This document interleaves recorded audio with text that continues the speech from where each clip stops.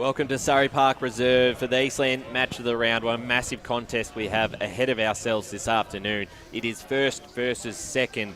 Donvale taking on Surrey Park for the second time this season. Just 5 points separated them earlier in the year in round 2. Donvale coming into this contest on a 27-game winning streak, and Surrey Park as well. Haven't lost a game since that round 2 contest against Donvale, so I'm sure we're set for a massive afternoon ahead. Thanks for joining us on Radio Eastern 98.1 FM, the home of local football, as well as our Facebook and YouTube streams. I'm Ryan Long, Media Manager of the Eastern Football Netball League, joined by Josh Ward, Wayne Brasher, John O'Ven. Josh, I'll start with you. It's always a pleasure to come out here for you. You're here every week, as you just said before.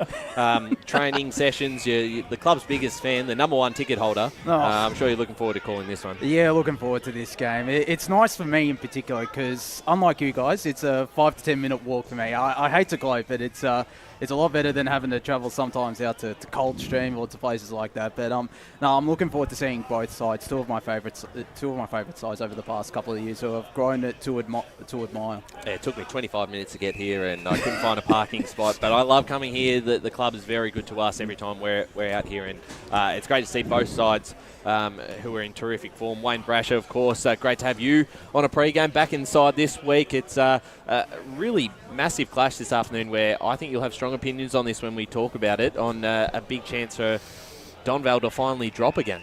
Well, it's funny, Ryan, because you and I we chewed the fat about this for about an hour throughout the week, and we threw around so many scenarios, but we still both came to the conclusion that there's a possibility that Donvale could lose their first game today. Yes, absolutely. So, we'll obviously get into that as pre-match goes along, but I've been looking forward to this contest because I think that these two sides have embraced the last 2 seasons. These two clubs have really taken everything in front of them, and they're really taking all before them. Certainly right. And John O'Ven also joining us this afternoon. Your first look at both sides today. Yeah, indeed. I'm looking very much forward to it. Obviously, 2 great teams in Division 3. There's a lot of intrigue about it. I think only 5 points separated these two sides last time they met, and it's set to be a fantastic matchup and such a great day for footy as well. Certainly right. And joining us here in the pre-game show, James Kenworthy, the senior coach, is actually out on the field right now playing and he's in getting the reserves. He's got the footy as we speak. I think so he joining kicked a ripper us, goal as well early on in the piece. He certainly did. And joining us is the assistant coach of the Surrey Park Football Club, assistant playing coach, and Kane Hendon. Kane, thanks for joining us. Thanks for having me. Looking forward to it. It's going to be a great day for the club, and hopefully a big crowd, and we can put on a show. Certainly right. Past Players Day for Surrey Park, and for yourself, unfortunately, you're not out there on the park. What's the go at the moment, and when can we see you next? Yeah, so started off the year, got through first 7 games, and then unfortunately, I didn't even know actually after the game. I pulled up a bit sore after Fair Park, and turned out I'd torn my meniscus, but had surgery on that. They just cut it out in the end, and I'll be back in 3 weeks. So. Oh, good. But your form in the first 5 or 6 rounds was really top class. You had 40 touches a couple of times. You're finding plenty of the football. But being back out on the field, obviously, as assistant coach last year, how much have you enjoyed getting a chance to play again and play in a side that is performing exceptionally well? Oh, it's fantastic. Like, to come back to Surrey is my home club, and the boys are just really taking on the opportunity to climb the ranks. And we said after last year winning the premiership that we just got to get better in all capacities of the game. So training, off-field as people as well. Just got to get that 20% better in all facets of the game. So I think we've embraced that, and you can see really for the young fellas they've matured. From wanting to go out to on a Saturday night, we're spending our Saturday nights in the sauna in Collingwood and doing the recovery and just everything right. Little things like that just make you better players, better people, and it's great. Kane, it's always great to be chatting with you. And just touching on the young players, there's certainly a lot in this lineup, which must be refreshing to be playing alongside. Obviously, some experienced players, but the younger players as well. Oh, exactly. We always say you can't get better without games experience. So unless you're actually out there playing, you're not going to get better under those pressure situations. So I think that's what the boys have really embraced, those 19. So you've given them 1, 2, 3 games in a row, which has been great. So they need that opportunity, and the game's experience will only be better for them. We've got Patrick Warboys, Angus Sutherland, who's now a permanent fixture for us. Lockie Bacon's younger brother, Mitch Bacon, had a go. So we've played, I think, 5 or 6. We've got Joey Rogers, who's debuting today, which will be really exciting. He's a workhorse, a tough player, just runs all day, wins the time trials, smashes all the boys in the time trials, and just works hard. So really excited to see what he can produce. Well, you got to love it when you just provided the answer to my question, obviously, on Joe Rogers. A fantastic achievement, no doubt, to be playing a senior game. And we spoke to James about the incredible depth of the 19s and indeed the reserves. From a coaching point of view, who are you expecting perhaps to join those senior ranks in the coming weeks leading up to the latter part of the season? Yeah, look, Mitch Bacon, who had his opportunity a couple of weeks ago, he shows great composure with the footy, and that's the difference, I think, when you see them come up. You want people, it's a sink or swim situation, isn't it? So you want them to be able to swim, but those who can compose themselves with the footy from that jump in pressure from 19s to senior footy, obviously it's a lot hotter around the ball, and I think Mitch Bacon in particular shows his character there. But we've got, as you said, plenty of depth. There's another one, Ned Sargent in the 19s, who's a raking left foot off half back like Shrimpy. So it'd be great to see him get his opportunity. But I think, as I said, the more we play them, the better they're going to be for experience. And you can't get better from watching, that's all I'll say. So. And they say a week is a long time in football, and obviously last week you had Warrandyte, where you had the opportunity to sort of tighten the screws a bit. Obviously, not many points separated you and Donvale last week, but how are you guys feeling, last time I should say, so how are you guys feeling ahead of this one with the opportunity to fix things up last week? I think we're just excited. Like, you want that opportunity to play against the best, and we've got a second chance. It's a free swing for us. We're going to go out with everything, leave everything out there, and the boys will embrace the challenge. That's on our board. We've written that. Enjoy the moment today, because we've got the past players day and a bigger crowd, and we don't want that to let them get to it, just enjoy it. So I think we'll just stick to, I know it's cliche, but stick to our structure. We've obviously modified a few things that we probably didn't do quite well last time, but what's most important is our conditioning. I think in that second game we had, I was one of them, a lot of blokes coming off with the cramping and whatnot. So second game out was a bit hotter early on in the year, but now there's no excuses. We should have blokes who are able to run out the game, and I think that'll hopefully be the difference. That leads me into my question, Kane, the fact that for a lot of that game in the first, at Donvale in the first round, Surrey Park were not only in front, but it was only just, it probably was just that lack of fitness and conditioning that you probably ran out of, that probably didn't enable you to take the points on that occasion. But I have to say, out of all the clubs in the whole of the EFNL, that I reckon Surrey Park has really embraced the challenge and confronted every single difficulty and with real gusto, and there seems to be a real determination for this club to ultimately succeed. Would you agree with that? Absolutely. I mean, from pre-season, we could have just been content with last year's success, but you look at in the AFL, the teams that do it time and time again, the Richmonds and Brisbane Lions, when they had their time, their three-peat, but we've got to look and see how do you get to that level of success, and it's by putting your head down and working hard.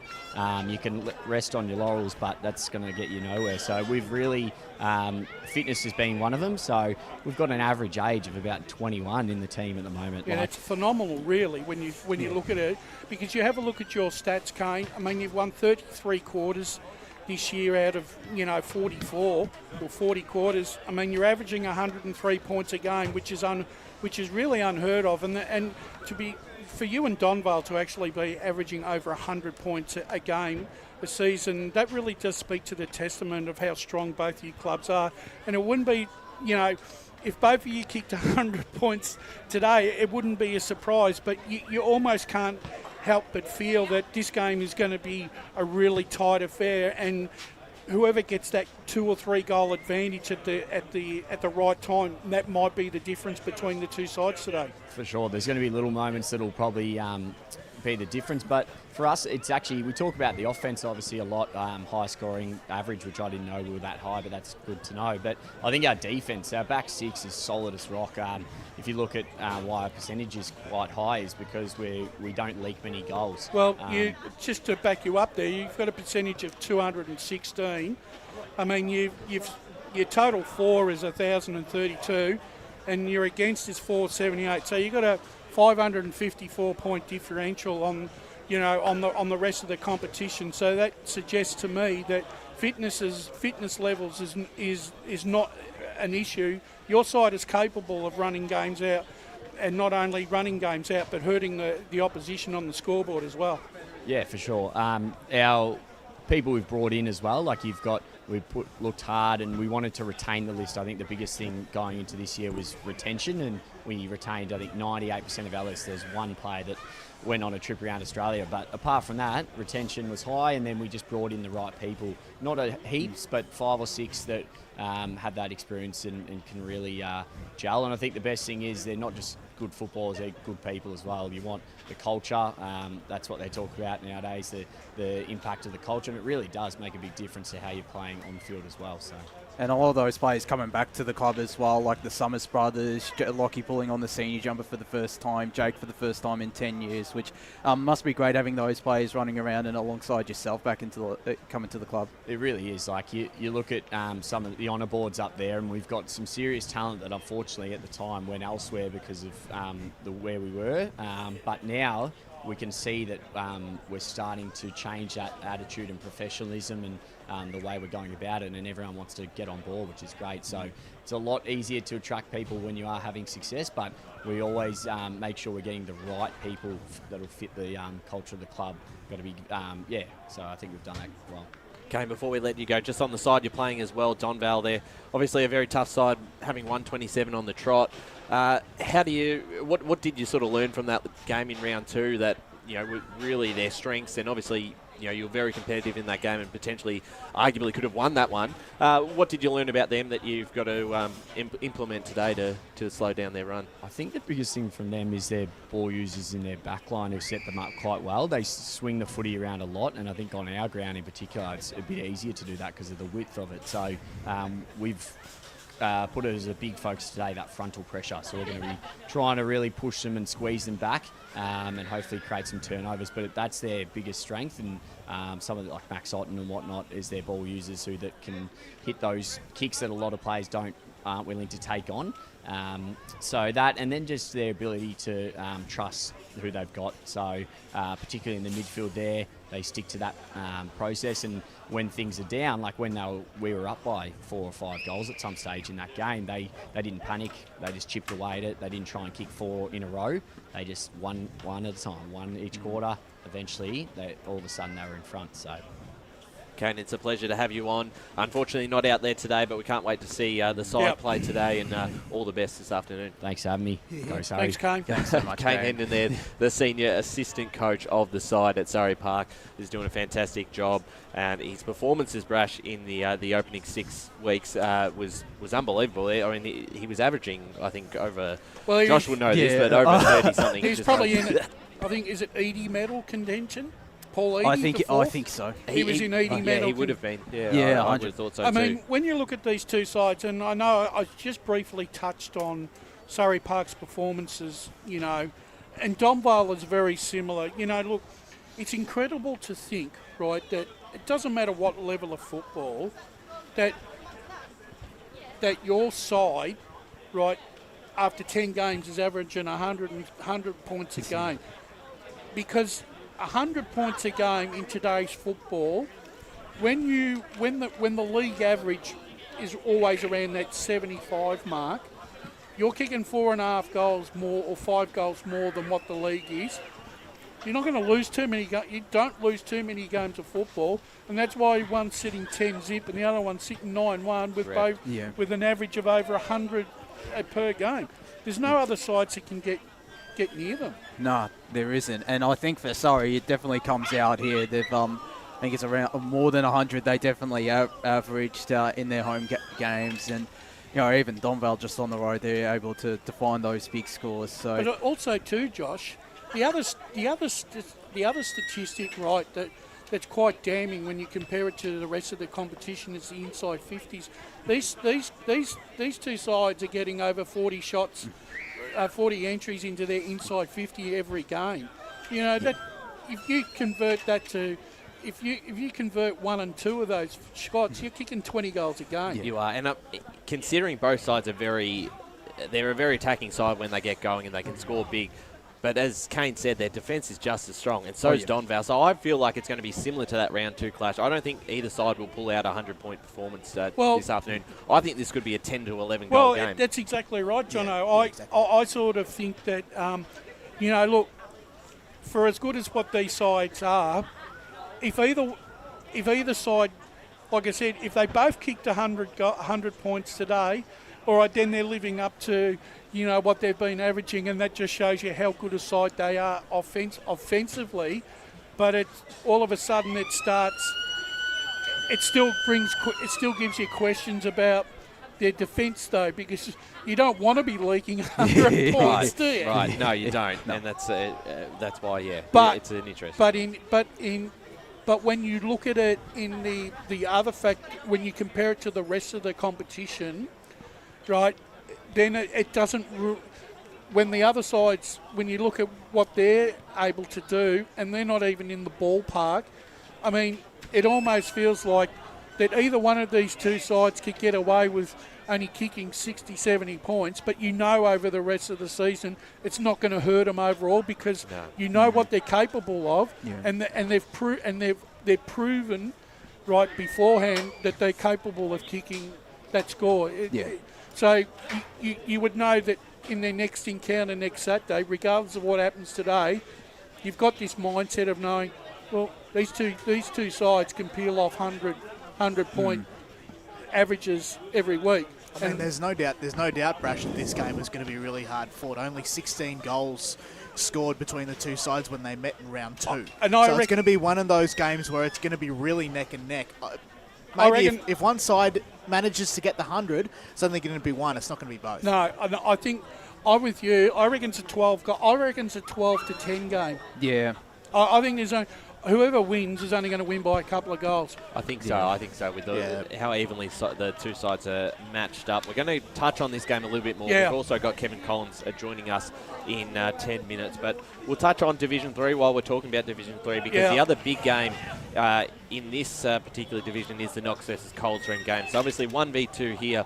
It's 3v4 at Knox Gardens Reserve. Coldstream lose a couple in Castry. As well as Conyers is out as well. They've had a couple of midfielders out of their side, and I just think at home for Knox, Brash, if they are going to be a real contender this year, this is a game they'll pencil in for a big performance and potential to win. Exactly, and I think, in my opinion, if there's one side that could upset the apple cart and is the real smoky, Knox is the side I reckon that could do it. However, when I look at Knox, they will have to be hitting the finals in peak form to challenge these two, because I think when I line up the two squads between them and Coldstream, I think there's more.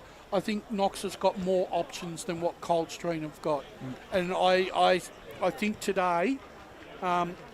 If Steve Buckle ever wanted a time for his side to stand up and make a statement, this is the game that they have to do it today. Yeah, definitely. And they've hit some decent form in the last couple of weeks as well. Like they ran away from Sylvan out at Sylvan, which probably would have been the first time they ever played out there. That was a very strange game, wasn't it? Yeah, I think it was, pretty even at half time. I think it's quite a big scoreline in the end there too as well. Well, especially when you consider, right, that was a very high-scoring first half. And when we saw that type of performance by Waverley Blues last week, they ran out of petrol tickets in the second half, whereas Sylvan was the side that ran out of petrol tickets. And the fact you would have expected them to protect their own dunghill, but it was the opposite. Knox they steamrolled them in the second half. Yeah. And they should. If they're a genuine contender this season, they should. Jono, we talked about Darcy Fritsch a lot, and at times they are quite reliant on him. It's almost Fritsch or bust, and we were there earlier in the season, and even he was outnumbered 1-on-3 contests against Surrey Park, and they were still going to him every time. Is that a worry when you play top sides? Is that a Surrey Park or a Donvale, potentially a Knox, can obviously cover that that back line really well? Yeah, absolutely. I think going into this game, it'll be very, very interesting to see if they can maintain that goal kicking plan of just getting it to Fritsch, and obviously he and Ethan Duncan are level on 47 goals going into this week. So it'll definitely be an interesting viewing from that point of view. I think Knox have got definitely got the form, with quite significant wins over the past couple of weeks. So I think they've got that going for them, and I reckon, to be honest, if they can shut down Fritsch, I mean, to be honest, that is pretty much anybody's objective going into this game. We went and we saw the game between Surrey and Coldstream. And I think Jono, you're right, and I think the process was followed. I think the other thing that comes to fruit, like you said, you've got Duncan and Fritsch. The difference is Duncan's got backup if he doesn't kick goals. Fritsch doesn't have backup if he doesn't kick goals. That's the difference. That's the difference between those two sides. And we talked about how Mitch Edmonds could be that backup, but usually against those top sides, and when we saw them earlier in the year against Surrey Park out of Coldstream, he wasn't playing, and sometimes they're able to shut him out, Mitch Edmonds. So injury has robbed Mitch Edmonds of being that perfect foil backup. He is a very good footballer, Mitch Edmonds, but he just hasn't been able to get on the park enough, right, to have a meaningful impact, right, as a genuine backup for Fritz. Yeah. But he has proven form in the past, and if Coldstream are going to go further in this final series, Lowe has to stay on the park and become another option for them heading towards the finals. Yeah, whereas you look at Knox as well, they've got Braden Barlow and Harrison Greaves both in really good form, so I think that's, again, a point of difference. Sorry, Josh. Yeah, I was about to say I'm going to back Knox in here. Knox? Yeah, Knox Jono? for me, Jono. I'll say Knox as well. Yep. Yeah, I'm leaning towards Knox at home as well. The Oracle, who Yep. sends in their tips every week and gives me a score for each game, has Knox beating Coldstream 105 to 101. Well, That's a good game if that's the way it plays out. Well, I guess it's probably based on how well actually these sides have been going against the sides below them in recent form. I think from that, by definition, if the scores are high, then that means that both Coldstream and Knox have been playing lesser opposition and putting scores on the board. If they were playing poorly, the scores definitely would be lower. So I think that that'll be. I think yes, it's probably it's a high score or a high rating, based on what they've previously done. But I think there's a bit more of a story than that score, Ryan. I think there's a few more goals in that. Yeah, I think you're absolutely right. Having a look at the other Division 3 games this afternoon, Fair Park plays Sylvan Ferntree Gully versus Upper Ferntree Gully and Oakley District versus Warrandyte. Let's touch on the Fair Park Sylvan game first because for different reasons this is an important game because it's got long-term impacts on the relegation battle. Fair Park lose this one. They'll be giving a game to Sylvan, who will then move to 2 games ahead of them. Warrandyte is still in that mix down the bottom, but a win. And suddenly you could have 3 teams on the bottom with 2 wins apiece, and it just makes it a lot more even down the bottom in terms of that relegation race. And Fair Park's form over the last few weeks hasn't been that bad. No. They've been in games. They just haven't found a way to win. Last Saturday night games are always a bit of a question mark, and there was low scoring and whatnot. But they were 20 points off Donvale. They had another pretty competitive performance against Surrey Park. 26. Yeah, so at home against a Sylvan side who's really struggling, I think this is the game. If they're ever going to win one, I agree. it's this week. I agree, Jono. Yeah, absolutely. I feel like for Sylvan as well, a couple of weeks, or was it a couple of weeks ago, there was that, game with a really small margin, and that was probably a really, a real kick in the pants for them of sorts. And, I reckon it will be a bit of a tough one to call in terms of result. I think what's his name? When you look at Fair Park, Mason Burns had a fantastic year for Fair Park going into the midfield. Brad and Mitch Need have been in their best for most weeks. Unfortunately for Fair Park, their biggest issue has been over the last 2 years is the fact that they've lost a lot of games out of probably more sides than any under 18 points. That's absolutely right, but we'll get back to that in a second. Okay. But behind you at the moment is Kevin Collins, the senior coach of the Donvale Football Club. Kevin, thanks for joining us. You can't hear at the moment. Jared, I might get you to give him a hand in fixing that up as we... All good? Apologies on... We're almost there. Just got to switch on the pack. It's chaos out here. We're getting... Maybe not. We'll cross Maybe to Kevin in just a second. Going on the Oracles tip for that game, Fair Park versus Sylvan, has Sylvan defeating Fair Park 80-56. Yeah, and I think that's probably because of the fact that Fair Park obviously are putting very, very low scores. They rarely struggle to kick 70, 80 points. Yeah, they haven't right. demonstrated it a lot this year, hence the low rating, I reckon. That's right. I believe we've got Kevin Collins now. Can he hear us at the moment? Yep, got it, boys. How are we? Absolutely. Great to have you on board, Kevin. Fantastic season so far, undefeated again, and you come against the Surrey Park side who really push you in round 2 and expecting another big contest today. Yeah, no, they're a really good team. They've been consistent right throughout. They're well ahead on percentage, so we had a lucky day against them on our home ground where we beat them by 5 points. So they've been really competitive, and they put the foot on the throat to a couple of the teams and won by big margins. So they're a really good team, so we're looking forward to the competition today. How have you seen the last month or two of the season? I feel like at stages in games you've been really challenged and tested by a lot of sides, but you've always seemed to be able to, very cool and composed and able to work your way through tight games early on to pull ahead and always win by still a comfortable margin. How have you sort of seen it? Yeah, we've been challenged in every game, so there hasn't been any game where we've been dominant right throughout. So I think that's probably in respect to the opposition. They come out, they kick-start their season by having a good game against us, and they've done that. They've been really, really well done. So it's been a really even competition, and we haven't had our way in any game. So we've been pushed, and I think that's been a good thing. It's a good thing. So, yeah, we're looking forward to today. It'll be a really tough game. Kev, I want to focus on the forward line, which continues to be potent, but two players in particular, Ethan Duncan and Nick Murphy. Now, Duncan has the 47 goals for the season. I think it's 25 for Nick Murphy. Do you feel like Duncan has taken that mantle of the main target down forward from Murphy now? Yeah, I think not so much the main target, but he's probably getting the second best defender. So Nick Murphy's a renowned forward, and I think he picks up the first best defender, and so that's probably releases a bit of pressure. So Nick's taken a lot of the heat off Ethan, and Ethan's managed to get the goals on the board. So they're working really well. They've been working really well last night. And it just seems it just seems each and every week as well that the attack just continues to find different avenues to go, which must be pleasing to.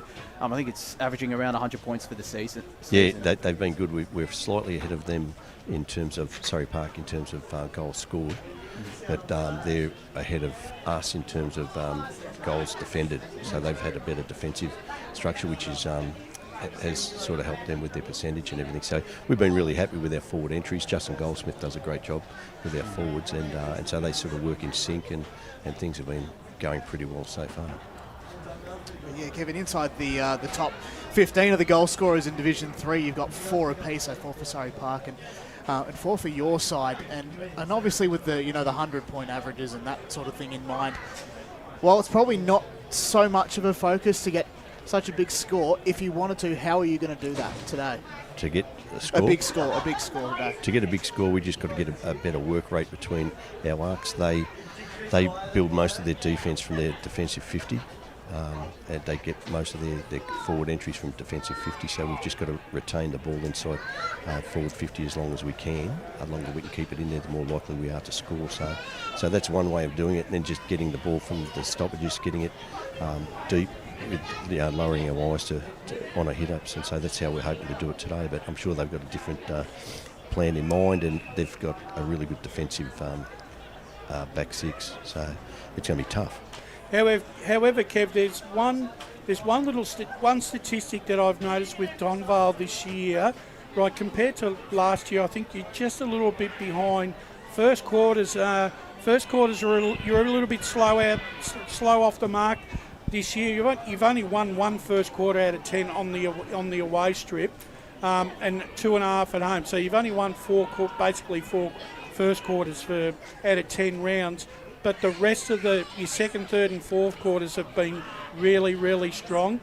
Is that going to be an emphasis for you today? Because they're the opposite. They start really strong. So you really will want to get in the contest very early and try and break even in this first quarter? Yeah, we're putting it into 4 rounds, and you're correct in terms of our first quarters haven't been good, and I think that's probably due to the pressure that the offense have put up in the first quarter. And so we've struggled a little bit there, but we've managed to work our way back into the game. A couple of those early on in the season were inaccurate disposals and kicks, and we've fixed that up to the point where we've got a positive differential in terms of our scoring ability. So that's been good. So we've sorted that out, but we need to be on track today because they're a type of opposition that you won't come back on. No. If they get a big margin, they can defend it. So we've got to be on our ball and work really hard.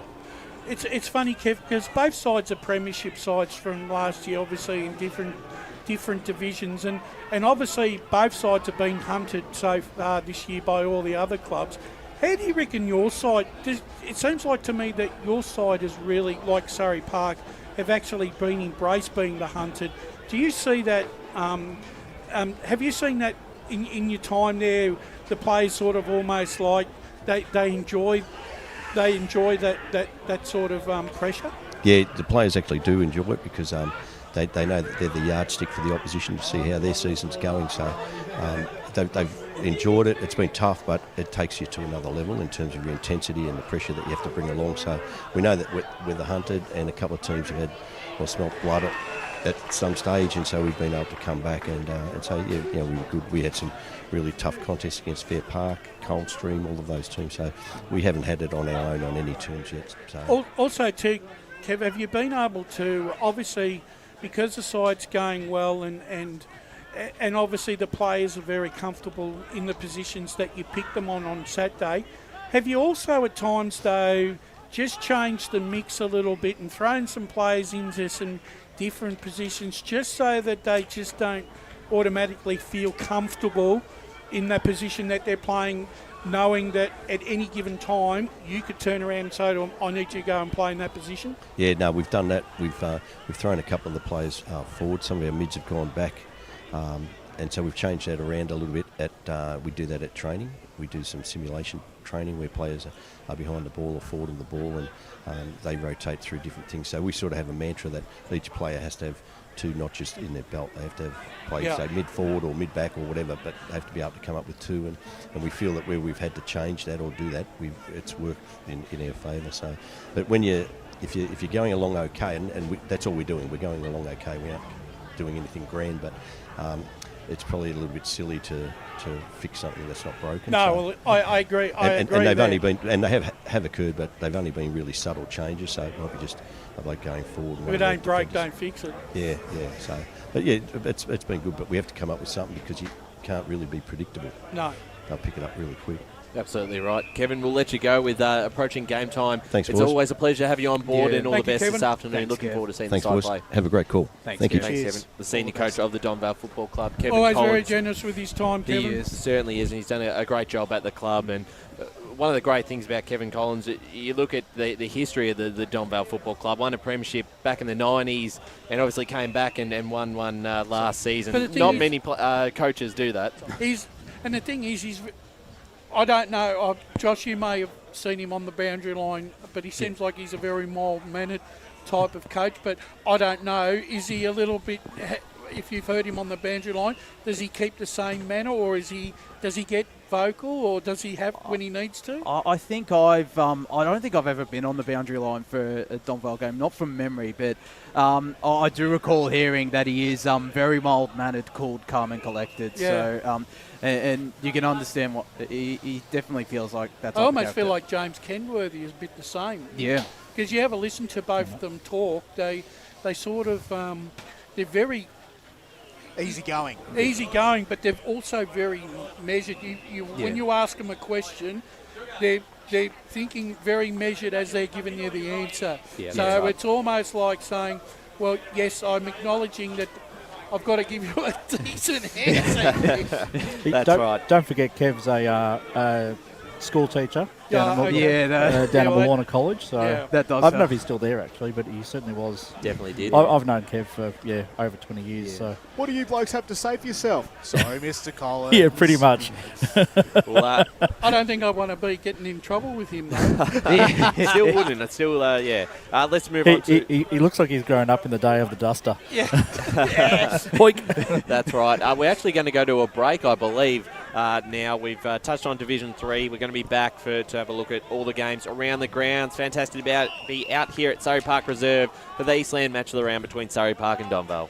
Today at Eastland, Lucy's trying on jeans for a momentous occasion. Coffee with the ex. She needs jeans she can move in because she's definitely moved on. Jeans that get a second look, but don't give any second chances. Jeans that say, why yes, I have spent the last 8 months in a post-breakup juice cleansing kickboxing personal training frenzy. And it looks as though she's just found the perfect pair. Yeah, that's great. Bravo, Lucy. For all of life's little moments, there's Eastland. Eastland. Live real. Sprained your ankle bursting through the banner? For bumps, breaks or bleeds, be seen sooner, close to home, at Knox Private 24/7 Emergency Department. You'll generally experience shorter wait times. Knox Private 24/7 Emergency, 262 Mountain Highway, Wanturna. Do you feel good about your bank? Because there is a bank you can feel good about. They share their profits to fund big community projects, small community clubs, and vital emergency services. They've given $250 million to help Australian communities thrive. They have all the products and tech you expect from a big bank, with service you don't. It's Bendigo Bank. Feel good about who you bank with. Try Bendigo. Search bendigobank.com.au or search Bendigo Bank near me. Tobin Brothers Funerals wear their heart on their sleeve. Their clear and easy-to-use website and Memory Maker app make it easy for families to make an informed decision. Here's James McLeod, Managing Director of Tobin Brothers Funerals. There's no mystery about our pricing. It is clearly displayed on our website and our app. We have staff standing by 24 hours a day, every day of the year to assist you in your absolute time of need. Visit tobinbrothers.com.au. Tobin Brothers Funerals, celebrating lives. There are only 3 things that should be flushed down your toilet. Pee, poo and paper. Some wet wipes and antibacterial wipes say that you can flush them, but you can't. They clog up the toilet and pipes, causing expensive blockages. Save yourself a truckload of trouble. Put your wet wipes in the bin. To learn more, head to the Yarra Valley Water website, yvw.com.au/wet-wipes. Hi, Dylan Dow from the Baroni Football Netball Club here. When I need to grab a quick coffee or a bite to eat, I'm popping into Eastland. Eastland's more than a shopping centre. They support a range of community organisations and have been a major partner of the EFNL since 2018. Cheers, Eastland.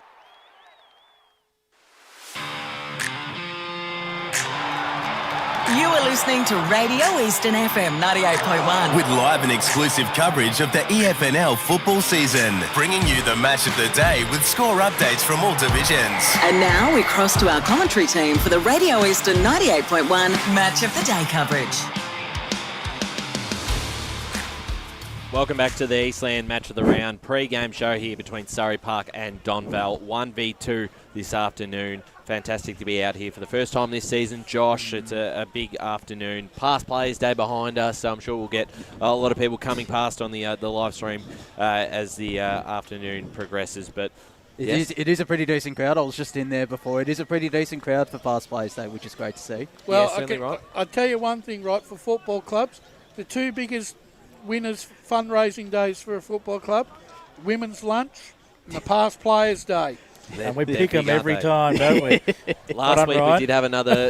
We had Ladies' Day. Yes, last week at Waverley Blues at the Central Reserve. So the past we players certainly do seem to pick them. The Past Players' Day is when the men get to pay, spend their money.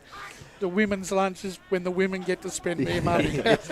All right, let's jump back into some games around the grounds this afternoon. Plenty happening.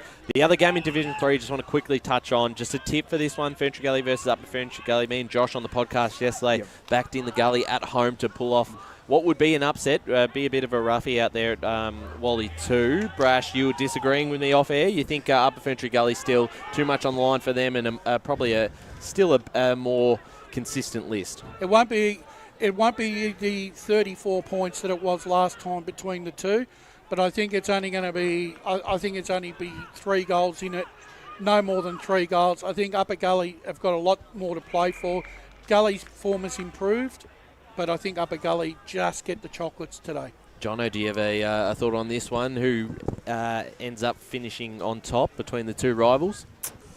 Oh, well, I reckon probably in the line of thinking with Brash, I think Upper has probably got this one. And I think Oakley District need to get back on the winners list today against Warrandyte. Well, they need a big win too because Warrandyte have had a lot of big losses, and I think if Oakley don't register a big win or even perhaps a win at all, I think it might be a little bit difficult for them going forward. Well, that'd be season shut almost. If Upper Ferntree Gully win and Oakley lose, with the form they've been in recent weeks, has been very unconvincing. Lost to Ferntree Gully was a disappointing one. They've had a few setbacks this year, Oakley District, haven't they? They have. It just hasn't been a season that's gone to plan. Obviously, you do remember Bosnich not on the side after being that focal point last year, the leading goalkeeper in Division 3. Yeah, Mark Stevens. Didn't have another goalkeeper. Yeah, I just think he did have that big game earlier in the season where he kicked 11. I think that was against Sylvan. Sylvan, but I don't know if he's quite the standard of what Bosnich was giving them last year.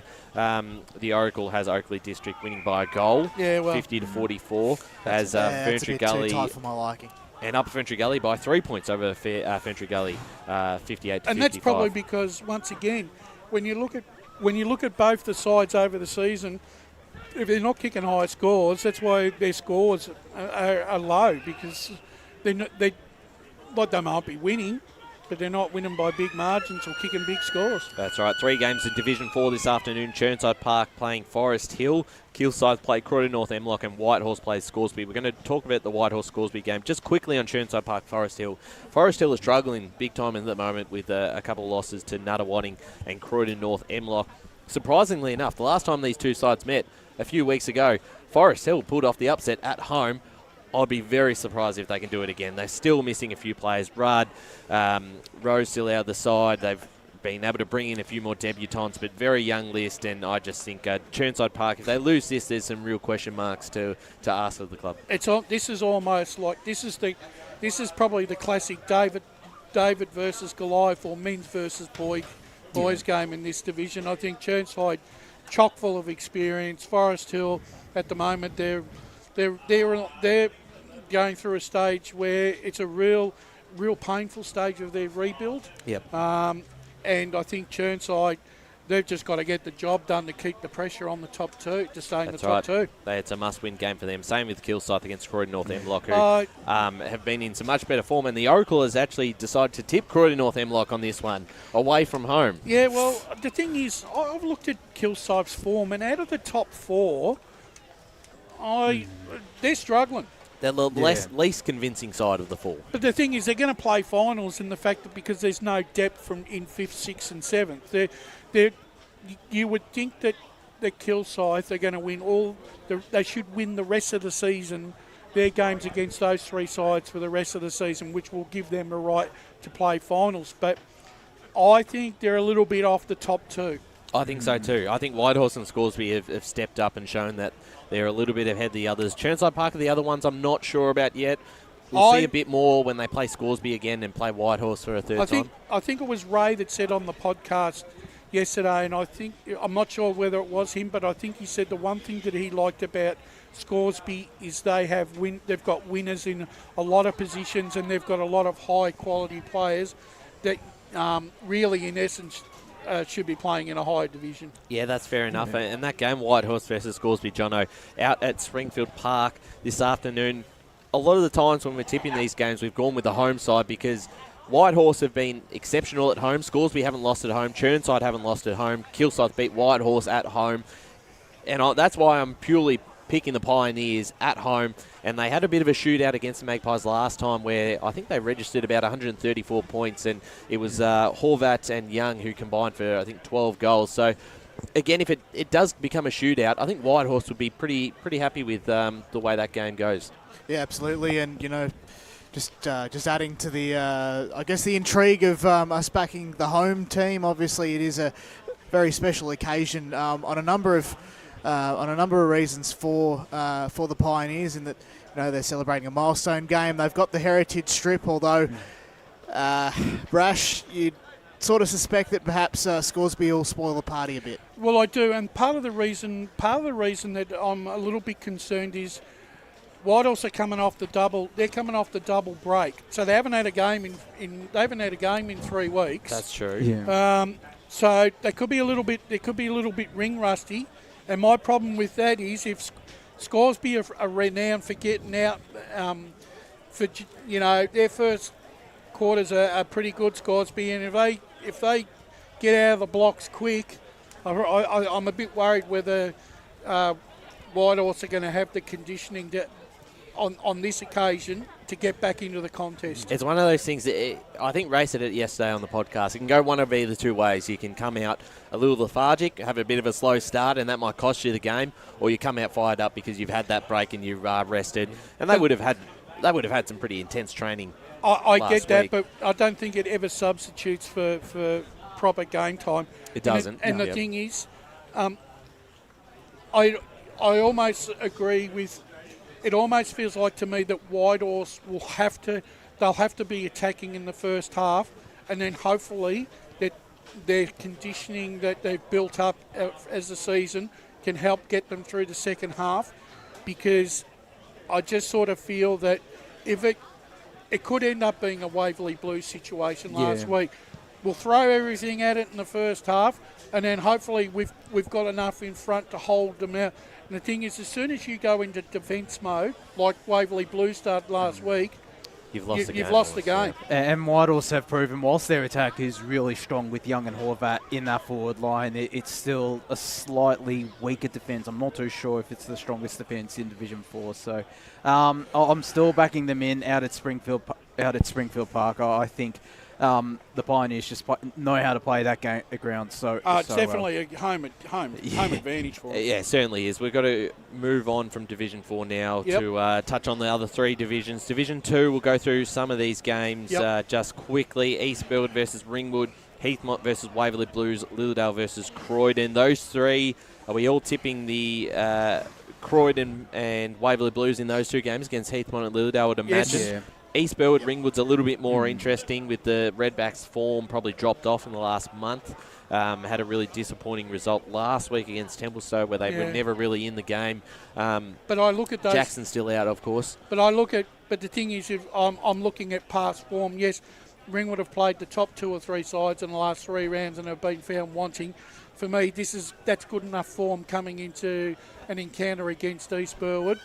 And I think Ringwood will rebound today, but I think there's a goal in it. It's East Burwood will give it their best shot, but I reckon Ringwood win by a goal or 2. Jono, they were very competitive last week against Croydon, less than a goal, but again, it's probably season on the line for the Rams. They lose this, you can count them out due to their percentage. They win, they're back in the hunt. Yeah, absolutely.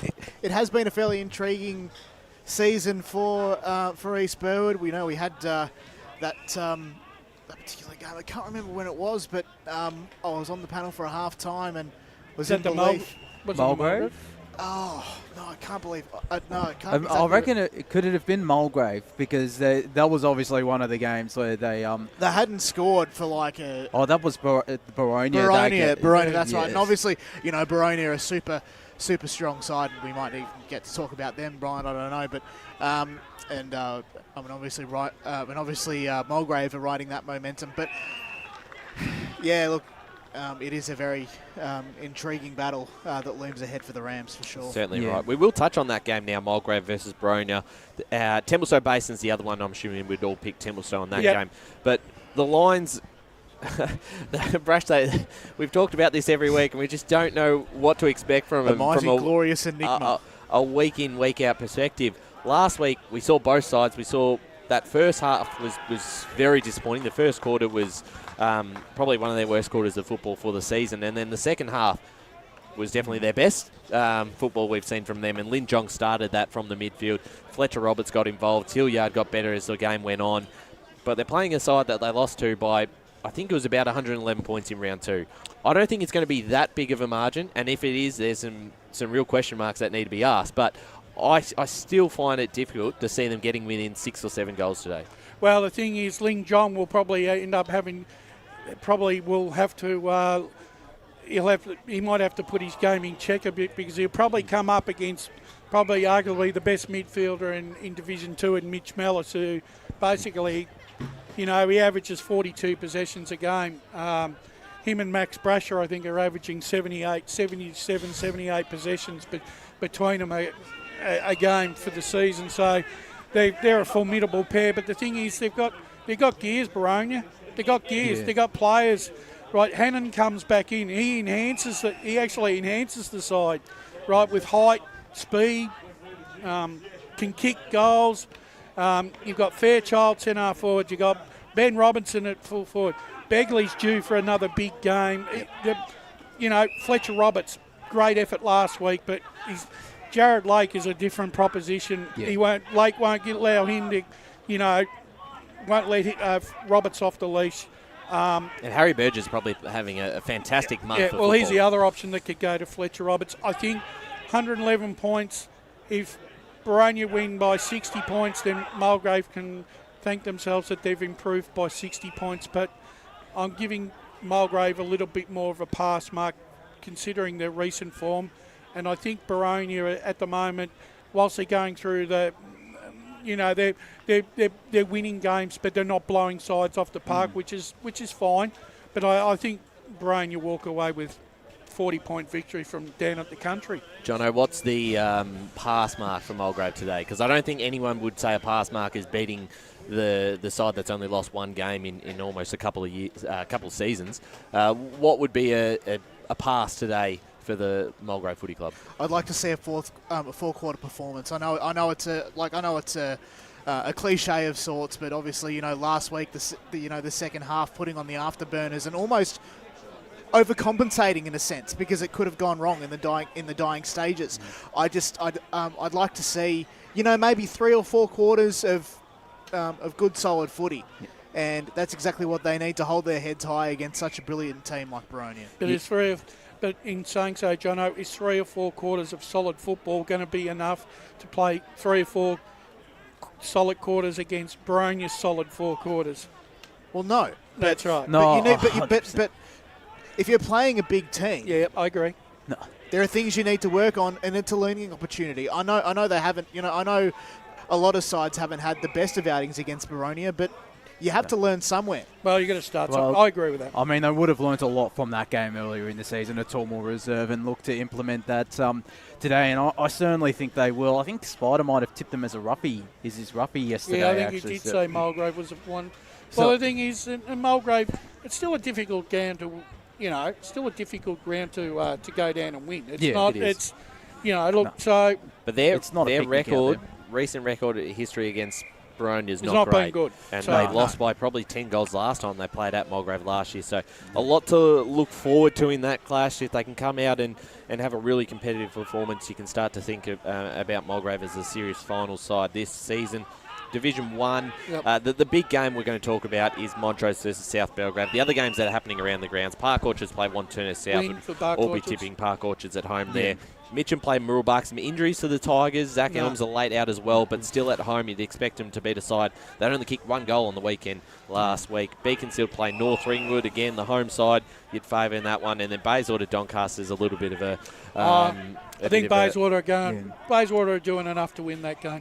I agree. Yeah. And then Montrose versus South Belgrave. We were there, Josh, early in the season, and it was an unbelievable performance from the Ds, and they were outstanding. Taj Heap was fantastic for them, playing more midfield time after starting up forward. You had Ryan Garthwaite. It was a Garthwaite show. He kicked 7 or 8 goals, and it was one of those games where you just sat there and went, how is this happening? For a side like South Belgrave, who have been so outstanding for so long, that doesn't happen to them very often.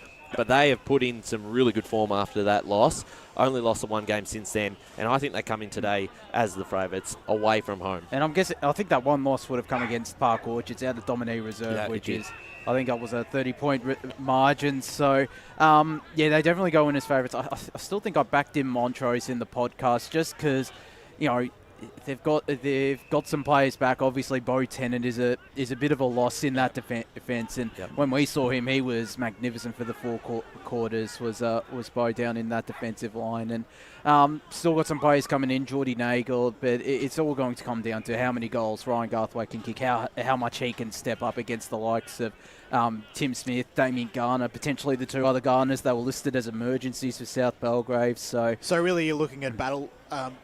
Really, you're looking at a battle from both ends. Essentially. With this. And especially at a ground like Montrose, which isn't the smallest ground and is definitely capable of putting together some high I'm just watching Blake's score. reaction here. He's just joined He's loving it. He's loving it. All right, enough about Tennant. We'll Crash, your tip on this one, the South Belgrave's form at the moment? I like the way South Belgrave are building nicely. They're being solid, workmanlike, and I like their form coming into a contest against Montrose, and in fact I'm tipping them this afternoon to win by about 3 goals. Yeah, certainly right. The Oracle has Montrose to defeat South Belgrave by 32 points. And Taylor Garner does come into the lineup for South Belgrave. Very big we talk about, and Mitch Garner too. Sorry, gents. We talk about form. I'm pretty happy with both teams going into this game at the moment, but I'll still tip Montrose. Yeah, I think that's a fair assessment on I think that both sides can lay claim to winning that game. A few minutes before the break, so a couple of games to touch on in Premier Division. Berwick played Roval today, and Noble Park played Doncaster East. Norwood taking on Balwyn. And then probably the two interesting ones for me, Vermont versus Blackburn, East Ringwood South Croydon's a twilight game. And the Oracle has East Ringwood winning that by 3 points, 91 to 88. I think they might be a little bit more in favour of the Roos. But last time, perennially those two sides play very close encounters. They do. So I mean, a goal either way is not out of the equation. I think the other games pick themselves. Yeah. Vermont Blackburn's the one I want to speak about because if Vermont, again, we're still, there's been quite a few players out of the side this season. If they are to be a real contender, which I don't know if they can be this season, this would be a big chance to take a scalp against a Blackburn side at home. Players' Day, past Players' Day again, which is always big for Vermont, isn't it? It is. This is an opportunity. I went up to Vermont on Thursday night and spoke to a few of the scribes. And look, they're very realistic about where Vermont should be. However, I was told, and on very good authority, that the first 50 minutes that Vermont played against East Ringwood last Saturday was as good a football as they've played all season against the top side. They just felt that they just let it slip a little bit in that second quarter where they allowed East Ringwood back into the contest, and then obviously East Ringwood, with the side that they've got at the moment, were able to lift a cog and go away with in the second half. But it wasn't like Vermont were beaten hardly, like flogged by any stretch of the imagination. I know that the players are really up for the challenge. When it comes to Blackburn at the moment have got the wood on Vermont. There's just no two ways about it. But I got a feeling today that Vermont are really primed for the challenge. They know that if they want to challenge in the final series this year, their season basically starts in the second half of the season, and they need to win this game this afternoon. I think it's going to be a close game. A lot of people will be going for Blackburn, and I understand why. Their form is probably a little bit better than Vermont's at the moment, but I think Vermont have got a point to prove. They'll win. I'm tipping Vermont to win, but I feel that they'll only win by a couple of goals. I don't disagree. I'm tipping Blackburn just being the safe tip because I think their form's been a lot better, Jono.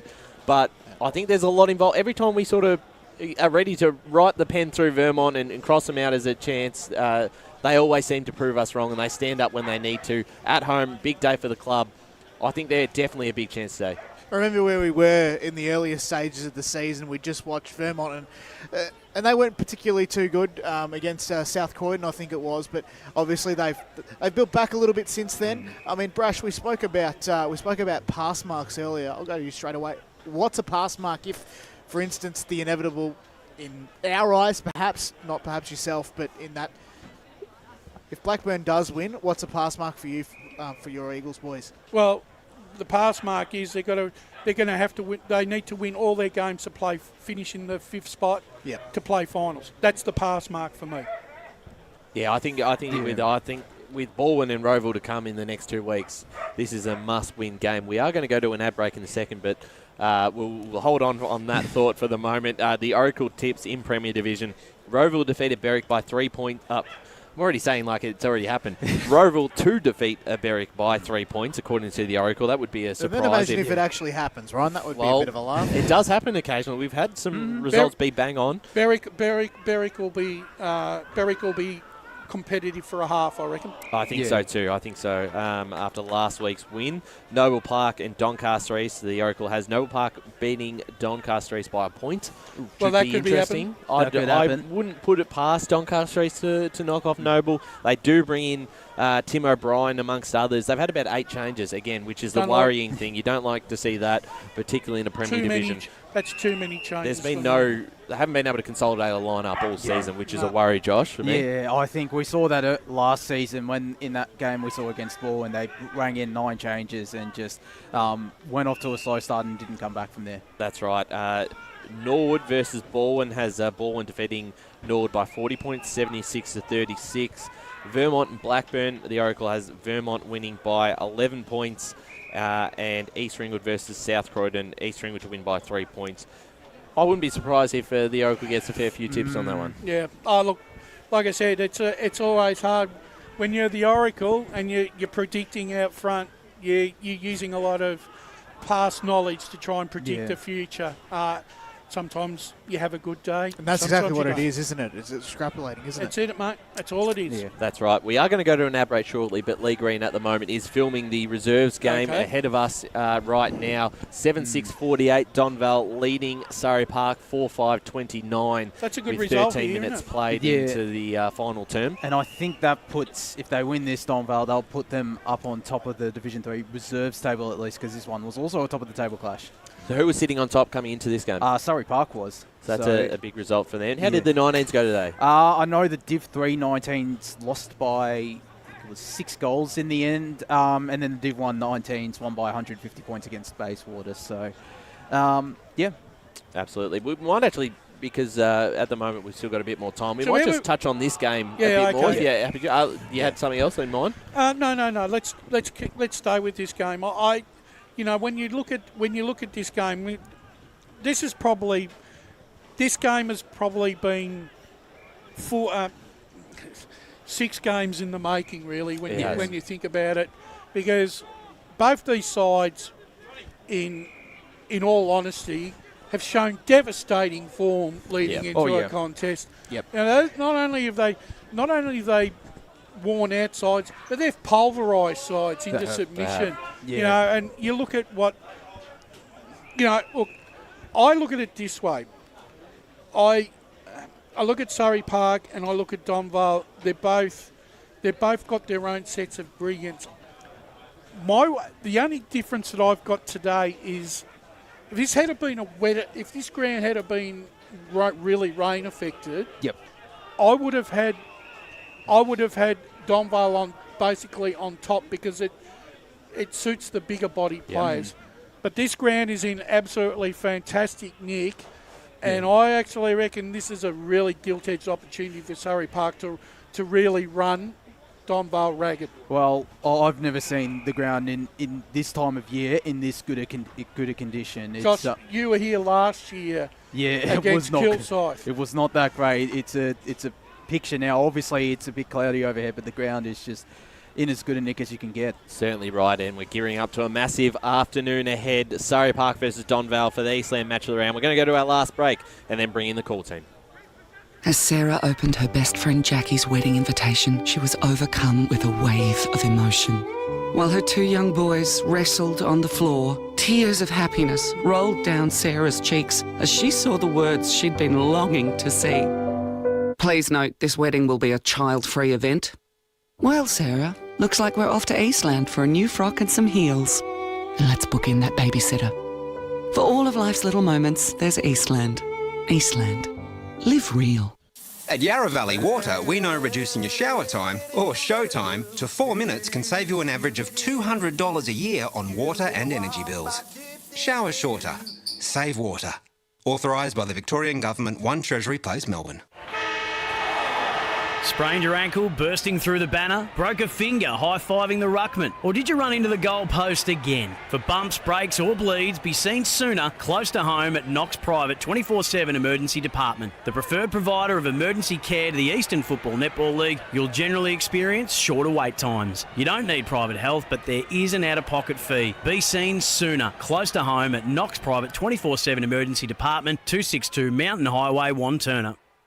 Do you feel good about your bank? Because there is a bank you can feel good about. They share their profits to fund big community projects, small community clubs, and vital emergency services. They've given $250 million to help Australian communities thrive. They have all the products and tech you expect from a big bank, with service you don't. It's Bendigo Bank. Feel good about who you bank with. Try Bendigo. Search bendigobank.com.au or search Bendigo Bank near me. The first time I met the team at Tobin Brothers Funerals, I felt like I'd known them for years. They're so caring, honest and passionate. James McLeod, Managing Director of Tobin Brothers Funerals, sums it up best when he says, Every day our people get out of bed to assist client families in their absolute time of need. Our people love what they do, and you will not find a more highly trained group of people than those at Tobin Brothers. Visit tobinbrothers.com.au. Tobin Brothers Funerals, celebrating lives. Hi, I'm Ben Desson from Montrose Football Netball Club, and when I need a new kit for a night out, I head over to Eastland. But Eastland is more than a shopping centre. They support a range of community organisations and have been major partners of the Eastern Football Netball League since 2018. Thanks, Eastland. You are listening to Radio Eastern FM 98.1. With live and exclusive coverage of the EFNL football season, bringing you the match of the day with score updates from all divisions. And now we cross to our commentary team for the Radio Eastern 98.1 Match of the Day coverage. Welcome to the Eastland Match of the Round, live here from Surrey Park Reserve, a top-of-the-table Division 3 clash out here today between the Panthers of Surrey Park and the Magpies of Donvale. Can the Panthers end the Vale's 27-game winning streak? We're about to find out in this seniors contest. The reserves is just about to finish. Donvale will win that game 8-6-54. They lead to Surrey Park 4-5-29. I'm Josh Ward. The call team has assembled for the game out here at Surrey Park Reserve. And calling alongside me, it's an absolute pleasure to be calling alongside this man. Once again, Jared Beanland, welcome to the broadcast. Thank you very much, Josh. 2 weeks in a row now for both of us. I'm very much looking forward to it. I think we did a pretty good job last week. Hopefully we can give this game justice as well. Top two of the division. Both of them won a grand final last year. Fantastic pedigree out there on the park today. Wayne Brasher, Ryan Long on special comments today. Brash, I think your first Division 3 game of the season. I'm sure you're looking forward to seeing the top two sides of the division. Most definitely, and in essence, Josh, I've had this contest penciled in now for about the last month because these two sides deserve to be both called the yardstick of the competition. Yep. Absolutely. And Ryan Long, I'm sure you're eager to be out here at Surrey Park. Oh, definitely. It's always good to come out here. They look after us well, and it's two great sides going head-to-head. Surrey Park have really impressed me this season. We've talked about Donvale a lot, and we expected Donvale to be the benchmark and the side that everyone are looking at as a yardstick and the side to beat. But Surrey Park, I thought they'd be good. I thought they'd be a final side at the end of the season, but they've got serious claims to be the number one contender in this division. And if they win today, they'll be a new premiership favourites almost. Yeah, well, they'll be with a lot of players to come back in their side. That's a big thing for them. Yeah, there's certainly a lot. Like obviously, we spoke with Kane Hendon in the pre-game. He's out for the next couple of weeks. James Kenworthy as well, still on the sidelines. There's definitely a lot of players to come back into the lineup, Rash. Yeah, there is. I want to, because Jared, you weren't on pre-match, but Jared, we've seen a lot of sides come up in probably the last 3 or 4 years from Div 4 to Div 3. Yep.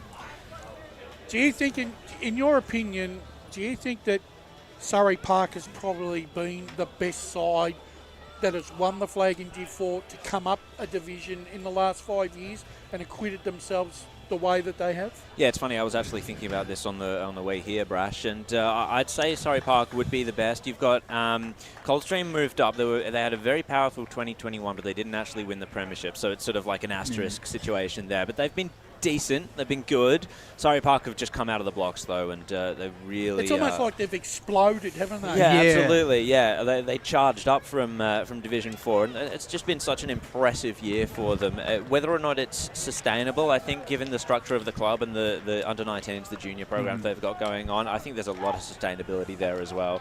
I don't think they're going to drop off. And there's a lot of under-19s playing today, and over the course of the past 2 seasons... the Surrey Park I think there's 12 that have come through the Surrey Park under-19s and have made their senior debut. So it's certainly set up for the future is Surrey Park. We'll cross down now to John O'Van and Blake Tennant, who are down on the boundary today.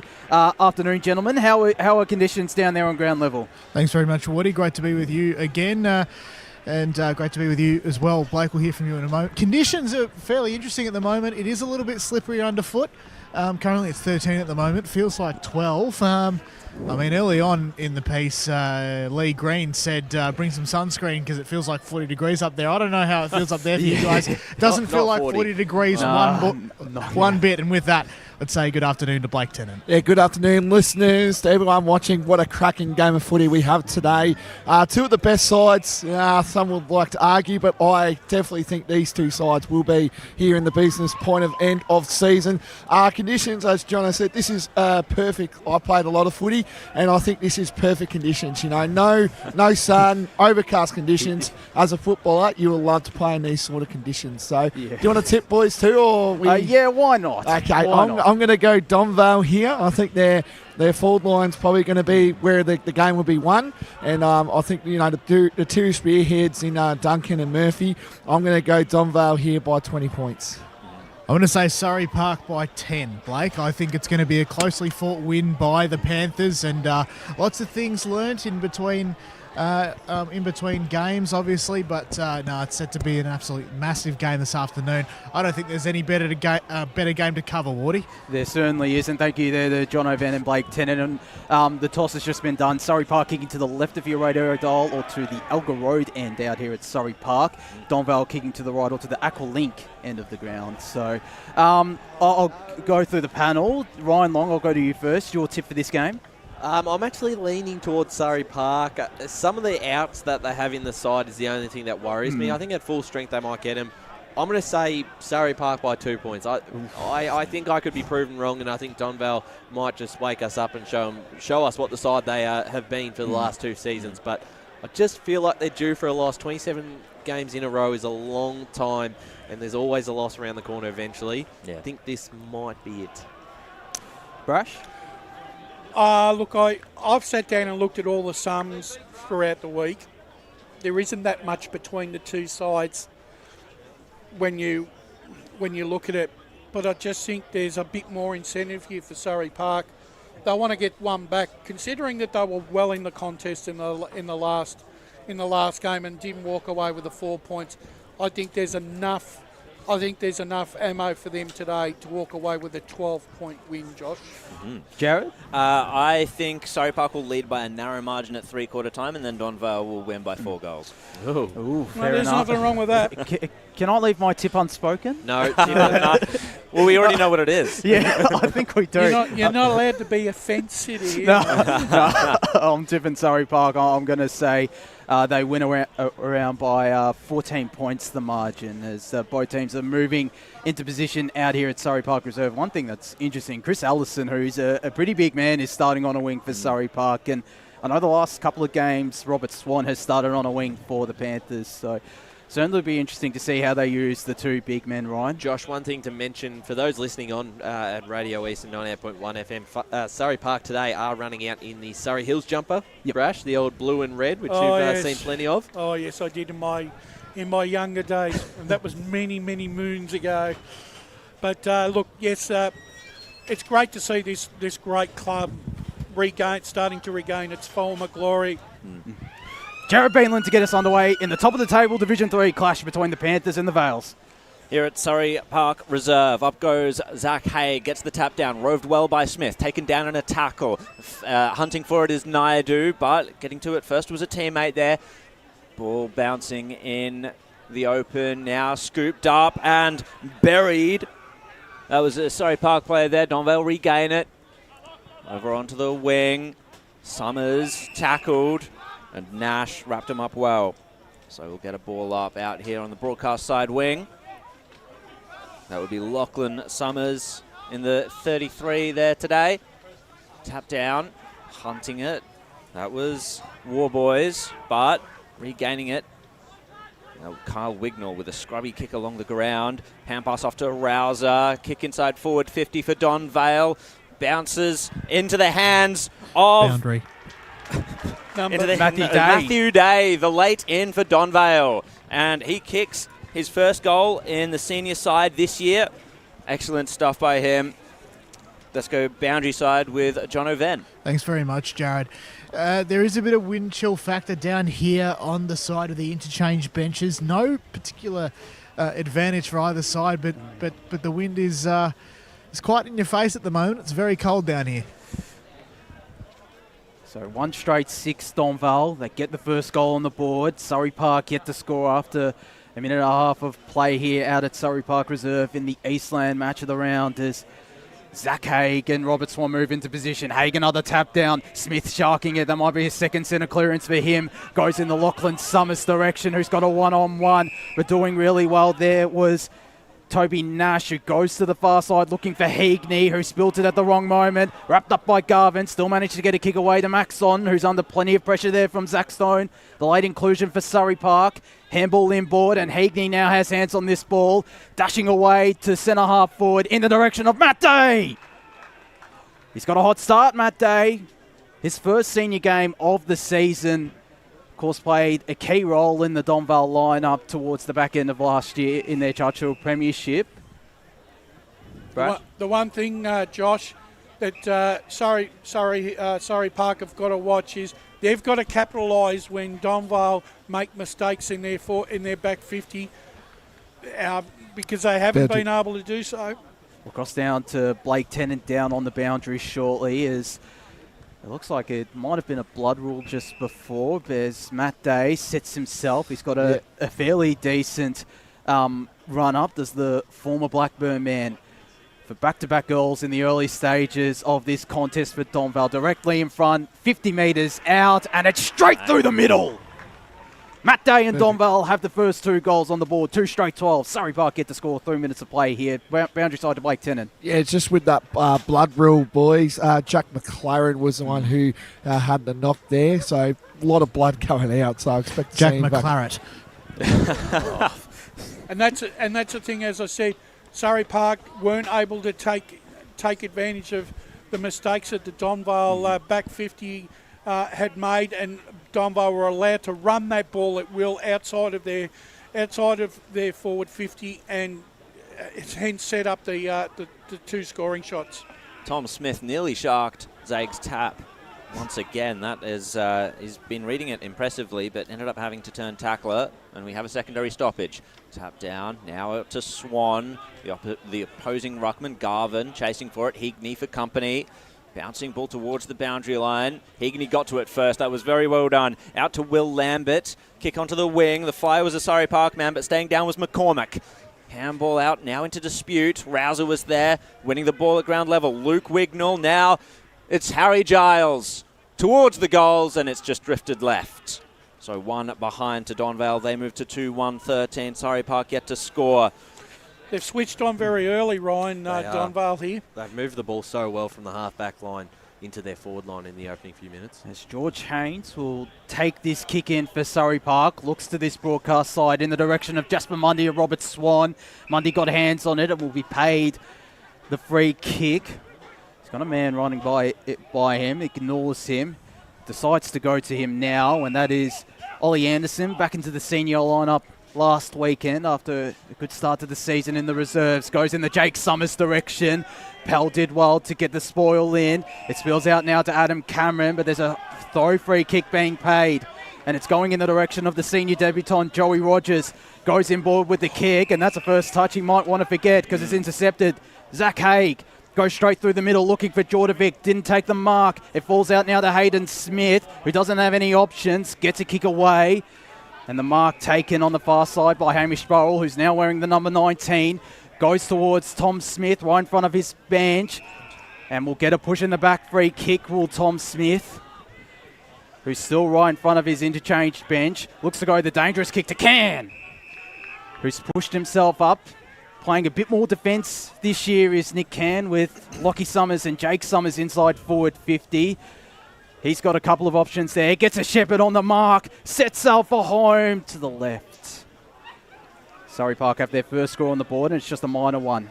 One behind plays 2-1-13 Donvale. 6 minutes gone here, first quarter on the Bendigo Bank scoreboard. Good to see them get an effective inside 50, though, as Otten just sends it straight up the middle. Mark taken, Jordovic. And he's going to go straight to centre half forward as well. They're taking the A1 route here at Donvale, and the goal kicker, Matt Day, already has 2, taking the mark, maybe a little bit too far out to score. No, he's telling the umpire he's going to go for it. Just tried to get a little bit more leverage on the kick towards the top of the goal square. Duncan was there, and it was seen over the line for one behind, and that was by Lachlan Peters. They might need to look at that Day matchup because he's proving to be a real thorn early on. The delivery to him has been perfect as well. As Haynes goes to Connor Ryan. Out wide he goes looking for Lockie Summers. Did really well. Toby Nash had a good start on Summers in these early stages. It's Wignall. Got his way through one tackle. His kick was smothered there by Connor Ryan. That's 2 shanks for him. He hasn't had 2 kicks, hasn't he? No. He's had 2 shanks.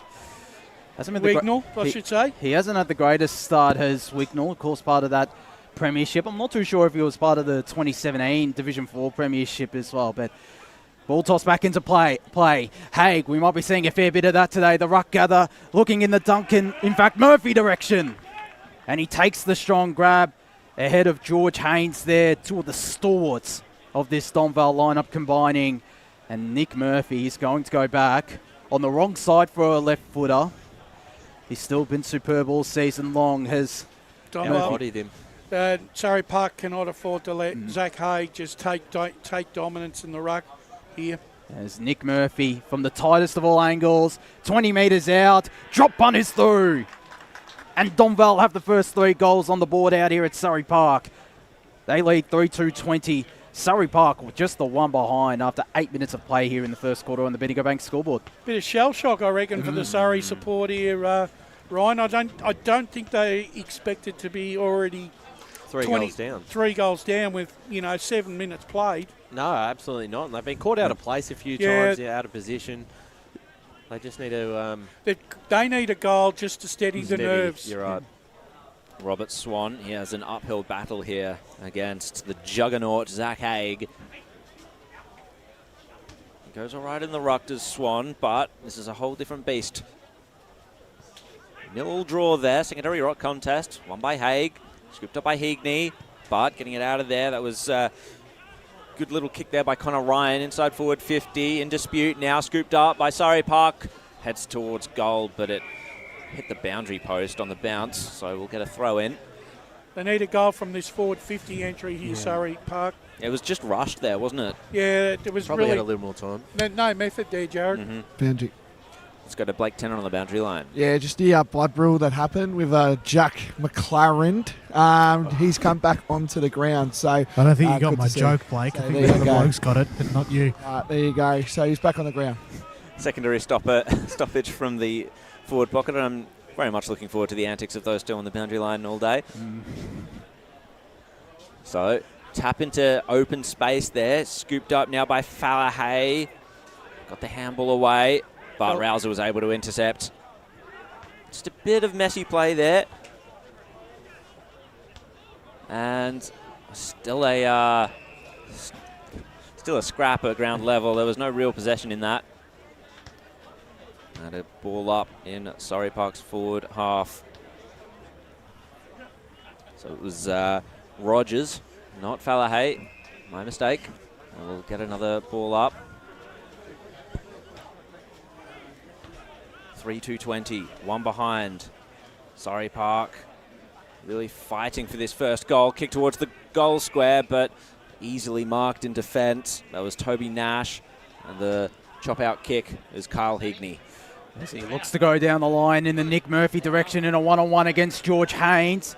Haynes did well to spoil it out of bounds for boundary throwing. True centre wing, far side out here at Surrey Park Reserve. Thank you for joining. Ryan, you can actually see in the first quarter that Donvale are trying to impose their will on this contest and sow the seeds of doubt in Surrey Park's mind. Swan got it further forward for Surrey Park. It's Rouser with the ground ball to Kyle Higney, who's had a good start to this contest. Dropping the ball nearly there was the Donvale man, but Mundy got it away to Rogers, to Lachlan Summers. He's looking in the Tom Smith direction, who's in a 2-on-1, and the two of Donvale win out. James Pell, as he looks to go straight to Kyle Higney, had plenty of possessions the last couple of minutes, plays on immediately because he's got Nick Day all by himself. Jordovic on the run, looks to go in the Ethan Duncan direction. Peters came in from the side, did really well, but picking up there Matt Day, who can get a third! And he does! Wow. Matt Day with a hot start to this contest. The late inclusion is paying dividends for the Vales. 4-2-26, Donvale. Surrey Park just the one behind.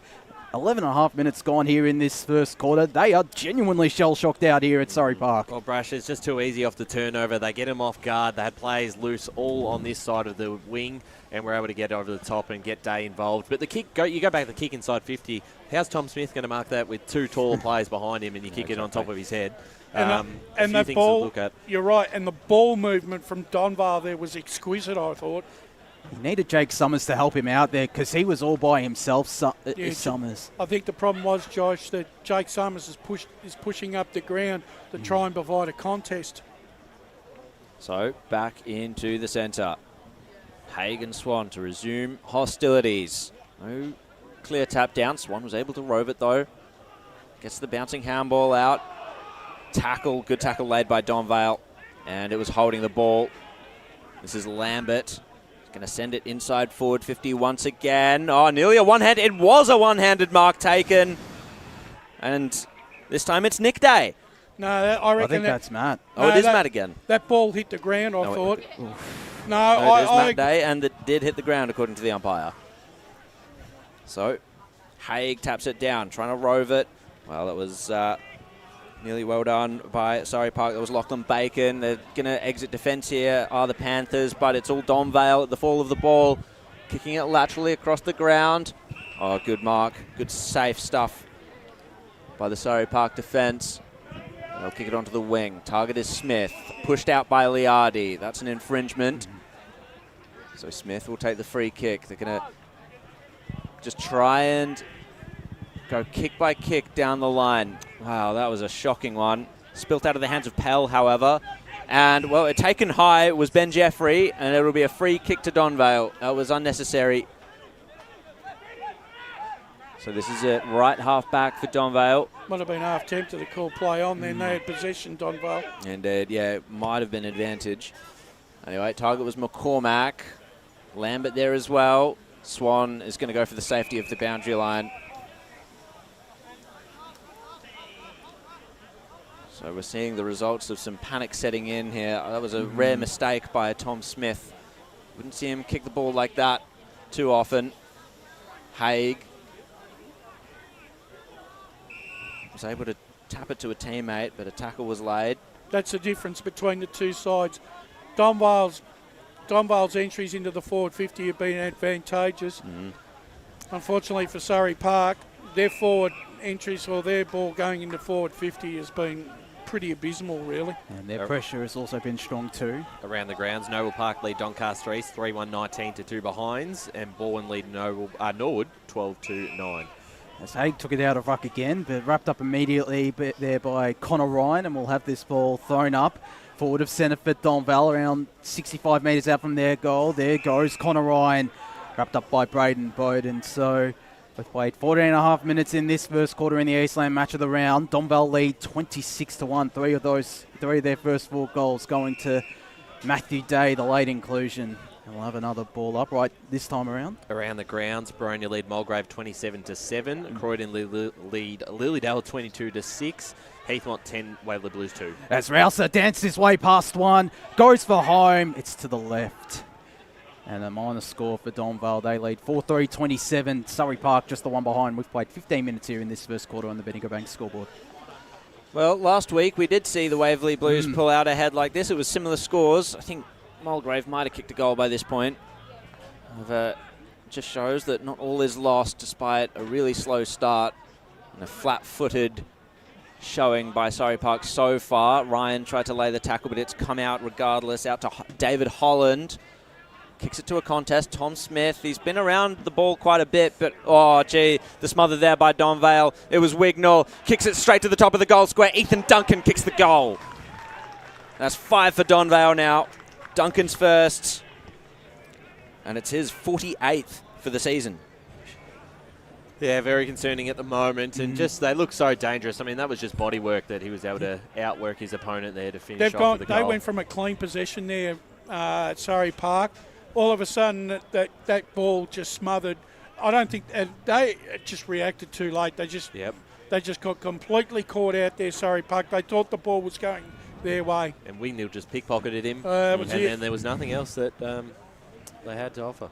As we go back up in the middle, Allison up against Nick Day. It's Nick Day, the tap down. Naidu's going to run onto it. Did really well to keep it in front of him and looks in the direction of Jake Summers, who's got James Pell for company. Bounced over the top of their heads.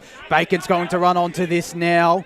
He's got 2 to beat. He manages to get the handball away to Naidu. Out to Cal Garvin. Try to dance his way past Kyle Wignall. And umpire will call for a boundary throw in. The pressure of Donvale has just been immense to start this contest. You've hit the nail right on the head, Josh. And we'll have this ball tossed back into play right in front of us, 50 metres out from the Surrey Park goal line. As from behind, Nick Day. They found Connor Ryan. And then Wignall's wrapped up there by Sam Naidu. We'll have a ball up here. Again, once again, right in front of us in the broadcast position as Allison this time got the tap. Connor Ryan trying to run onto it. It was Liardi who nearly did. This time around, it's Jake McCormack. Got Nick Day, who managed to get a kick away, looking for James Rouser. Doing well there was Angus Sutherland. The 19's captain goes in the direction of Tom Smith. Had 2 to beat, couldn't. Harrison Giles, handball away to Nick Day, who's now under pressure himself, but they managed to work it out through Donvale. Giles managed to get a handball away, but it was an illegal one according to the umpire. Chris Allison's going to have the free kick right in the middle. Just as well, because they looked like they were going to get another 454 there. It might be another forward 54-way for Surrey Park as he goes in the direction of Jake Summers. Powell again did well. He's had the wood over Summers to start this contest. Smith spun his way out of trouble. Got it to Bacon, who got his hands free. Out to Nick Can. Forced to go on the left. Looking for Lachlan Summers this time around. It fell short of him. And it's out of bounds for a boundary throw in. Gee, their forward 50 are not getting anything, sorry. No, their forwards have to work really hard. And midfielders are under so much pressure. And the disposals just... It's almost like an avalanche at times, isn't it, Jared? Indeed. So back into play. Can Surrey Park muster something from this? Giles tried to make sure no, but it's been scooped up. That was well done there by Stone. Just fell short. And now, shot at goal there by Jonathan Rogers. And it drifted right. Just for the one behind to Surrey Park. They've moved to 2 behinds to 5-3-33. Just when you needed a goal. Yeah, it's one of those things. They just need one just to steady the ship. You put the pressure back on Donvale. That would have lifted the Surrey boys too. Would have been a first senior goal for Jonathan Rogers on senior debut as Maxon takes the kick in. Elects to go to the far side. Got a 2-on-1 in favour of Donvale. It's Pell. And spinning his way out of trouble there as well was Braden Bowden. But getting himself into trouble there was Wignall. But they turn it over. Hayden Smith. Surrey Park now turn it over. And a throw was paid. So bit of a fumbly last couple of minutes as Chris Allison will take this free kick. Goes the short ball to Tom Smith. A look to initiate the switch. Haynes is all by himself, got Can in front of him, decides to ignore him, looks in the direction of Carl Garvin, who got a hand in. It's now Jasper Mundy right on the 50-metre arc, manages to get a handball out. Garvin to Rogers, he's got Can on the run. Goes in the direction of Lockie Summers, who goes the snap and gets it through. I thought if Adam Cameron might have got his hands up that he could have touched it. I guess he didn't think so. And Lockie Summers has the first goal for Surrey Park. We're ticking into time on the Panthers 1-2-8. Donvale 5-3-33. They were under pressure, but they managed to work their way out of trouble as we go down boundary side. I'm going to submit that as a goal of the day contender early in the piece. What do you guys reckon? Yeah, Tobin Brothers goal of the day contender, very tucked into that pocket. And they really needed it, obviously. But again, their forward 50 entries, again, right in the boundary line area. Like, they're tough shots to get. They just haven't had the same opportunities where Donvale have when they've gone forward, Brush. No, they haven't. And like you said, if you're going to go to the boundary line, you're only going to get 1 in 3 goals out of that sort of play. Well, Zach Haig waited down as his opponent just flew over him. Got the clearance out to Luke Wignall. Centres the ball. Djordjevic was the target. It's going to fall out the back for him. Chasing it is Garvin. He's got Kyle Wignall for company. Scooping it up. That was well done there by Garvin. Now the bouncing ball, Surrey Park's way. It's just eluded a couple of players, fallen into the hands of Adam Cameron. He's going to take a shot towards the top of the goal square. 2-on-1 situation against Donvale. Fallen to ground. Surrey Park, last line of defence. Robert Swan, desperate kick out of there. Mark nearly taken by Wignall. It was. Kyle Wignall takes the intercept mark in his own forward 50, and he's just done some damage to himself and an opponent there. That was quite a collision. That's both of them have come off second best here. Indeed. That's Burrell, as Hamish Burrell, as Josh just said. But the one thing you've got to say, though, guys, right, when we're watching the transition of play, what's the most common thing I'm seeing is there's 2 and 3 Donvale players at the ball against Surrey Park players. Surrey's just not in it. Yeah. So Kyle Wignall going for goal. Kicked only 2 goals for the year. Oh no, he's going to pass it off straight to Murphy. And he's taken the long shot. It wasn't quite the bomb he was looking for, so just the one behind to Nick Murphy. Donvale move to 5-4-34. Surrey Park 1-2-8. Very lucky, Brash. Not a player in sight. The idea was right, but Surrey cannot afford to let Nick Murphy have an easy shot on goal like that. Bizarre. As Haynes goes a really long ball in the Robert Swan direction, risk and reward. It's a reward for Donvale as they look in the Ethan Duncan direction. Great mark! And Jack McLaren is once again down as well. His knee, I think he's in a bit of trouble here, McLaren, his knee. And they all get around Ethan Duncan. It does look like his knee. Oh, I think he's in a bit of trouble here. Oh, that's not good at all. Yeah, they're all calling for the stretcher. They're calling for the stretcher. Because his knee, I think, hit Duncan's midriff. Yeah, it's not good. It's not good at all. That was courageous by both players. They never took their eye off the ball. You might have a bit of a stoppage in plays. That's it's definitely something you don't like to see. You better get the stretcher out here. We can do some scores around the grounds while we wait for the stretcher at the moment. Churnside Park lead Forest Hill 21-6. Kilsyth lead Croydon North 15-1. Whitehorse and Scoresby all tied at 12 apiece. We'll jump into some games in Division 3 around the grounds. Having a look, Ferntree Gully lead Upper Ferntree Gully 19-8. Coldstream 25 Knox 12.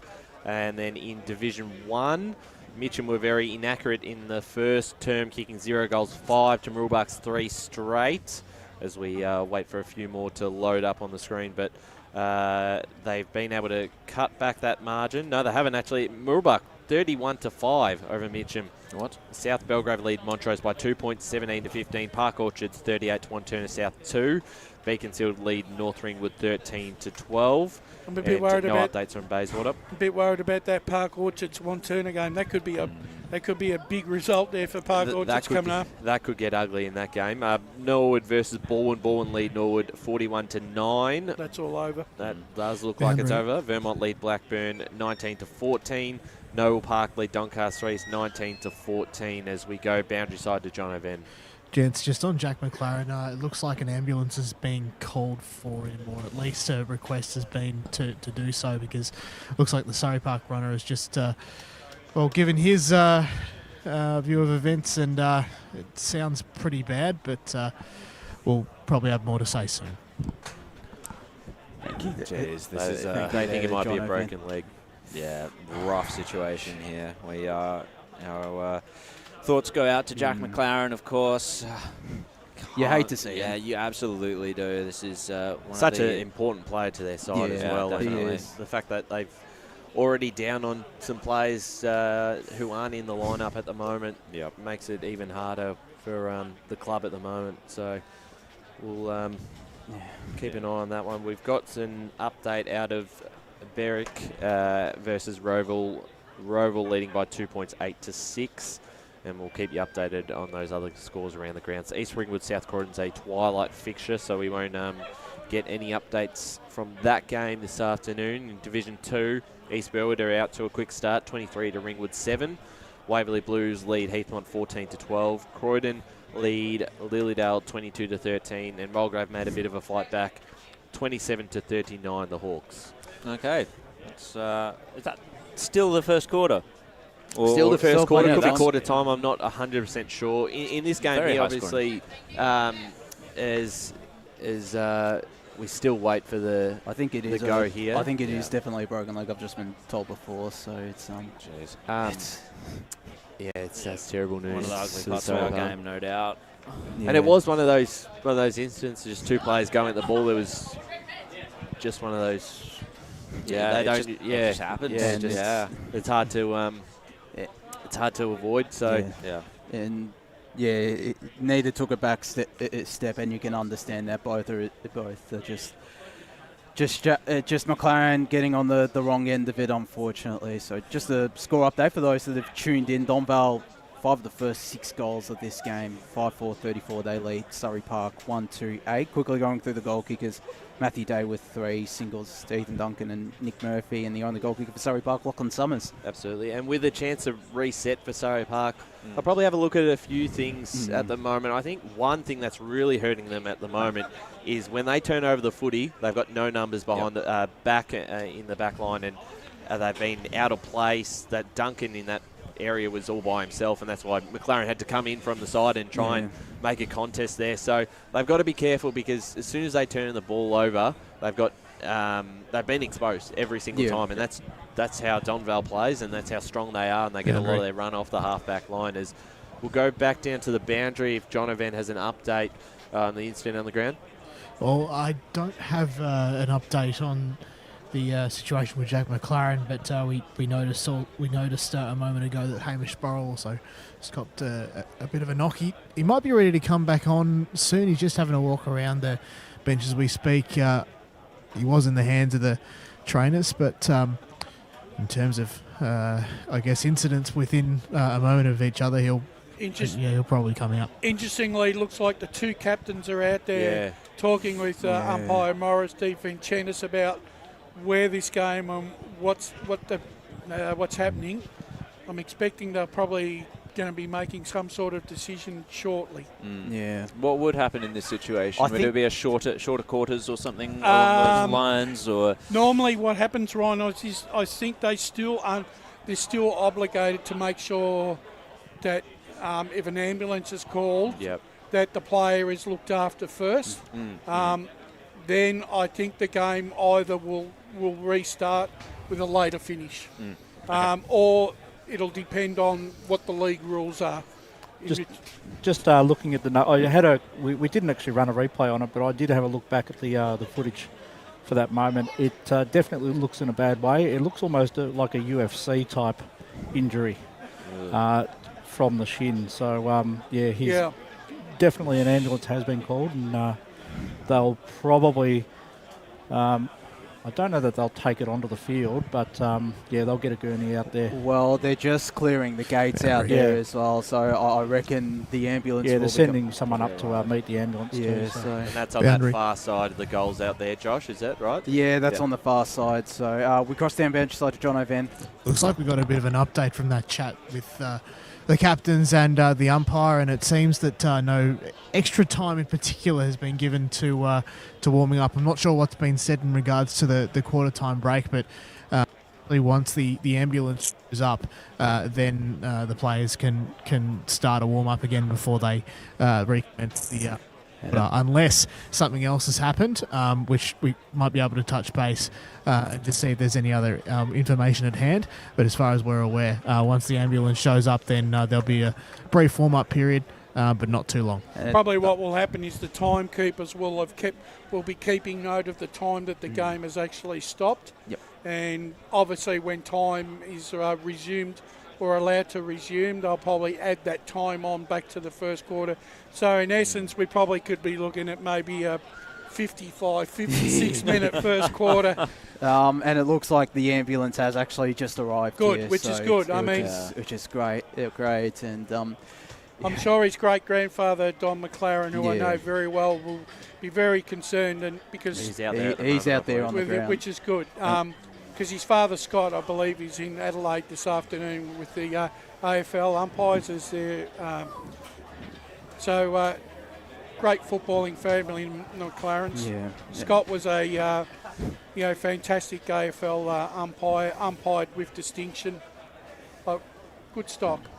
So the they ambulance are. coming out now, which is good. And that's really good that That's how good the ground is. Yeah. That is how good the ground is. And it's good, though, that the ambulance can drive onto the ground without, upsetting, they don't have to carry him so far. Well, that's right. Yeah. It's a much easier to get into the van as I well. think- I think we'll go to a brief ad break here. All right. We've still got a bit of time, and when we return, the first quarter of action will resume out here between Surrey Park and Donvale. As Sarah opened her best friend Jackie's wedding invitation, she was overcome with a wave of emotion. While her two young boys wrestled on the floor, tears of happiness rolled down Sarah's cheeks as she saw the words she'd been longing to see. Please note, this wedding will be a child-free event. Well, Sarah, looks like we're off to Eastland for a new frock and some heels. And let's book in that babysitter. For all of life's little moments, there's Eastland. Eastland. Live real. Sprained your ankle, bursting through the banner? Broke a finger, high-fiving the ruckman? Or did you run into the goal post again? For bumps, breaks or bleeds, be seen sooner, close to home at Knox Private 24/7 Emergency Department. The preferred provider of emergency care to the Eastern Football Netball League, you'll generally experience shorter wait times. You don't need private health, but there is an out-of-pocket fee. Be seen sooner, close to home at Knox Private 24/7 Emergency Department, 262 Mountain Highway, Wantirna. Do you feel good about your bank? Because there is a bank you can feel good about. They share their profits to fund big community projects, small community clubs, and vital emergency services. They've given $250 million to help Australian communities thrive. They have all the products and tech you expect from a big bank, with service you don't. It's Bendigo Bank. Feel good about who you bank with. Try Bendigo. Search bendigobank.com.au or search Bendigo Bank near me. Tobin Brothers Funerals wear their heart on their sleeve. Their clear and easy-to-use website and Memory Maker app make it easy for families to make an informed decision. Here's James McLeod, Managing Director of Tobin Brothers Funerals. We pride ourselves on being the most transparent funeral company. All pricing on goods and services are available on our website. It's all there for you to see and make very informed decisions when planning a loved one's funeral. Visit tobinbrothers.com.au. Tobin Brothers Funerals, celebrating lives. At Yarra Valley Water, we know reducing your shower time, or show time, to 4 minutes can save you an average of $200 a year on water and energy bills. Shower shorter. Save water. Authorised by the Victorian Government, 1 Treasury Place, Melbourne. Sprained your ankle, bursting through the banner? For bumps, breaks or bleeds, be seen sooner, close to home at Knox Private 24/7 Emergency Department. You'll generally experience shorter wait times. Knox Private 24/7 Emergency, 262 Mountain Highway, Wantirna.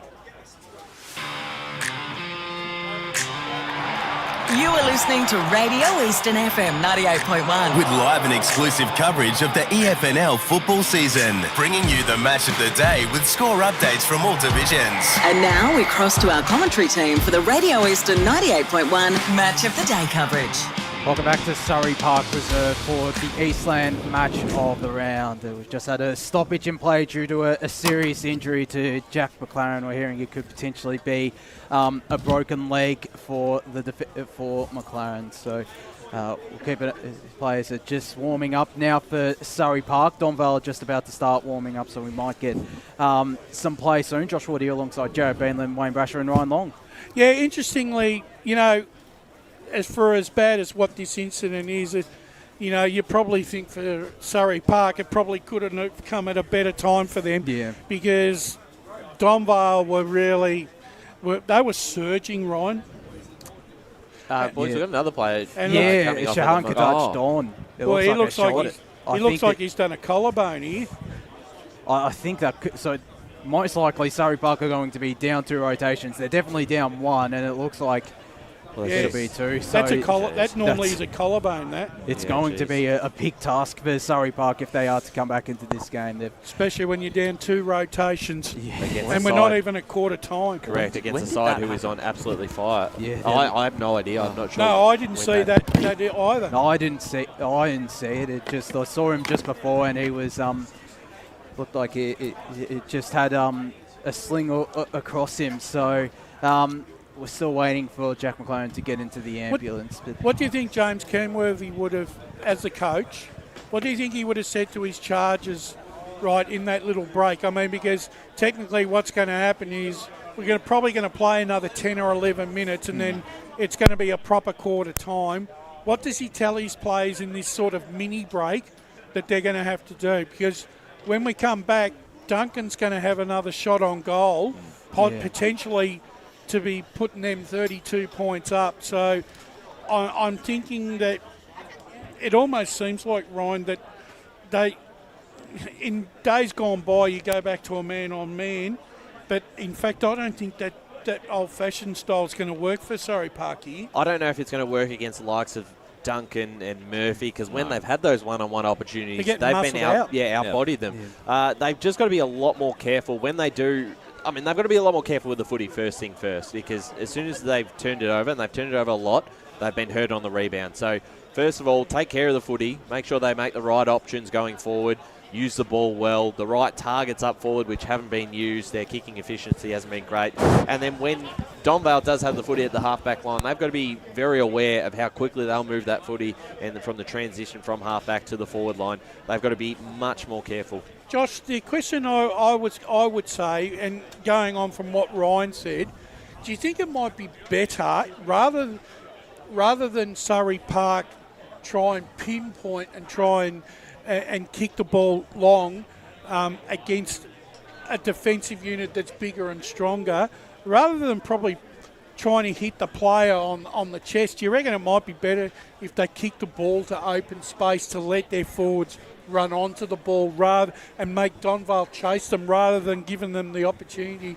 to set up for the spoil? Well, I certainly think so, because obviously you got the 2 tall targets in the Summers brothers, Lachlan and Jake, but even then they're probably quicker than, or as quick as someone like a James Pell and a Toby Nash. So, and Jasper Mundy, he's someone that can definitely be can go along the ground. Definitely. Tom Smith's the other one. Yeah. When they've gone to him multiple times, they're kicking it on top of his head. He's not a very tall person, but as you said, Brash, kicking into space, he'll outwork his opponent. He'll be able to find the footy and be able to use it quite well. It almost feels like, Josh, that for as good as Tom Smith is, it almost seems like that he probably could do with an off-season in the gym, right, just to build his body up a little bit so he doesn't get pushed off the ball, but he doesn't want to get too bulked up. He just want to keep that good muscle tone, so he still retains his speed, because he still looks like he's very raw around the edges. But, I mean, there's no doubting his footy now. Definitely. You got any scores? We'll go around the grounds across the divisions as Jack McLaren is currently heading into the ambulance. Roeville 27 to Berwick 7. Noble Park lead Doncaster East by 4 points, 20 to 16. Baldwin 44 to Norwood 9. Blackburn lead Vermont 27 to 19. That East Ringwood South Croydon game, as we said, is a twilight fixture, so that will be played at 4:45 p.m. if you're around East Ringwood at that stage. Bayswater lead Doncaster 27 to 7. Beaconsfield over North Ringwood 34 to 13. Mooroolbark Mitcham's the surprise 32 to 6. The Tigers trail the Mustangs. Montrose back in front against South Belgrave 27 to 23. Park Orchards lead Wanturna South 47-9. That margin certainly That's will blowing be out. quite heavy across the afternoon. Mulgrave, as we said, fought back against Boronia 28-41. Croydon lead Lilydale 22-19. Waverley Blues lead Heathmont 20-19. East Burwood leading Ringwood 26-7. We'll jump into Division 3 and some scores around the grounds in this division here. Ferntree Gully 37, Upper Ferntree Gully 10. Josh, we were on the money on that one. The Gully at home. Their hunch is right. We'll see if they can hold on from here. Coldstream lead Knox with a big margin 43-12. No update from the Oakley District Warrandyte game. We'll just go into Division 4 before we cross down to the boundary. Churnside Park 43 to Forest Hill 7. A handy lead there. Kilsyth 29 to Croydon North 7, and Whitehorse lead Scoresby 19-14. John O'Ven on the boundary. Just a bit of an injury update, gents, for Surrey Park. So Hamish Burrell just suffered a corking in his right leg, and unfortunately Shahan Kudaj Don will play no further part in the game. He's done his shoulder. So that's 2 rotations down for Surrey Park, and Ethan Duncan has a chance to make it a 32-point advantage with the set shot. The other thing is Burrell's going to have to run that Corky out now. Yeah. Right, because they're going to need him on the bench. So he's probably going to be feeling a little bit sore there for a while. He's definitely just on that. He's definitely used this time to recover well. Looks like he's run it off quite well. He's managed to come back onto the ground and join in with the warm up, which I might add. Donvale just came over to the Surrey Park bench and just said to bring the boys out on the bench because obviously they didn't really move, because obviously if they did, they'd have players on the ground in technical circumstances, but in these circumstances good sportsmanship prevailed, so all the players were able to warm up under these particular circumstances here down on ground level. It's going to be very tough to see a way they come back into this game at the moment with 2 down, and Donvale have just been outstanding. They've brought the pressure early on, Jared, and their work rate has been first class. Their disposal's been excellent as well. Their pressure, I don't know, it's been a complete performance by Donvale, and they have the stars to pull it off as well.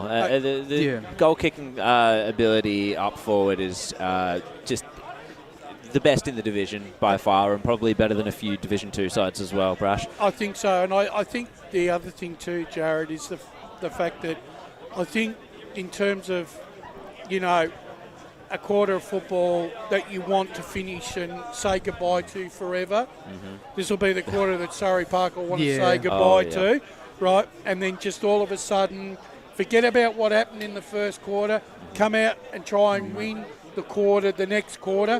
But I guess it was like Kevin Collins said at the when they played them the last time, they just chipped away at the score. But I think this is a little bit more different, Josh. I just feel that that Surrey are going to have to keep them scoreless and outscore them 2-1. Yeah, and that's going to be hard with two lack of rotations. Yeah, it certainly will be, and they're going to have to do that for the. But the other thing is too, then that means in essence, if they play the game that they're playing right into Donvale's hands. So they've got to now come up with a different game plan, right? That's going to get them through this game. Right, and obviously they've got to try and play in a way, right, that tries to deny Donvale the least or the most amount of possession. Absolutely. I think it's going to have to be a little bit more, and not speaking to the injuries that have just happened, of course, I think it's going to have to be a bit more bruise-free and uncontested for Surrey Park, because they are getting outworked at the contested ball. They are getting pushed off the ball, out-muscled, and I think they need to just rely on their foot skills and their marking ability, try and use the space in the ground, because I struggle to see them out-marking Donvale in marking contests as well. Yeah. So they have to thread the eye of the needle when it comes to the game plan because today. the way I'm seeing the way this game sort of is going to pan out, Donvale will take a very, very healthy lead into quarter time, and put this way, Donvale are going to go for broke in the second quarter, and they're going to want to put this game right out of Surrey Park's reach. I think you're absolutely right. Yeah. I think you're absolutely right, and what did we speak about with Kevin Collins at the start about starting well? Their first quarters is probably their one negative, if you had to say, this season. They won 3.5 quarters. And they've kicked 5 of the first 6. Yep. They're definitely going to win this first quarter here. But the thing is, though, I mean, look, the game hasn't played out yet, so we can only go on what we've seen so far. And Donvale have definitely been streets ahead of Surrey Park. So, but the one thing you know about Surrey Park, they won't chuck the towel in. No, they won't. No. But the thing is, if they happen to go down and go down convincingly this afternoon, then that sort of suggests to me that even they, for as well as what they've been going, they're going to have to find a little bit more, right? If they really are going to seriously challenge Donvale, especially if they make it to the grand final. It's Jack McLaren, just an update. Jack McLaren has now been moved to the stretcher, so he'll be, and his teammates all getting around him, which is always great to see. And it looks like the Donvale players are also getting around him as well. That's great. So, it's great to see the past players in there really supporting the club too. There's a genuine concern in the rooms there. You know, I think a few of the past players and people in there, Josh, are probably a little shell-shocked. I don't think they saw this start coming. No, definitely that's fantastic from the Donvale Footy Club too. Yeah, applause there. Whoever missed it, who might have been listening or just in the other room while having this on, the Donvale team came up a bit of a distance away from the ambulance and applauded Jack McLaren and gave their respects to what he's done. And that's the thing about this competition, the FNL competition, the camaraderie amongst all the clubs, amongst all the players.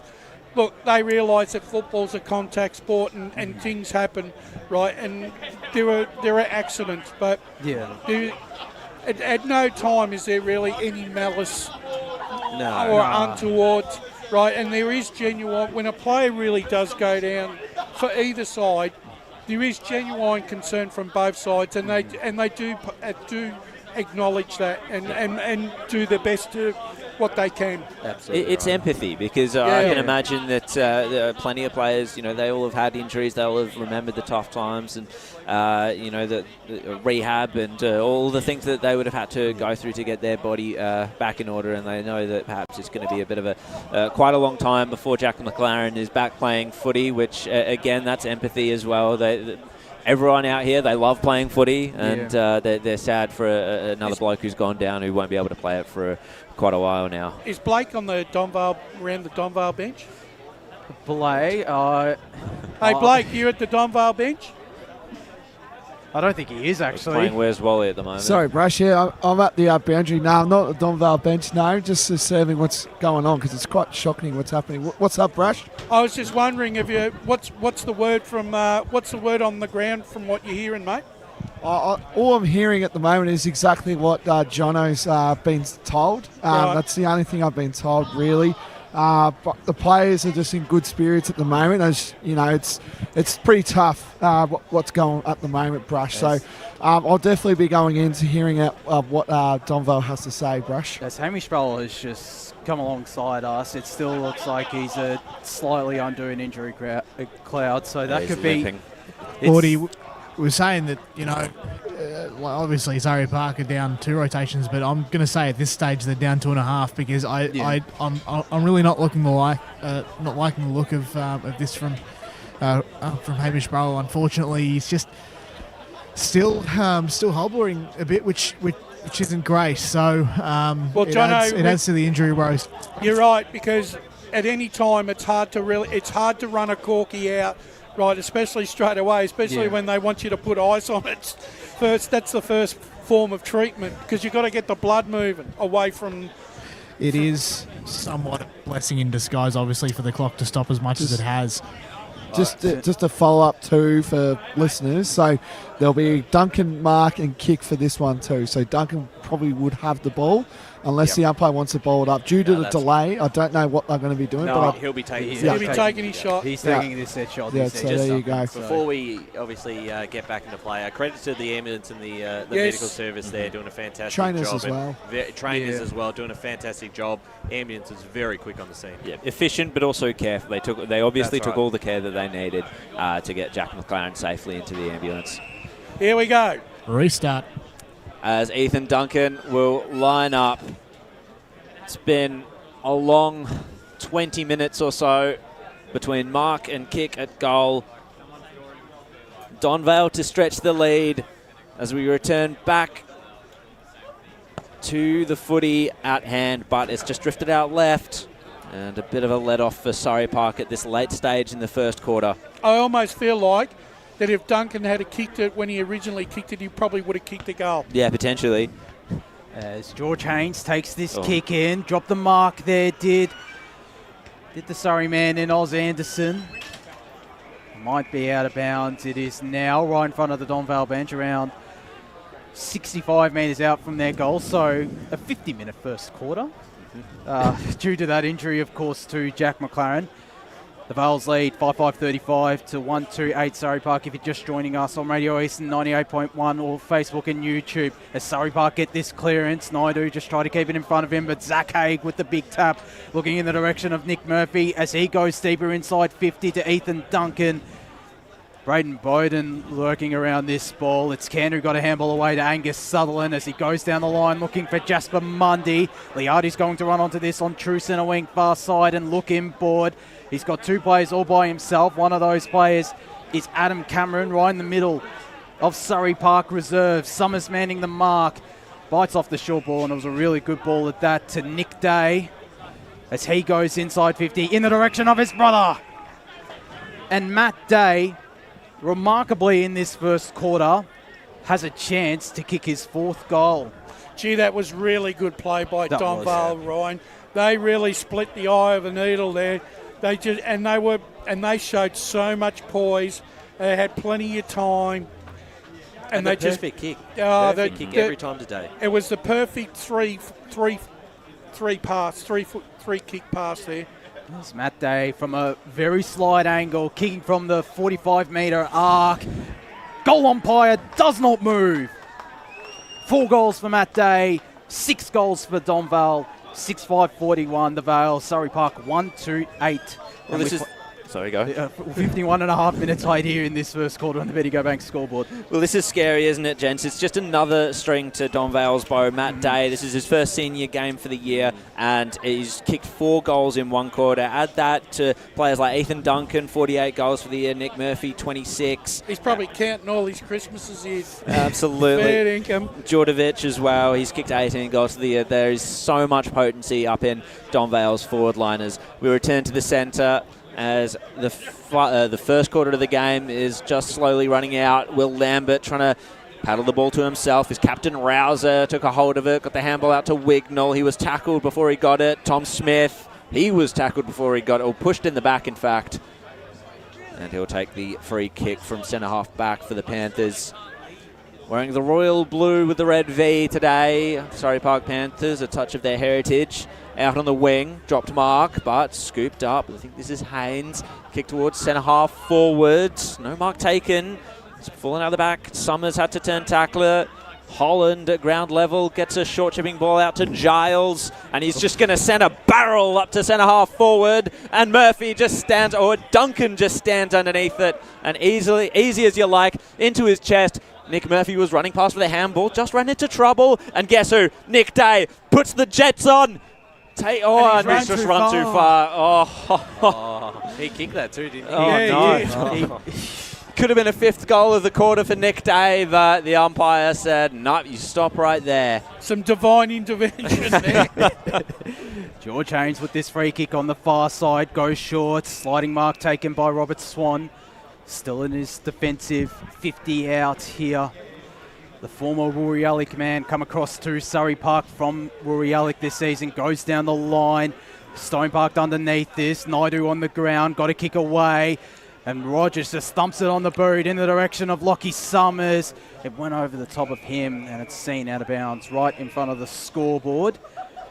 54 minutes played here in this first quarter. Donvale leads 6-5-41 to 1-2-8. Surrey Park in the Eastland match of the round. Top of the table, Division 3 clash. The Vales stamping their authority as we go down boundary side. One of the longest stints on the bench, unfortunately for Surrey Park, finally ends. Hayden Smith back on the ground for someone else. Sorry, I didn't get it.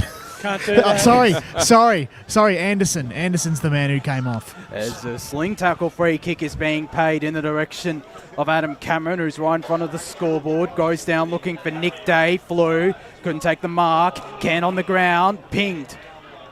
And the free kick going in the direction of Donvale. It's Jordovic who managed to get a handball away but turns it over. Rogers to Sutherland. In fact, taking that ball there was Warboys as there goes the quarter time siren. A very long first quarter comes to an end.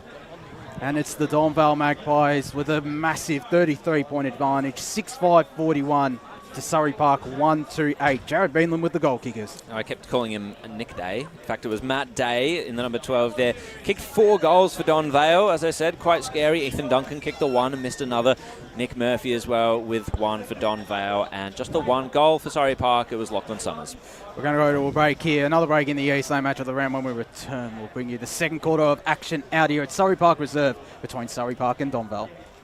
As Sarah opened her best friend Jackie's wedding invitation, she was overcome with a wave of emotion. While her 2 young boys wrestled on the floor, tears of happiness rolled down Sarah's cheeks as she saw the words she'd been longing to see. Please note, this wedding will be a child-free event. Well, Sarah, looks like we're off to Eastland for a new frock and some heels. And let's book in that babysitter. For all of life's little moments, there's Eastland. Eastland. Live real. Sprained your ankle, bursting through the banner? Broke a finger, high-fiving the ruckman? Or did you run into the goal post again? For bumps, breaks or bleeds, be seen sooner, close to home at Knox Private 24/7 Emergency Department. The preferred provider of emergency care to the Eastern Football Netball League, you'll generally experience shorter wait times. You don't need private health, but there is an out-of-pocket fee. Be seen sooner, close to home at Knox Private 24/7 Emergency Department, 262 Mountain Highway, Wanturna. Do you feel good about your bank? Because there is a bank you can feel good about. They share their profits to fund big community projects, small community clubs, and vital emergency services. They've given $250 million to help Australian communities thrive. They have all the products and tech you expect from a big bank, with service you don't. It's Bendigo Bank. Feel good about who you bank with. Try Bendigo. Search bendigobank.com.au or search Bendigo Bank near me. Tobin Brothers Funerals wear their heart on their sleeve. Their clear and easy-to-use website and Memory Maker app make it easy for families to make an informed decision. Here's James McLeod, Managing Director of Tobin Brothers Funerals. We pride ourselves on being the most transparent funeral company. All pricing on goods and services are available on our website. It's all there for you to see and make very informed decisions when planning a loved one's funeral. Visit tobinbrothers.com.au. Tobin Brothers Funerals, celebrating lives. Do you want to study at the #1 sports science school worldwide? Study sport at Deakin and benefit from the most advanced sports facilities available, from running tracks to biomechanics labs, and decked out gyms to a climate chamber. Deakin have what you need to graduate ahead of the pack. Discover endless opportunities in sports science by visiting deakin.edu.au/sport. Deakin, proud sponsors of the EFNL.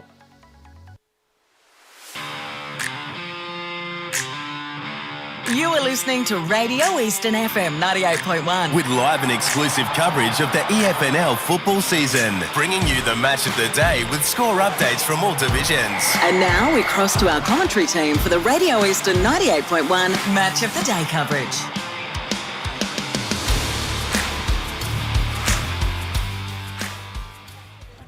Welcome back to Surrey Park Reserve for the Eastland match of the round.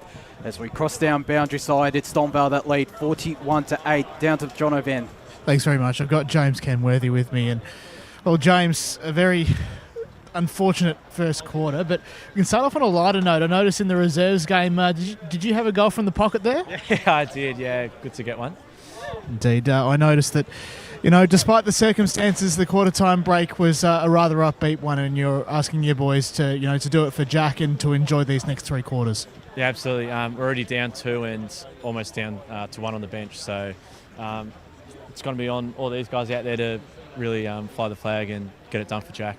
So do we think that Hamish Burrell will still get up, or is he perhaps not in a good way? He'll give it a crack. We sort of need him, so he'll just pinch hit where he can.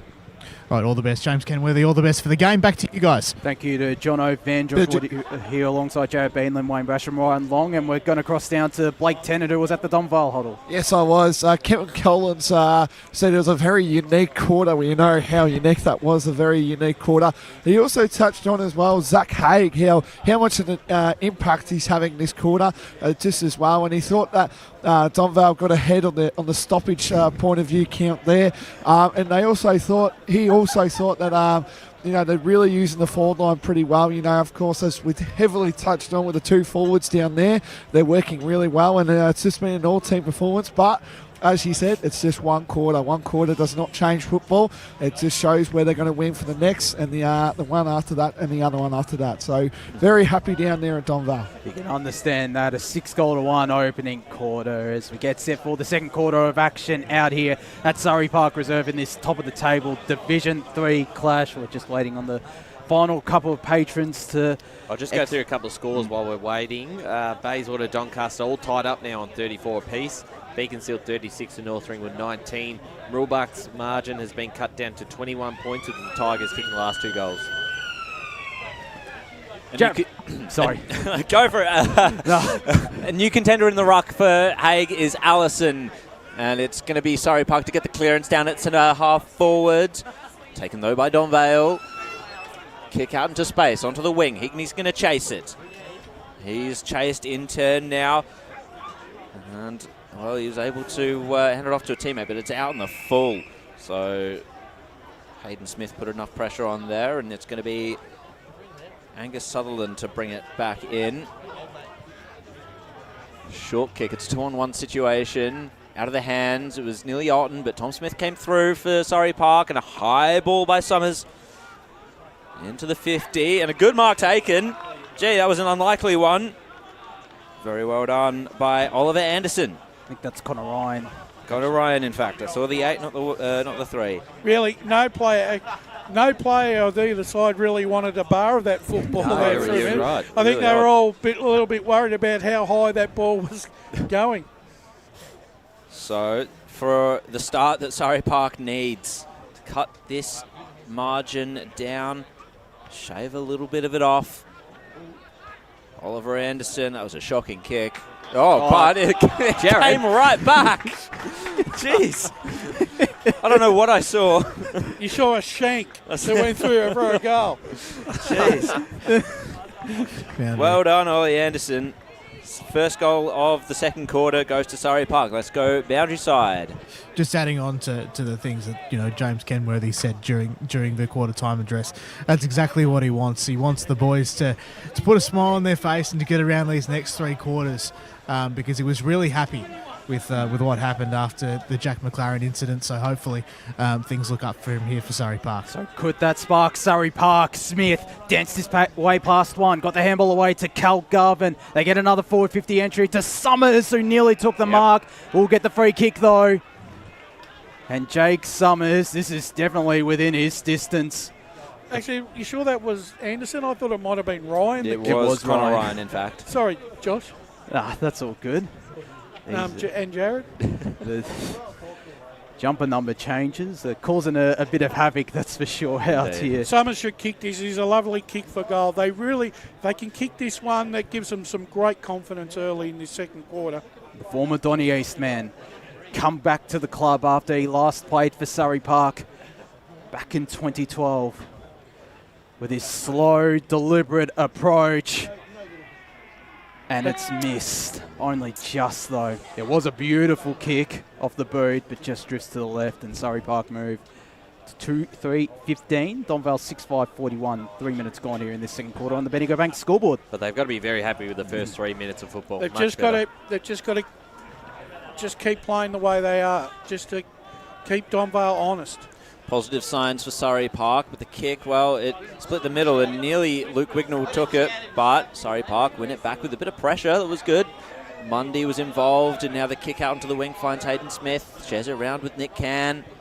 His kick is a well-weighted one in the end, but the punch from Max Otten came from behind it. It was important because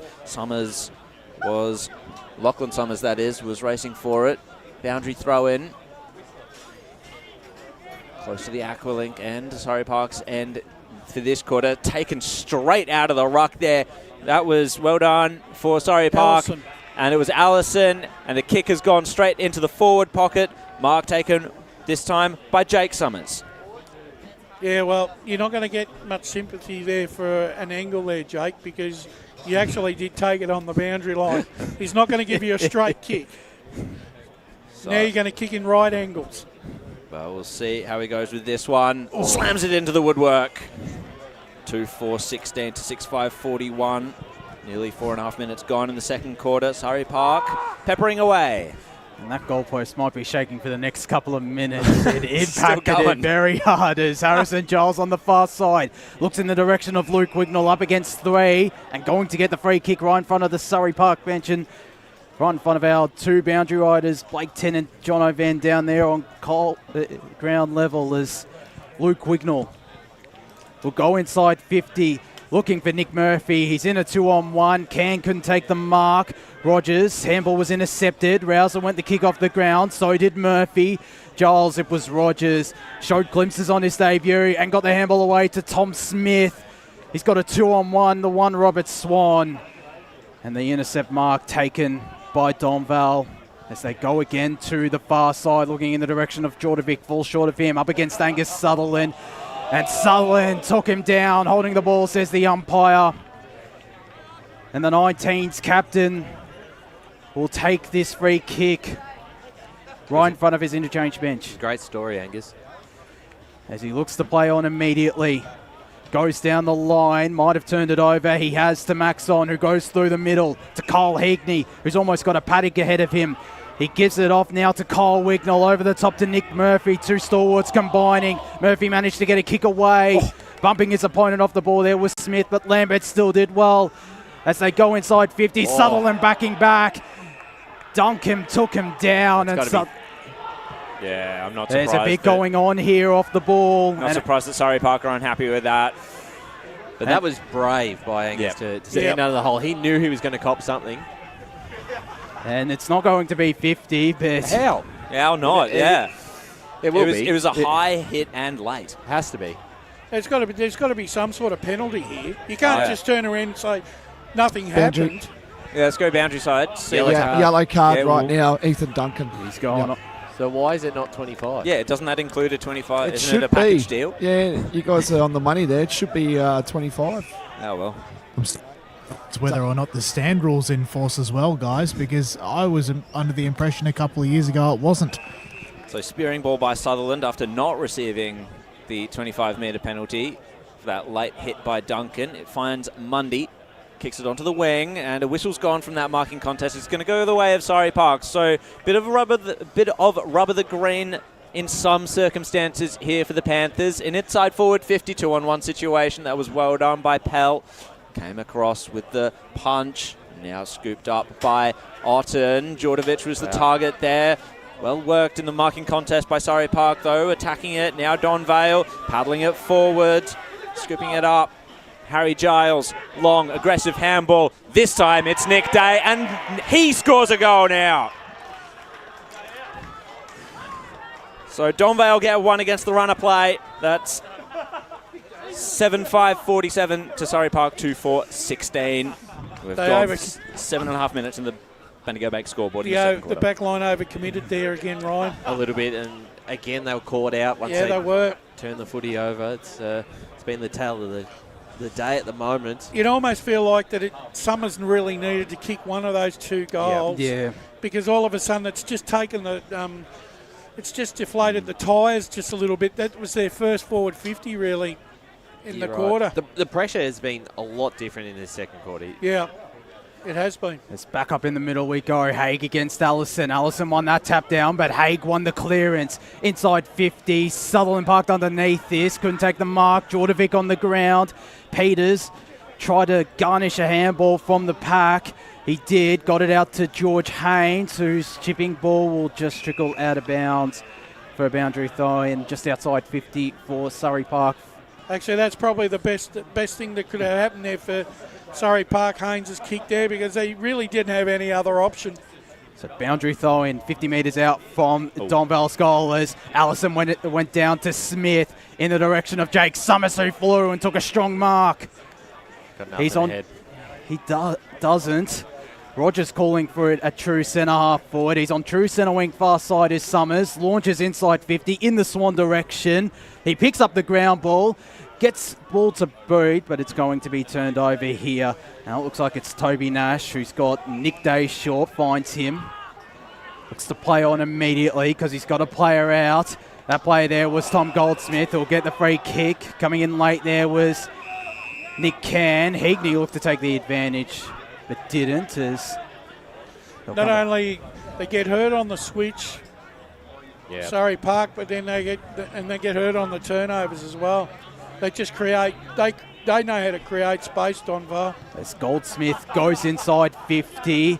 3-on-2 in favour of Surrey, but it's Donvale who win out. Connor Ryan on hands and knees. Naidu manages to pick it up cleanly and get it away to Lachlan Bacon, weaving his way out of trouble to Allison. Now out to Cal Garvin, who has space in front of him. Decides to go to handball to Lachlan Summers, who's nearly run down. Forced to get it on the boot, and James Pell parked underneath this, takes the intercept mark.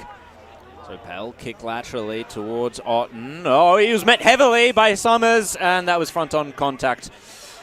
But not the worst free kick to give away. Actually, I reckon that was a very good free kick away. Yeah, it really stopped Donvale's run there. So now Smith in a marking contest against Goldsmith. Just come to ground level. Nick Can out the back. Little handball over the shoulder. Once again, a little bit lairish. But Donvale to win it.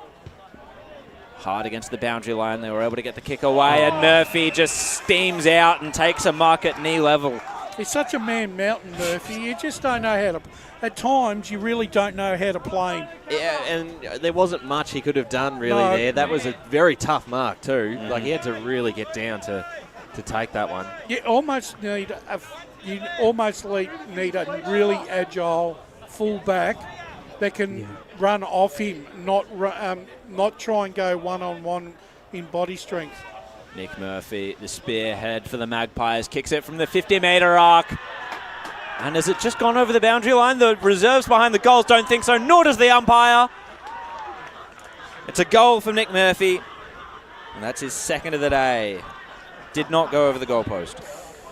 I think the goal umpire was in very good position there. It's not like that he was just standing in the middle of the goal. He was watching that ball all the way.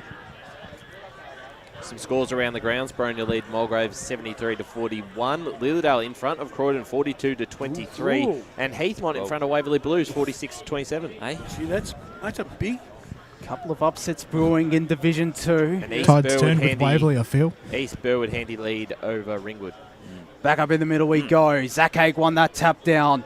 Ryan got it in front of him, but turned it over to Wignall. Just shrugged past Lachlan Summers and heads in the direction of Matt Day. He's got Jasper Mundy for company now. And Can was taken high. Free kick going to the Division 4 leading goal kicker from last season. Got in a new role in defence as Nick Can. Still kicked a couple of goals this season as his kick was a dangerous one. Sutherland's going to be paid the mark. At the left half back flank, they look to take advantage, Surrey Park, but the umpire will call for it back as he's got a player calling for it on the far side, and George Haynes ignores him, decides to go in the direction of Zach Stone. Now he decides to go to George Haynes with a backwards lateral kick. He's right in front of us, goes back in board, the kick was dangerous and going to be turned over. Mark taken by Luke Wignall, who played on.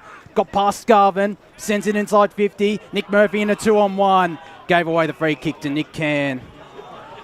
And he's had a couple of possessions the last couple of minutes. Nick Can takes this free kick, goes with the ball in the middle of the ground to Zach Stone. Got Jasper Mundy running for him on this broadcast side. He uses him, goes short to Jake Summers. Took the mark, got a couple of one-on-ones deep inside forward 50. One of those plays is Tom Smith, who's going to fly. And that was almost effervescent there from Tom Smith. And he can go back and kick the goal, a crucial goal for Surrey Park. Yeah, must-kick goal. But you go back to that contest on Nick Murphy. That's how you want to play it, when you get someone to float in front. Obviously, with how quickly they're turning over the ball and they're moving, they haven't had too many opportunities to have that. But that is the setup you want. It's a brave man to float in front of Nick Murphy. Yeah, very brave. Props to Nick Can for that one. But unfortunately, you've got to take risks. As Tom Smith comes in from directly in front. Goal umpire had to move a little bit, but it still goes through the middle.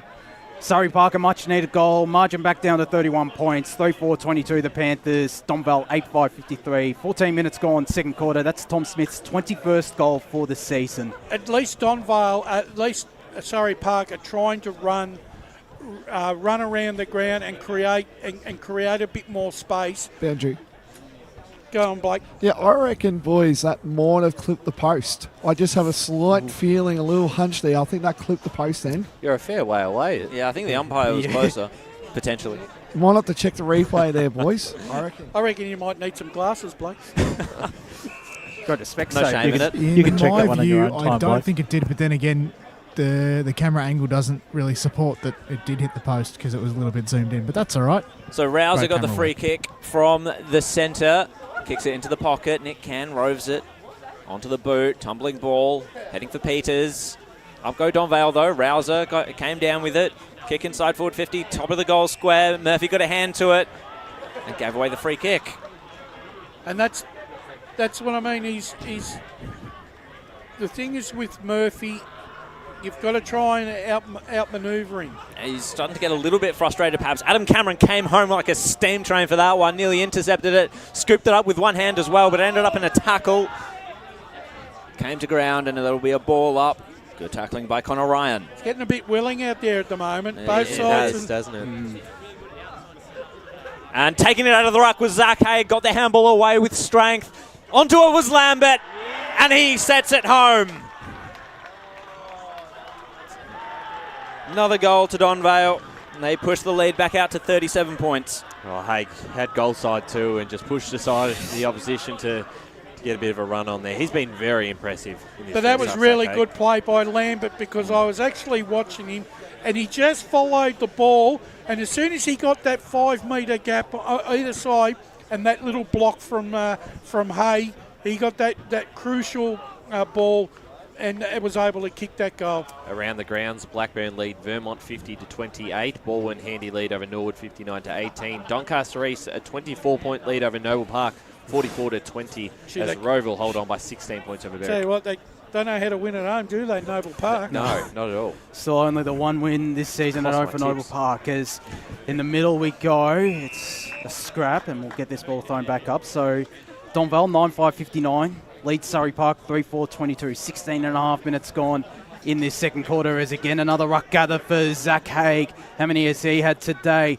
Sutherland was nearly pushed out of it, but wrapped up there was Nick Day by Nick Can. The two Nicks going head to head there. And we'll he's just got the ball on a string here, Haig, at the moment. He's just dictating terms. He's dominating in ruck as Allison got that tap down, but Donvale sharked the clearance. Rouser looking in the direction of Matt Day. It's Mundy who did well, and seeing it through from behind was Lachlan Peters. Donvale moved to 9-6-60. Surrey Park 3-4-22. 17 minutes gone, second quarter on the Bendigo Bank scoreboard. They're just managing to hold Surrey Park at arm's length this quarter. The Panthers have gotten a couple back, but Donvale always seem to have the replies. The kicking goes onto the wing. Out the back was Goldsmith. He just fumbled it a little bit towards the boundary line. And I don't know about that. No, neither do I. Yeah, I reckon that stayed in, yeah. That was fully in. From the camera unlucky. angle at this side, Blake and Jono. Wouldn't be for the first time. But Surrey Hills will take it, though. Surrey Hills. Yeah, well, they're wearing the right Well, they are. It's in New South Wales between It's everywhere. Yeah, Surrey Park. They'll take it. Tom Smith drew a free kick. Inside forward 50. And, well, no mark taken, but good hands out the back there. Now it's come to Ryan. Connor Ryan snaps around the body. One-on-one wrestle in the goal square. Was that holding? Otten's just going to hand it back to Pell on the last line of defence, and Donvale will escape with this one. Bit of a slip there, and another one there by Nick Day. So they're under pressure all of a sudden at Donvale. Surrey Park just fighting for it at ground level. It's going to be... Well, I thought it was going to be a ball up. Djordjevic, however, make sure it's not, with some pace, some speed, a little bit of skill as well there to Wignall. Tried to kick it off the ground. Scrappy bit of play there. Connor Ryan goes again. Rousers in there as well. And the skirmish comes to an end with a holding the ball free kick going the way of Surrey Park. Boundary. Let's go boundary side. Well, I don't exactly agree with that one. I mean, it looked as if Wignall was just shoved in the back there towards the... I guess towards the end of that tackle. So the kick went down the line, and mark was taken. Summers. And it was Summers, kick inside forward 50, top of the goal square, and over the top came Garvin. Not Garvin, in fact. That was Lachlan Peters, I believe. It was. And the thing is with Surrey Park here, they are working their butts off to get back into this contest. They're trying everything. They're moving the ball. They're trying to shift Donvale around the ground a little bit. But they're winning some 50-50s, which they weren't winning in the first quarter, Ryan. And they get another goal here. It improves the scoreboard for them. Gives them a bit more confidence. This will be their fourth goal, and it is. Lachlan Peters scores it. I think that's his first goal for the year. I think he kicked one last week, potentially. Oh, yes. Yeah, that's right. So Peters... puts it through, and Surrey Park now at 4-4-28. Donvale 9-6-60. We've just ticked a time on. I'm glad you said that, Brash, because that's something that did not happen in the first quarter. Yeah. Those 50-50 contests, a few of them are going their way this time, and that creates more opportunities up forward because you're winning a bit more of the footy. And they just need a break. They need to kick two in a row. If they could get another 2 goals on the stroke at half time, to go under 20 points down, you take that as a victory. Anything under 5 goals, that's a big tick for Surrey Park. As they might get this centre clearance. Allison got the tap down, but his opposing ruck, Nick Day, followed it up. It doesn't fall for James Rouser. Naidu with the bump. It's in the hands now of Joey Rogers. Goes deep inside 50, looking in the direction there of Burrell. And maybe there's the opportunity here for Surrey Park to go back to back. It was a kick. Excellent. It was a fantastic kick. I have been informed, and I've seen him in action, Joey Rogers. That was on display there. He's got an absolutely thumping left boot. He's coming. Burrell? That is Hamish Burrell, who'll have this set shot from a slight angle around 10 metres out, straight through the middle. And there's a bit of hope out here for Surrey Park. It's still 26 points the margin, though. 5-4-34 the Panthers. Donvale 9-6-60. Could have looked a lot worse, though. Boundary side. Just on Joey Rogers, Wardy, we got a good look at him in the 19s grand final last year. Probably one of the most deserving players to get a senior nod in Surrey Park going around at the moment. And I will add, he did say, James Kenworthy, that he could have played last season, but he was just riddled by injury. Back into play, and it's Allison to get the tap down. Free Whistle kick gone straight Park. away. Surrey Park will take the free kick, and it's going the way of Lachlan Bacon. Sending it forward. Marking contest was a 0-0 draw. Heagney, however, roved it. And Donvale will take it away. Bowden is going to have to wait for it to bounce into his hands. Tackled as he kicked it, so it's a bit scrubby ball. Nick Cann was first to it. He was tackled. Wignall, that's Luke Wignall, out to Rouser. And inside forward 50, and Murphy was on his own. And he's going to be just within range, I would say. Oh, this is Nick. This is where he made his name, Nick Murphy. This is his bread and butter from this distance. He is a lovely long kick, especially on the left foot. He should kick this. He's done it in the past. So he's kicked 2 for the day. Sends it. He has sent it. Another response by Donvale, and they just keep making sure that this is a 5 or 6 goal margin. It's been goal for goal, and that has not been to Surrey Park's advantage. Yeah, well, that's all they need to do, really. As soon as they, again, turn the ball over, and Murphy was all by himself, and that's where they've been caught out all day, where they just haven't been good enough in transition. Just shows you how valuable it is to have a key forward that can kick a goal from 45, 50 metres out when you need it. That's right. So 66 plays, 34 on the Bendigo Bank scoreboard as Allison won that tap down. Garvin runs onto it, decides to go to this broadcast side, looking in the direction of Hayden Smith in a one-on-one against Heagney. It's Heagney who did really well, but Smith applied the tackle. Umpire will call for it. Forward of centre though for Donvale as they look to go back-to-back goals this time around. Allison with the tap down, looking for Connor Ryan. Instead it's Day, intercepted by Jasper Mundy. Just throws it on the boot in a one-on-one, looking for Robert Swan, I should say, and it's Max Odden who took the intercept mark. The former Blackburn and Templestone man, his kick was a decent one, he dragged it in there, did Luke Wignall, and he's going to be pinged. So he just slipped at the wrong moment there, did Luke Wignall, and the free kick going to go in the direction of Sam Naidu, and there's 25. So he was looking there for Jake Summers, who couldn't take the mark, but Sam Naidu is going to be marched right outside the forward 50, and this to cut the margin back down to 26 points. In his range, Josh? Oh, I mean, I doubted Tom Smith in the grand final last year. I'm a bit more confident in Smith, but I'm happy for Naidu to prove me wrong here. From directly in front, right on the 50-metre arc, gives himself a bit of an angle, and he gets it! He's proved me wrong again, Sam Naidu. And Surrey Park get to within 26 points, 6-4-40. Donvale 10-6-66, 25 minutes gone, second quarter on the Bendigo Bank scoreboard. Rash, it's been a great quarter of football, high scoring, both sides have kicked all. Surrey Park kicked 5 goals, Donvale kicked 4. This is the sort of game we were hoping to get coming into the day. Most definitely, and the other thing is too, I think Summers probably just needs, Jake Summers, just might need to, if the ball is coming into that inside 50 area where some of those players don't look like they get the distance, he should be just hovering around to take that handball. So clearance, well, it was a smother by Rouser, bounced into Surrey Park hands, but Goldsmith now inside forward 50, high up and under ball, over the top, great punch by Haynes, but it's going to be a bouncing goal. They're saying it was touched. I think it's Braden Bowden, or it might have been Nick Day. Nick Day kicks his second. And Donvale once again get the answer. Let's go boundary side. Yeah, that was Nick Day, of course. And coming back onto the ground as we speak is Ethan Duncan. He's just coming onto the ground. So good news for Donvale fans, but yeah, he's had a big influence. Let's see how he can go. 32-point margin once again, 11-6-72. That's Donvale's score. The Panthers are at 6-4-40. We are at the Panther pit. It's the second quarter. We are well into time on, nearly 26.5 minutes gone on the Bendigo Bank scoreboard. As backup go Allison and Haig. Allison won that tap down and the clearance too. Inside 50, looking there for Jake Summers.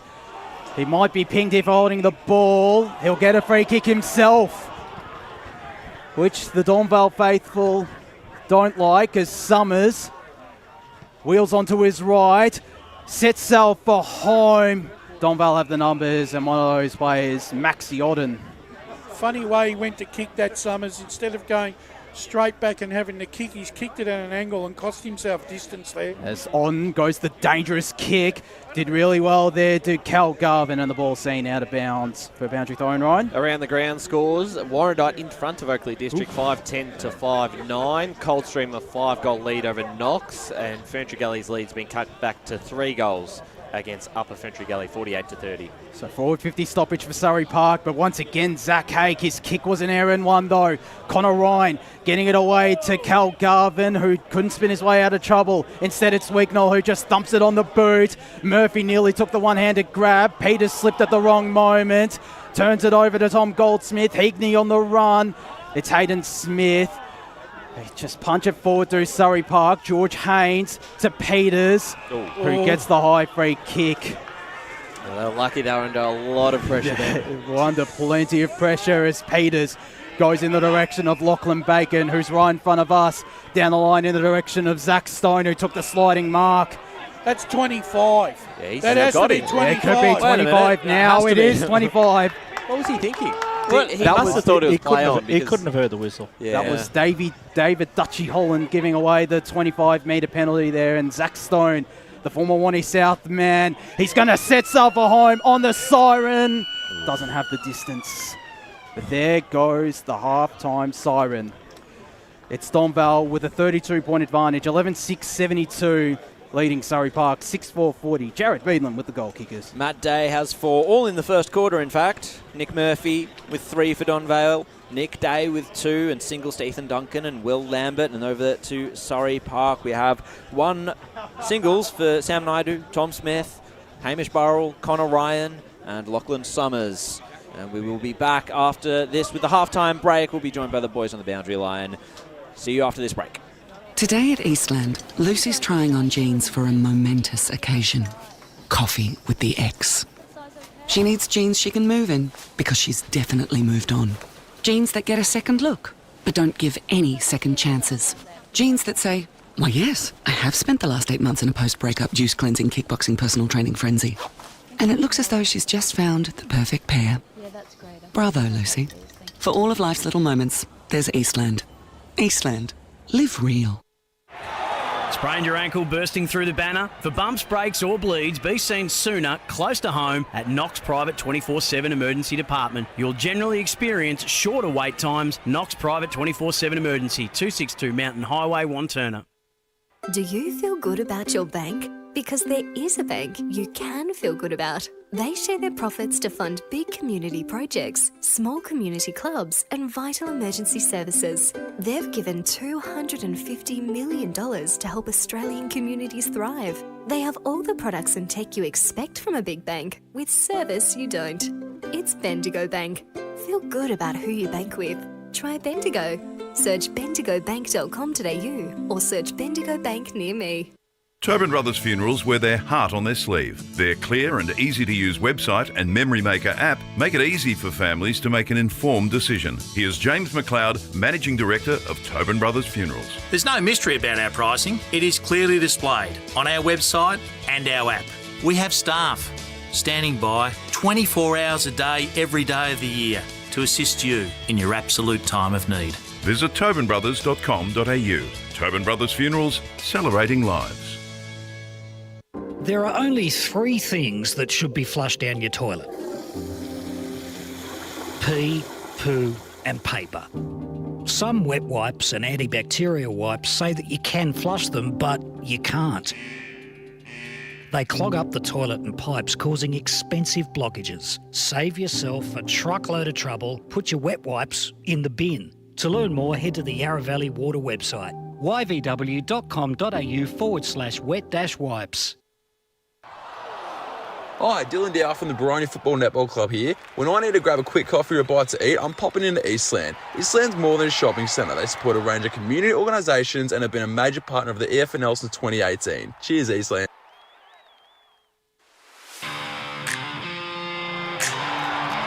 You are listening to Radio Eastern FM 98.1. With live and exclusive coverage of the EFNL football season, bringing you the match of the day with score updates from all divisions. And now we cross to our commentary team for the Radio Eastern 98.1 Match of the Day coverage.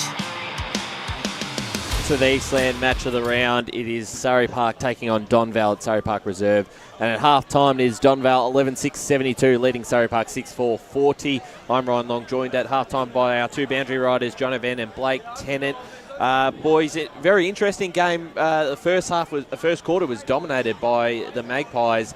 We had that big injury to Jack McLaren, who came off in the ambulance, had time called off for about 20 minutes. We got back into play, and in the second quarter, it was goal for goal, some exciting football. Surrey Park worked their way back in the game, Jono, but they could never quite get close enough because Donvale always had an answer.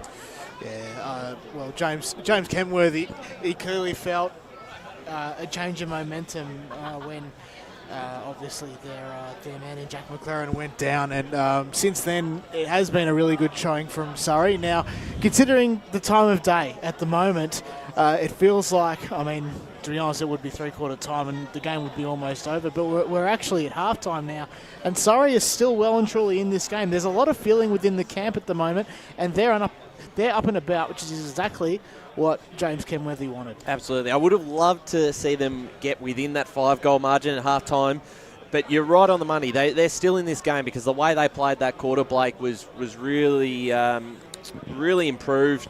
They were winning a bit more of those 50-50 contests. They weren't as...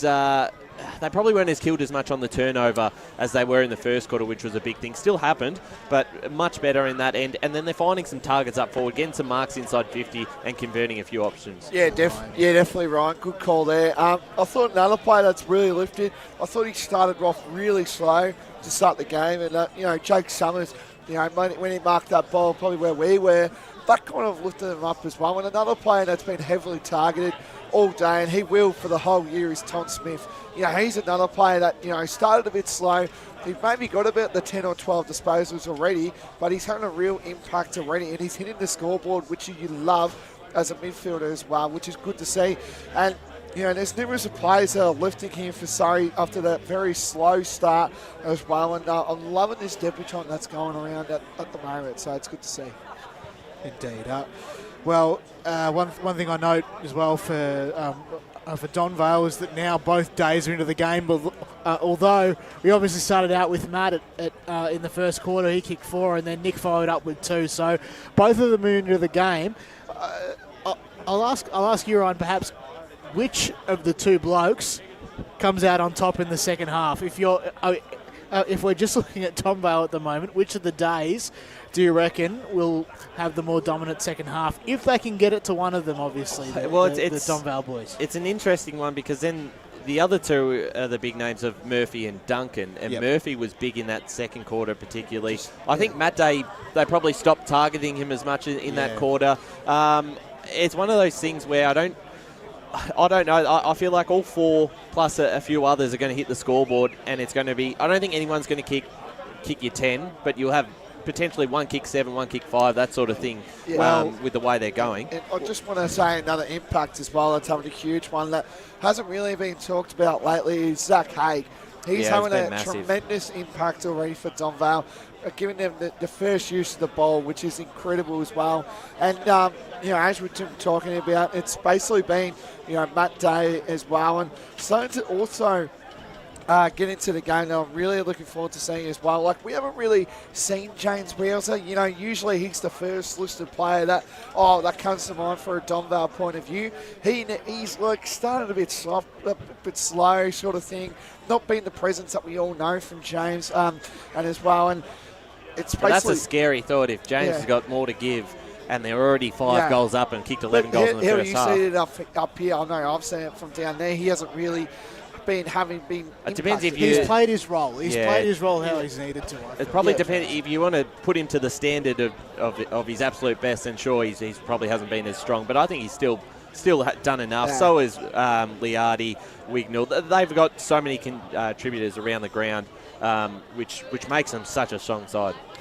One of the blokes we've obviously I wanted to keep an eye on throughout the day is, of course, Ethan Duncan, who has 1 goal to his name for just the quarter time. And we've actually got some news in as well that he's been overtaken by Darcy Fritsch, who's kicked 5 so far against Knox. Just before you say that thing about him, he has been off for 15 minutes, so due to a yellow card. Well, so to be fair, he did have a goal in the first term, and that's all. But I feel like he would have made just a little bit more impact as well if Duncan was on the ground. It's just very hard for any sort of defence to stop that forward line. We're going to go to some scores around the grounds before we go into the second half action out here at Surrey Park Reserve. Roval lead Berwick by 23 points at half-time. Doncaster East a 23-point lead over Noble Park.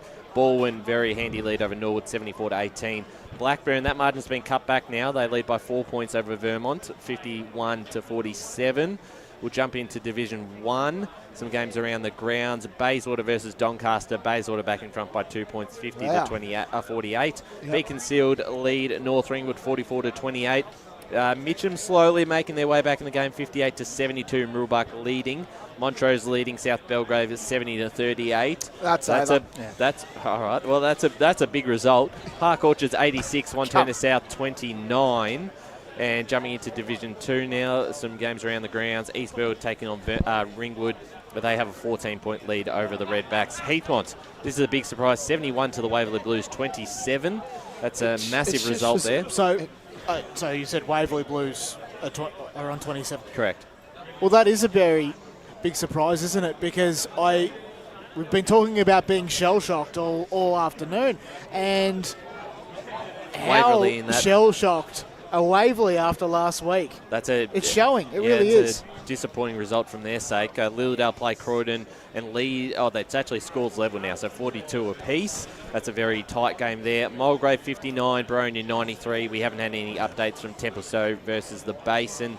Let's jump into Division 3. Obviously, you've got this game 1v2, but the other big game this weekend is the third versus fourth clash between Knox and Coldstream. As John alluded to, Darcy Fritch with 5 goals and Coldstream leading by 24 points over Knox. Ferntree Gully an 18-point lead over Upper Ferntree Gully. Oakley District back in front against Warrandyte, 46-42. And no updates yet from Fair Park versus Sylvan, but that has implications on the relegation race in Division 3. Jumping into Division 4 now for the senior men's competition this afternoon. Churnside Park 121 to Forest Hill 26. Not going to happen 2 times in a row. Kilsyth 14-point leaders over Croydon North Emlock, and Scoresby lead by a goal over Whitehorse. Now, just before we finish up as well, the reason you said it's a bit of a shock in that Montrose, South Belgrave, you saw Montrose, you were there. We're not saying it's a bit of a shock, mate, at all. Yeah, but you were a bit hesitant then. And, very quickly, because we're going to go to an ad break. Okay. It's not a shock. Before we do go to an ad break, just to let the viewers know, if you are listening on Radio Eastern FM, because we had that massive break in play, which went for about 25 minutes, this game might go beyond that 5:15 mark. So Radio Eastern, it does cut back to the Radio Eastern studios at 5:15, but on the live stream we will stay on. Will be resuming. That is correct. We're going to go to a break here as we get ready for the second half action between Surrey Park and Donvale. As Sarah opened her best friend Jackie's wedding invitation, she was overcome with a wave of emotion. While her 2 young boys wrestled on the floor, tears of happiness rolled down Sarah's cheeks as she saw the words she'd been longing to see. Please note, this wedding will be a child-free event. Well, Sarah, looks like we're off to Eastland for a new frock and some heels. And let's book in that babysitter. For all of life's little moments, there's Eastland. Eastland. Live real.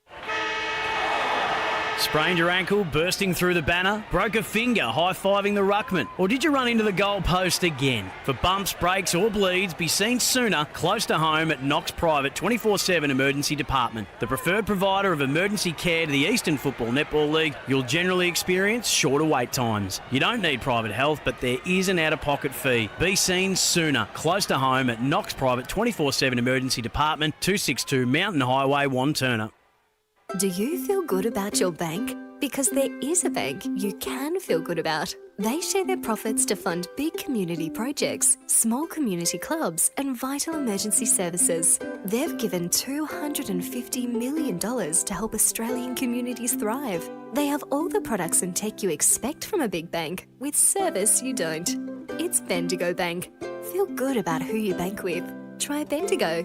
Search bendigobank.com.au or search Bendigo Bank near me. Tobin Brothers Funerals wear their heart on their sleeve. Their clear and easy-to-use website and Memory Maker app make it easy for families to make an informed decision. Here's James McLeod, Managing Director of Tobin Brothers Funerals. We pride ourselves on being the most transparent funeral company. All pricing on goods and services are available on our website. It's all there for you to see and make very informed decisions when planning a loved one's funeral. Visit tobinbrothers.com.au. Tobin Brothers Funerals, celebrating lives. At Yarra Valley Water, we know reducing your shower time, or show time, to 4 minutes can save you an average of $200 a year on water and energy bills. Shower shorter. Save water. Authorised by the Victorian Government, 1 Treasury Place, Melbourne.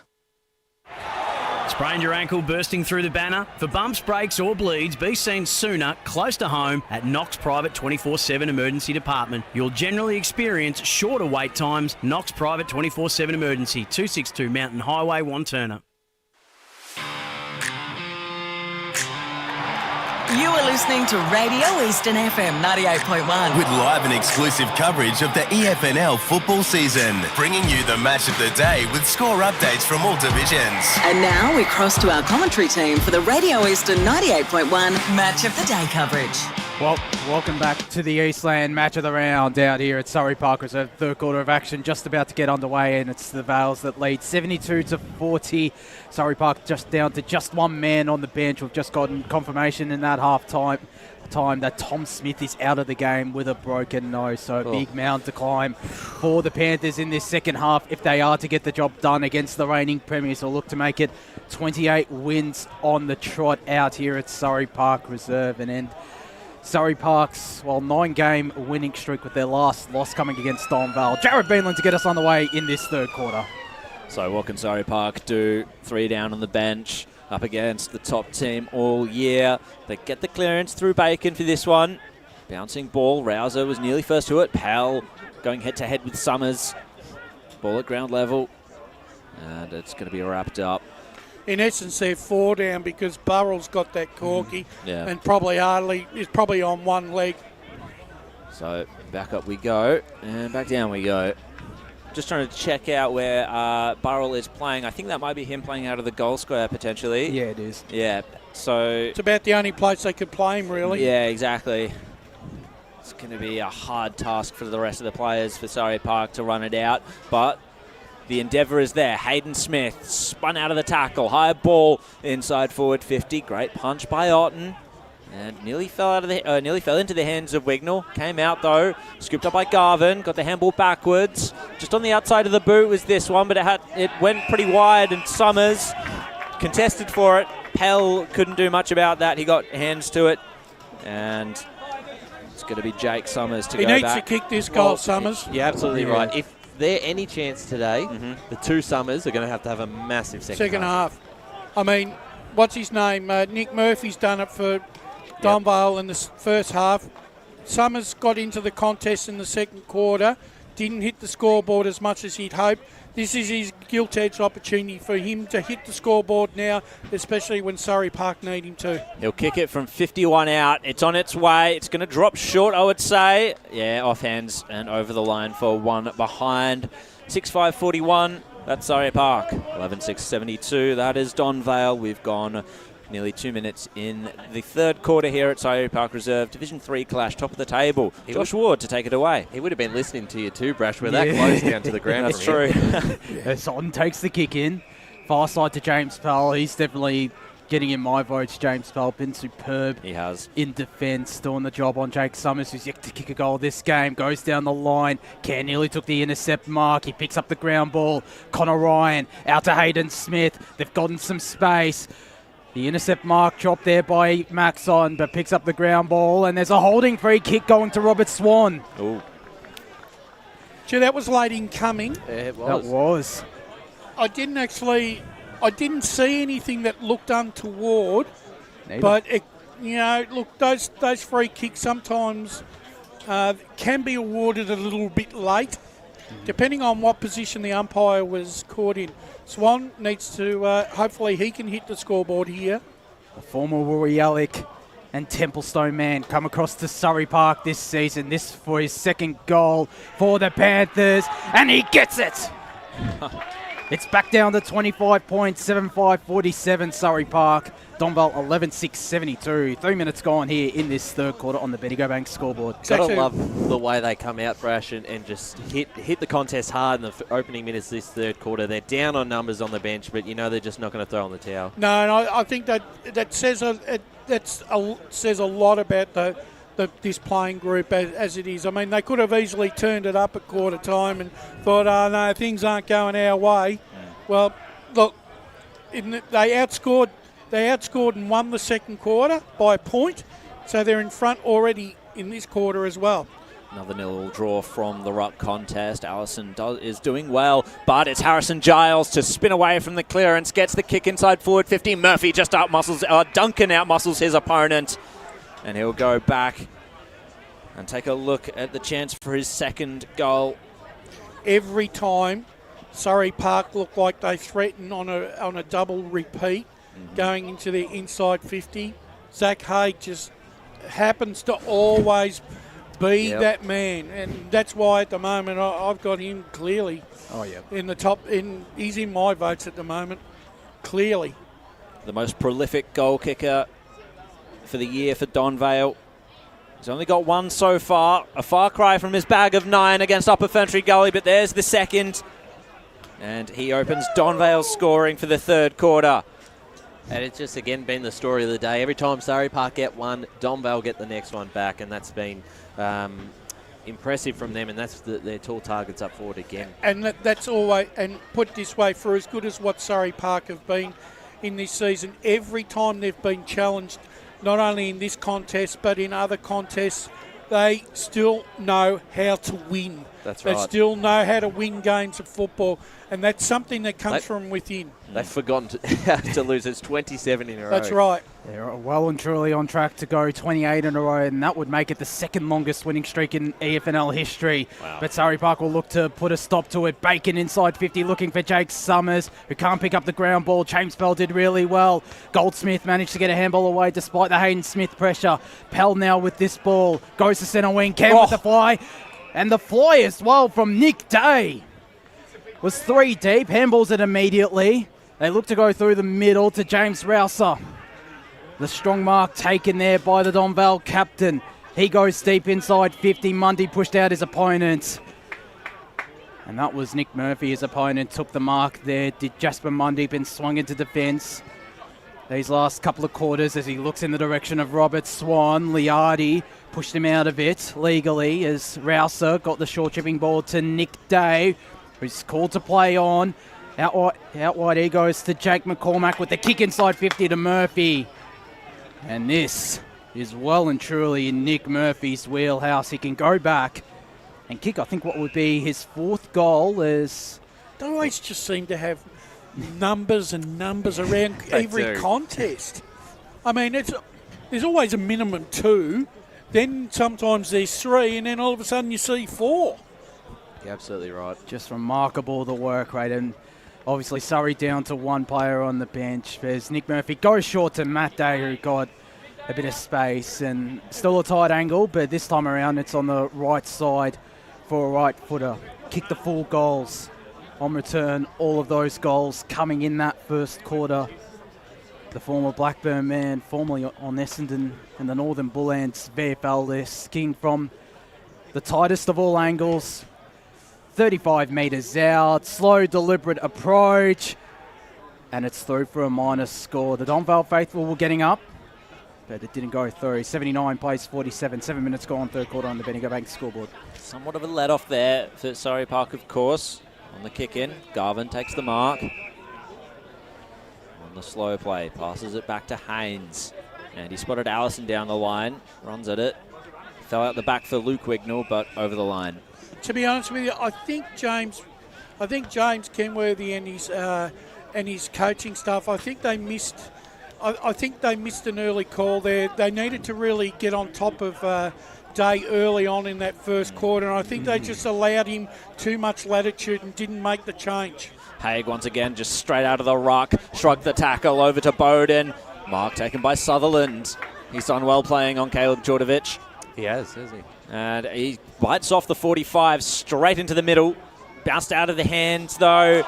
Great tackle laid. Yeah, that was well done by Jonathan Rogers, holding the ball. Yep, you've got to pay that. Goldsmith had no hope of getting rid of that when Rogers had latched onto him. He's shown plenty of promise on senior debut, Joey Rogers. Definitely. Yeah, they've just got to be a bit more clean here, Surrey Park. Let's see what they can do with this one. Summers was coming from behind, didn't quite take it. Liardi there at ground level. Oh, Summers just scooped it up, picked the pocket and kicked the goal. Well, That was the younger brother or the older brother or whatever you want to call him. The younger brother. The younger brother. Lachlan Summers. Lockie Summers. Kicks his second for the day. Well done there. And Surrey Park, the Panthers bite back once again. They won't die wondering. Again, at that 26-point mark, just need to kick the next one. They have to kick consecutive goals. It's almost like a mental barrier, isn't it? That's right. That's right. If Donvale go down the other end, which we've seen this the last few times, and kick one, that just kills their confidence. Yep. Get it back. That's 20 points of margin. To have only one on the bench and still be within 20 points, that'd be huge. Well, I'm spotting Lachlan Summers now going into the middle, which is interesting, to take on James Rouser. Very interesting move as Hay got the tap down, but it's Surrey Park with the clearance, ducking his way out of trouble there. That was Ollie Anderson, and Naidu was wrapped up by Lambert. We're going to get a ball up. But they have to be inventive, Surrey Park, with their players. They can't afford to really be. As there goes Tom Goldsmith. He goes straight through the spine. Garvin's about to run onto this. Handballs it away to Nick Can on his non-preferred left. Went off the side of the boot. Bounce doesn't favour Jordovic. It favours Sutherland, who got it to Cal Garvin. He rolled his ankles there in the end to Caleb Jordovic. As down the line, Garvin goes right in front of us. Summers again the spoil from James Pell. Stone on ground level. Out of bounds he goes for a boundary throw-in, and again another one-on-one win there for James Pell. Let's see if Jake Summers can respond in this quarter as we get this ball thrown back into play. Haig again was nearly wrapped up by Naidu as Summers got it to Garvin. Garvin goes inside 50 looking for Swan with the sliding mark. Well done. Under severe duress from Max Auden. And Robert Swan, who's been swung up forward, can go back and kick his second goal and make it a 20-point margin. Well, Max Otten doesn't normally get beaten too often one-on-one.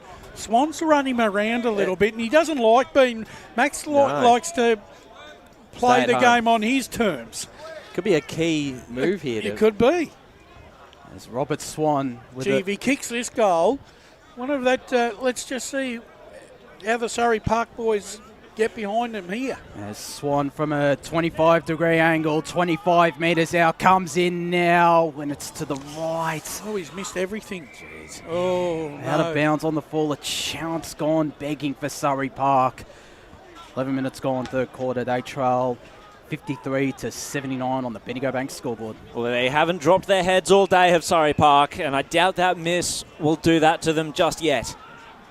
As Donvale look locked in at the moment in their defence. Let's see what they have down the line. Luke Wignall was there. He just had someone come over the top of him. Lambert. Jordovic gets a handy little handball out to Haig. High ball inside forward 50. Murphy in a wrestle with Peters, and he takes the mark at ground level.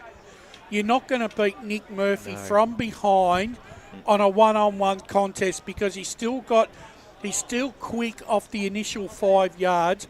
He's a man mountain. You're not going to get past him or punch the ball from away from him because he positions his body in a way that the defender can't make any impact. Mm-hmm. He doesn't miss these either. We thought Matt Day would be the danger early on. He kicked 4 goals in the first quarter. This will be Nick Murphy lining up for his 4th of the day. They've got danger men everywhere down there to Donvale. And Nick Murphy is the prime of them. Oh, he's just pushed it across the face of goal, and instead it's Duncan to take the mark. Hard angle to negotiate, though, for this one. What are you going to do here, Ethan? You going to go the boo-na-na, or are you going to go the angle of the dangle left footer? Well, they've also got to be careful to make sure there's no players loose that if he chooses to pass it off. Yeah, they can't be ball watching here, Surrey Park. They need to be... Someone needs to be within that 10 metre differential so he doesn't kick it. So he comes around and hits the post. Well, he nearly succeeded. And that the Donvale faithful nearly erupted, and that post will continue to shake. Had a bit of a workout, hasn't it? Yes, 27-point margin. Bacon with the kick, mark from the kick in, goes out wide to Ollie Anderson. Got Hayden Smith calling for it short and decides to use him. He's on this centre wing broadcast side. goes down the line, looking again for Jake Summers. Affected the contest, did Orton. On the ground there is Jeffrey. Pell, what a job he's done today. Rouser with all the composure in the world. Gets it to Zach Haig, who goes lateral, initiates the switch. The mark taken and the nice stance step from Adam Cameron inboard as they look to reload. Donvale looking in the direction of Murphy with the strong hands. They're ahead of George Haynes. Murphy goes inside 50, coming in from the side, Mundy.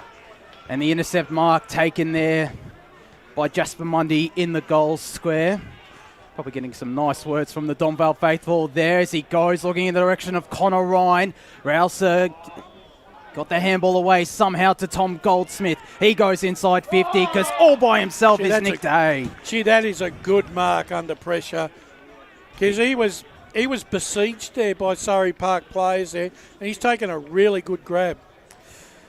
As Nick Day, he's kicked the 2 goals, both of which coming in that second quarter. I'd be looking forward Surrey Park, just make sure that he doesn't get a free handball off to anyone. Don't let a Donvale player come near him to take a handball. As he's kicking from around it, if he doesn't dish off the handball. Thought Lambert was looking for the handball there, but he wasn't. He's kicking now from a 45-degree angle, about 40 metres out. Nick Day. And it never looked like missing off the boots. And there's the response again from Donvale. Back out to 33 points. 13-8, the Vale. Surrey Park 8-5, 53. 15 minutes gone. Good sides always have the answer, don't they? Well, they've had the answer all day, Donvale, and that's the biggest thing for them is that you're not relying on one player to kick your goals. As good as Murphy's been, as good as Day's been, the other day, Duncan, they just have too many options up there, and you just can't shut them all out. No, you just can't. And, it's not like that some of the Surrey Park forwards haven't had opportunities. That they've missed a few gilt-edged opportunities themselves. A couple from Summers too. It's not time for Surrey Park to drop their heads. The handball was intercepted from that clearance. And wrapped up was War Boys. We've got some scores around the grounds. What have we got? Bayswater lead Doncaster 58-56. Might have to cut you off here, Ryan, as Summers sends it inside forward 50, top of the goal square. No mark taken. Bouncing ball. Donvale defence, Liardi. Well, he's under siege here, in trouble, holding the ball. I think... oh, look at him. This is the injured man, Hamish Burrell. Well... look, sometimes those free kicks, you look at it and think, yeah, it's the obvious free kick you got to pay, but then sometimes you think, oh, well, this could be a ball up. So he kicked one with his injury. Can he kick a second? Oh, not quite. Missed opportunity for Surrey Park to just continue going goal for goal with Donvale. 32-point margin, 54-86. Scores around the grounds. Beaconsfield lead North Ringwood by 11 points. 9 points by Murabak over Mitcham. And Montrose big leaders over South Belgrave, 84-39. Got the wood on them. The wood on them now as Odden goes through the middle looking for Zach Haig. Dropped the mark. Zach Stone's there on the ground. As is Nick Can, who's wrapped up by Haig. Well, Blake will be on the banjo line feeling really chuffed by that. Don't give him a chance to tune out. I don't reckon he's got his headphones on down there. No.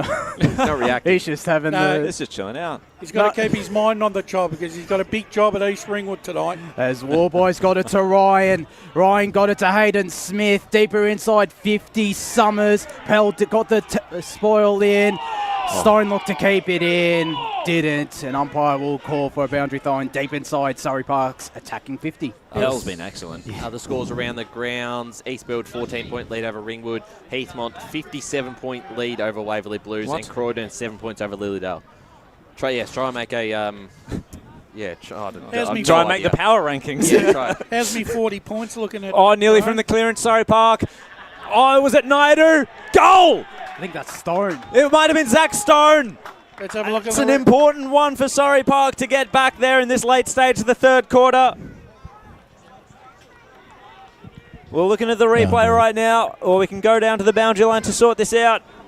Well, I can't exactly. I mean, does the vision show who it was? It looked like Zach Stone off the boot. Yeah, it was. Well, it was Zach Stone. I mean, from here, that looked like your Tobin Brothers goal of the day because it looked like an absolute wobbler just out of nowhere and sailed through the big stick. So I'm pretty happy with that one. Suddenly back to 26 points. Once again, let's see. Again, got to get another one. They've got to get 2 in a row. They desperately need this next goal as Allison got the big tap down. There's a holding free kick going to Surrey Park, so they'll get that opportunity. Joey Rogers gets it on the boot, looking in the direction of Jake Summers.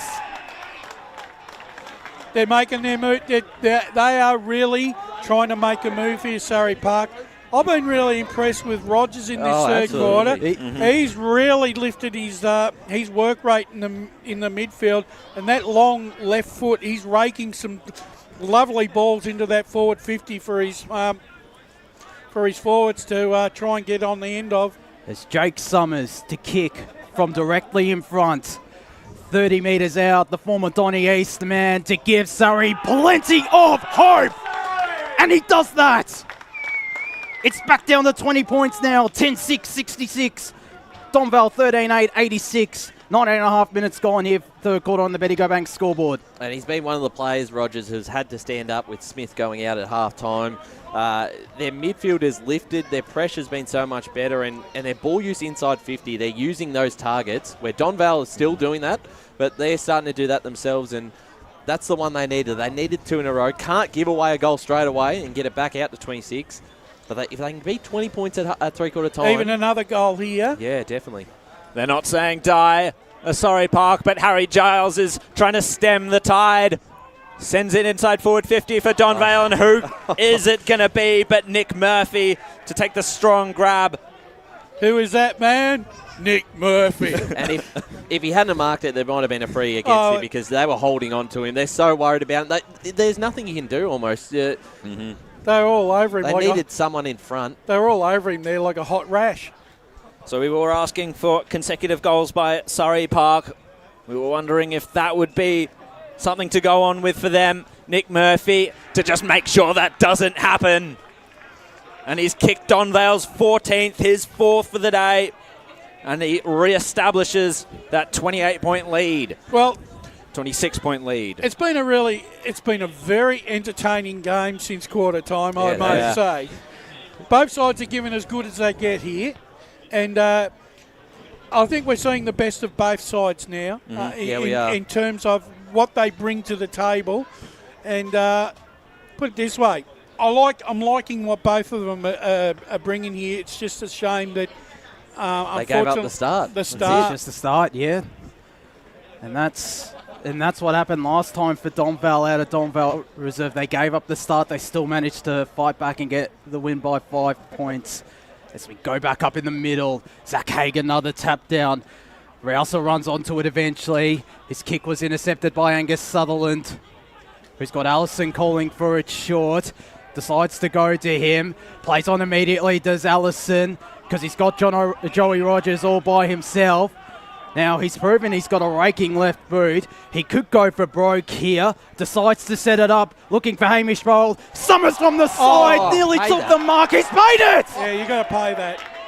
I reckon he had enough purchase on that.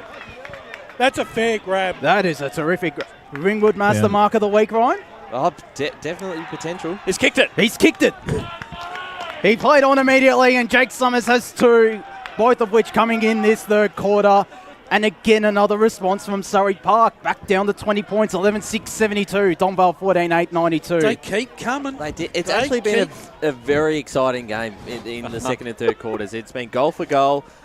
And they're 20 points. They're still in it, but you just know that Donvale go up forward again. They'll probably get another one through Murphy. McLaren, not having him down there is really hurting at the moment. But what a fight back in Rogers again. Unbelievable. Very good. What will Surrey Park have left in the tank for the final quarter? They are down 3 rotations on the bench. It would be a magnificent effort for them to come back and retain a lead if they ever manage to get it. Naidu out of the centre, running for it like his life depends on it is Adam Cameron. Just tracking the boundary line, able to keep it in, manages to dodge Rogers, but his kick was stifled by a tackle, and it's a free kick. going the way of Surrey Park. They continue to press. Holding the man it was. And inside forward 50 mark taken by Stone. He's going to go for home here. Goal square, in fact. Oh, just over the head of the Summers brothers. But the tenacity of Surrey Park is on full display right now. Well called there, Jared, because that's exactly what it was. Everything's on display right at this moment for Surrey Park. They are giving it everything they've got here. They've got that belief back. Yeah. They certainly do. It's down to 19 points the margin. 73 plays 92. As on, his kick might be intercepted. No, it isn't. Adam Cameron with the strong mark.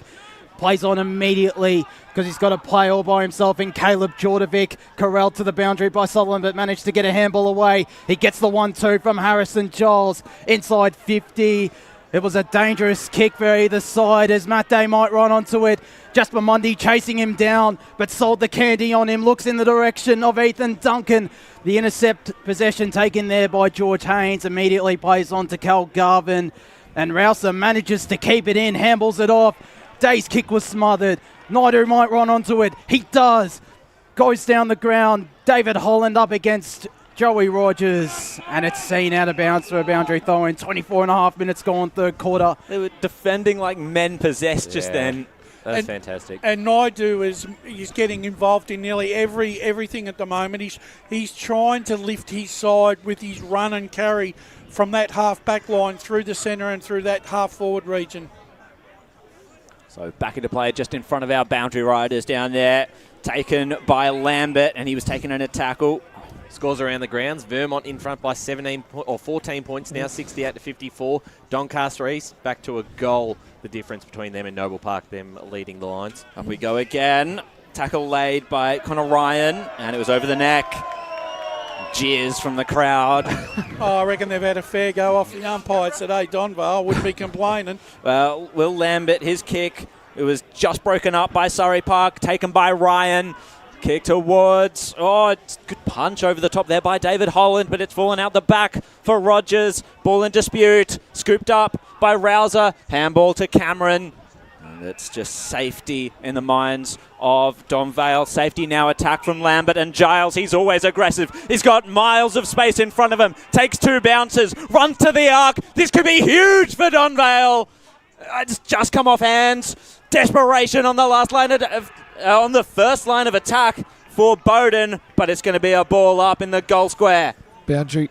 Let's go to Blake Tennant in a second. We'll see the result of this ball up. First of all, it's just going to be punched over the boundary line, over the goal line. In fact, one behind to Donvale. Blake Tennant, what have you got for us? Yeah, just an injury update for Surrey Park. Not great news considering what's going on down there with the rotations.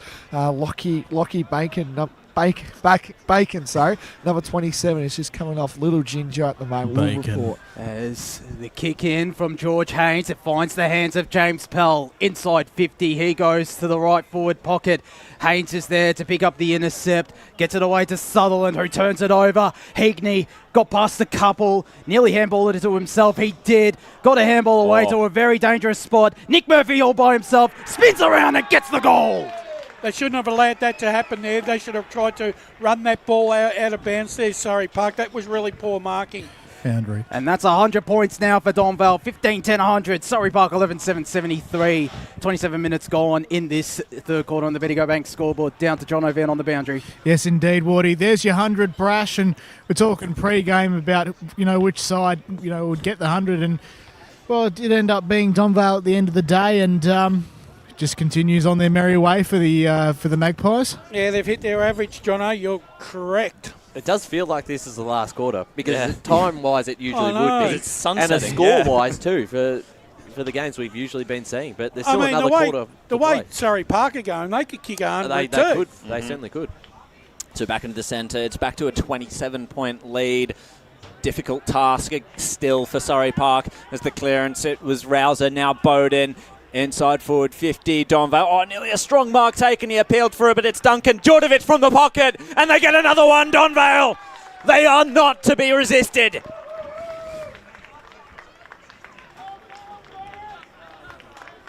That's a fantastic finish too. That is. Tobin Brothers goal of the day. Tough angle. It has to be a contender for it. He escaped Sutherland for the first time today. And I don't know if this is another free kick towards Donvale. Yeah, look at those supporters behind. They're pumped. Looks like another free kick. Someone's got a yellow card. Yes, yellow card, boys. Someone's being waved off. Just trying to find the number Is as that we Ken? speak. I think it It's is Ken. And someone is limping onto the Are they field. Is gonna that have Bacon? Bacon. I think they basically got 16 fit players on the field, and then you've got Bacon and Burrell. Yeah, Nick Camp, boys, yellow card. Well, Nick Cam was really... They had actually shunted him out of the contest in this quarter. Donvale, they did a really good job on him. He hasn't had no influence. Now the question's going to be asked of Surrey, what have they got left in the tank? Right before three-quarter time, they can't afford to give up any more goals. That's right. Back up into the ruck, got it down, but only to Giles. Burst away from the centre clearance. It's Angus Sutherland, no, it's Caleb Jordovic who gets it on the boot. It's just drifting to the right and rushed through for a minor score by Lachlan Peters. Well, put it this way, I got Giles in my votes at the moment. Definitely. He is dominating in the midfield. He's been big this quarter. That's another centre clearance. There's been about 3 in a row. He did that in the grand final last year in the second half, Giles. He just ran all over the joint, kicked some valuable goals too. So Surrey Park, their team's being held together with sticky tape and chewing gum at this point. Kicks it inside into the wing position. Mundy I think you tackled by Cameron, and that's about it, I think. No, ball up. Dodged the bullet there, I reckon. Definitely. We're nearly half an hour gone in this quarter, so we've had a couple of long quarters. One abnormally long, of course, because of the injury to Jack McLaren. But forward they go. Pushed out of it was Rogers. Thought that was an infringement. Surrey Park say it doesn't matter. We'll run on with it anyway. But the tackle came. Well laid by Adam Cameron. Ball up. Surrey Park. They need at least one more goal this quarter. Otherwise, it just seems a bridge too far. But Haig just delayed the handball cleverly. Rouser to run onto it. The ball sat for him. Hands it off. Bounced by Goldsmith. Running straight through the field, just as Giles did not long ago. Good punch away from Duncan. And it's been scooped up. Garvin gets the handball to the man running on the outer side there. Takes a bounce. He's looking for options inside forward 50. There's plenty there. And they just had to raffle it, the two of them. But the mark's been taken by Jonathan Rogers. Well, he's such an important kick on this siren. It is. And it's been 5 goals, 3 apiece in this quarter. Would you believe it? Remarkable. This will bring the house down, boys, let me tell you. I tell you what, this young man has had a massive quarter for Surrey Park. He's given it everything, and he should be rewarded here for with a goal. Well, let's see if he can't get his first of the day in the most important time you could think of. He's done it! Look at the Surrey Park boys get around him. And that is representative of the hope that they've got in this final quarter. Josh Ward, who've been the goal kickers? So for Surrey Park, it's 2 each to Jake Summers, Lachlan Summers as well. Singles to Jonathan Rogers on debut, Zach Stone, Connor Ryan, Hamish Burrell, Lachlan Peters, Robert Swan and Sam Naidu. For Donvale, it's 5 goals to Nick Murphy, 4 still to Matthew Day, 3 to Nick Day, 1 to Will Lambert, 2 to Ethan Duncan and 1 to Caleb Jordovic. We're going to go to a break here on the Eastland Match of the Round. When we return, bring you the final quarter of action out here at Surrey Park Reserve between the Panthers and the Donvale Magpies. As Sarah opened her best friend Jackie's wedding invitation, she was overcome with a wave of emotion. While her 2 young boys wrestled on the floor, tears of happiness rolled down Sarah's cheeks as she saw the words she'd been longing to see. Please note, this wedding will be a child-free event. Well, Sarah, looks like we're off to Eastland for a new frock and some heels. And let's book in that babysitter. For all of life's little moments, there's Eastland. Eastland. Live real. Sprained your ankle, bursting through the banner? Broke a finger, high-fiving the ruckman? Or did you run into the goal post again? For bumps, breaks or bleeds, be seen sooner close to home at Knox Private 24/7 Emergency Department. The preferred provider of emergency care to the Eastern Football Netball League, you'll generally experience shorter wait times. You don't need private health, but there is an out-of-pocket fee. Be seen sooner close to home at Knox Private 24/7 Emergency Department, 262 Mountain Highway, Wanturna. Do you feel good about your bank? Because there is a bank you can feel good about. They share their profits to fund big community projects, small community clubs, and vital emergency services. They've given $250 million to help Australian communities thrive. They have all the products and tech you expect from a big bank, with service you don't. It's Bendigo Bank. Feel good about who you bank with. Try Bendigo. Search bendigobank.com.au or search Bendigo Bank near me. Tobin Brothers Funerals wear their heart on their sleeve. Their clear and easy-to-use website and Memory Maker app make it easy for families to make an informed decision. Here's James McLeod, Managing Director of Tobin Brothers Funerals. We pride ourselves on being the most transparent funeral company. All pricing on goods and services are available on our website. It's all there for you to see and make very informed decisions when planning a loved one's funeral. Visit tobinbrothers.com.au. Tobin Brothers Funerals, celebrating lives. At Yarra Valley Water, we know reducing your shower time, or show time, to 4 minutes can save you an average of $200 a year on water and energy bills. Shower shorter. Save water. Authorised by the Victorian Government, 1 Treasury Place, Melbourne. Sprained your ankle bursting through the banner? For bumps, breaks or bleeds, be seen sooner, close to home, at Knox Private 24/7 Emergency Department. You'll generally experience shorter wait times. Knox Private 24/7 Emergency, 262 Mountain Highway, Wanturna. You are listening to Radio Eastern FM 98.1. With live and exclusive coverage of the EFNL football season, bringing you the match of the day with score updates from all divisions. And now we cross to our commentary team for the Radio Eastern 98.1 Match of the Day coverage. Eastland match of the round action out here at Surrey Park Reserve. It's the Panthers who trailed Donvale 79-107. Ryan Long, do you have scores around the grounds? We do. We're still waiting on this one, but apparently Ringwood have beaten Eastfield by a point. We've had one person out of the ground say it's full time, another person says the game's not done. So we'll follow up on that one as the day goes on. Heathmont, big winners over Waverley Blues. They're 108-36. That is a massive result. Try to get your head around this one. Croydon by 4 points over Littledale. That's still going, 57-53. Baronia 49 points up over Mulgrave, and Templestowe 21-point winners over, or 19-point winners over the Basin. We'll follow those scores closely in this last quarter. Ball and big winners over Norwood by 84 points. Doncaster East finally got a win, 20-point winners over Noble Park. Roeville big lead over Berwick. And Vermont, 21 points over Blackburn. They look to be home as we go boundary to Blake Tennant. Yeah, just with Kevin Cullens. Kevin, interesting third quarter. You know, they came at you really hard then, and then you just later on in that third quarter. How did you judge that third quarter? Yeah, it was a really good quarter of footy because everything we threw at them, they were able to throw back at us. So we end up just arm wrestle, and they won that quarter. But we had a little bit in reserve in terms of the score at half time, so we're still in front. But yeah, it's a tough game, contested ball.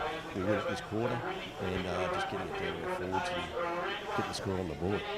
You talk about, you know, your tall targets as well. Nick Murphy, who's having an unbelievable game. You touched on maybe about going a little bit more to him, more than, you know, obviously you got Duncan as well. Is that something you're going to try bringing this last quarter as well? Yeah, well, we've got Matty Day as well, so we just got to we can't become too predictable, and so I think a couple of occasions we're going longer and not lowering our eyes, but when we lower our eyes, we're able to get goals. So we've just got to lower our eyes and just pick the option that's going. So we're lucky enough to have Matty Day out there as well. So we just use the options. We just don't want to be one-dimensional. No worries. Enjoy the last quarter and all the best. Gents, before we get back to you, the feeling is very lively down here at the Surrey Park camp. James Kenworthy's asked the young kids to lead the way and use the crowd to spur them on, and it's just a very exciting vibe down here. So hopefully, for their sake, they get up. Big last quarter to come. Let's do it.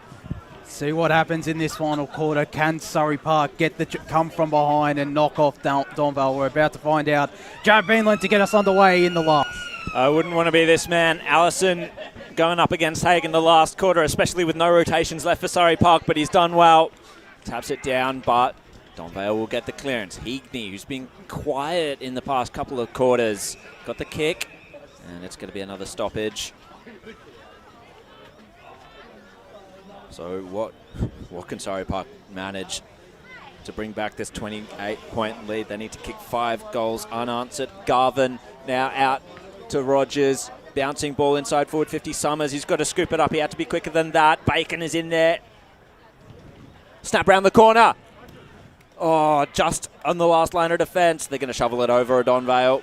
We got safety first by Ben Jeffrey. We've got a surprise result, Ryan. Sorry, mate. Sorry, man, I'm eating. Sorry, Fair Park have got up by 5 points, 80 to 75. So congratulations to them. That might mean they move off the bottom off the table as the kick in looks for Caleb Jordovic. Connor Ryan at the fall of the ball, got the handball away looking for Sam Naidu, who's got Ollie Anderson as an option. Goes straight through the middle. It's intercepted by Zach Haig. Harrison Giles running through the middle. Got the handball away. Heagney just forced the punch forward.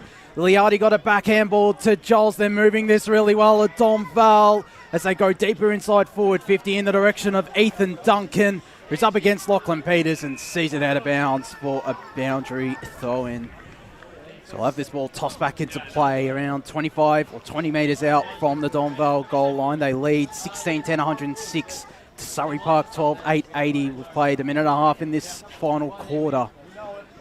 As Naidu gets the clearance, just chucks it on the boot and turns it over. Intercept mark taken there by Matt Liardi as he looks for Nick Day and James Rouse. Day will be paid the mark. And it's a big mark and a crucial chance early on here for Donvale to get the first goal on the board, Brash. Yeah, final score at Pioneers. Scoresby have come out winners, 13-6-84. Pioneers 9-8-62. 22-point victor there, Scoresby. So they respond from their early season defeat to Scoresby out at Whitehorse to get the job done on the day the Pioneers celebrated their 70th anniversary. As in the meanwhile, Day goes straight through the middle. And that is a bit of a blow early on for Surrey Park. Donvale back out by 32 points, 17-10, 112. The Panthers 12-8, 80. 3 minutes or 2.5 minutes gone, final quarter on the Betty Go Bank scoreboard. He's kicked 4 goals, Nick Day, and yet I can't find him in the pace. There's going to be a lot of stiff players not making that. There is. He's in the best 6, but I mean he's kicked 4 goals, but he's done a power of work in the midfield. You know, really, this is Donvale at their very best. We're seeing the best side here with what they bring to the table. Haig tried to get the secondary tap, but no, it came to Garvin. Now out to Allison, finds the handball out, now to Rogers. Just a high spiralling ball to the top of the goal square. Who's there at ground level? It's going to be, Naidu tried to come in, got tackled heavily.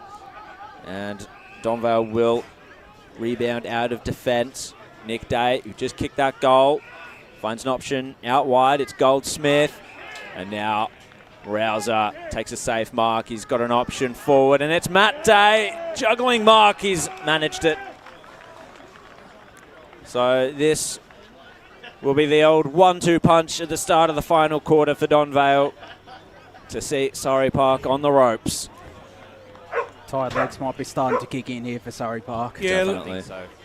But the thing is, let's take nothing away from Donvale, because at the start of the day, right, they knew that they were in for a challenge, and they needed to respond and show this division that they are the top dog, and at the moment they're showing it. Nick Day threw the first punch. Matt Day the second. That's his 5th. He is having a day out. Special comments from the crowd. He's in the wrong gig. I think he's obviously that first quarter he was such a prominent target. Probably they chose to go different areas and as he said, not be as predictable. And they've done a very good job. And then when you need him again to pop up, he does. He's absolutely able to, yeah. I've got some scores around the ground, some final results. As Brash said, Fair Park winning by 5 points over Sylvan. Ferntree Gully 45-point winners over Upper Gully, 99-54. Back up in the middle we go. Allison, the tap down and the clearance. Once again, done a decent job in ruck for the second half, but his kick was intercepted by Maxon, who goes out wide to Jake McCormack. Took the mark ahead there of Hardly sighted today, Jake McCormick. He has been very quiet as goes to true centre half forward. Goldsmith, the meat and the sandwich. Surrey Park have the numbers now around this stoppage. They handball it out through Stone to Allison, looking there for Cal Garvin, who corrals will lamp it to the boundary line, and we'll have this ball thrown back into play around 65 metres out from the Donvale goal. They lead by 38 points, 118 to 80. 5.5 minutes gone in this final quarter. Colts are in 41-point leaders over Knox. Yeah, that's a big surprise. It's been big surprise there. That's a bad loss for Knox. So the first and third best sides in Division 3 showing why they're in those positions, Ryan. And Oakley District final score defeated Warrandyte by 12 points, so boy do they need that one. They needed it, but it's pretty unimpressive. No, it's not convincing. Definitely. Some scores in Division 1. Mitcham have come from behind, 103 to Murrelbach 85. Wow. That's a big win. Beaconsfield 78 to North Ringwood 46. Bayswater 90 to Doncaster 62. Mitcham showing character there. They certainly are. And Montrose look like Montrose will be getting the victory this afternoon. They've taken the big scalp of South Belgrade. Nick Day's kick Never in up to the doubt there, inside Brush. 50. I haven't heard him for about This one, surprisingly. I'm happy for him to say that.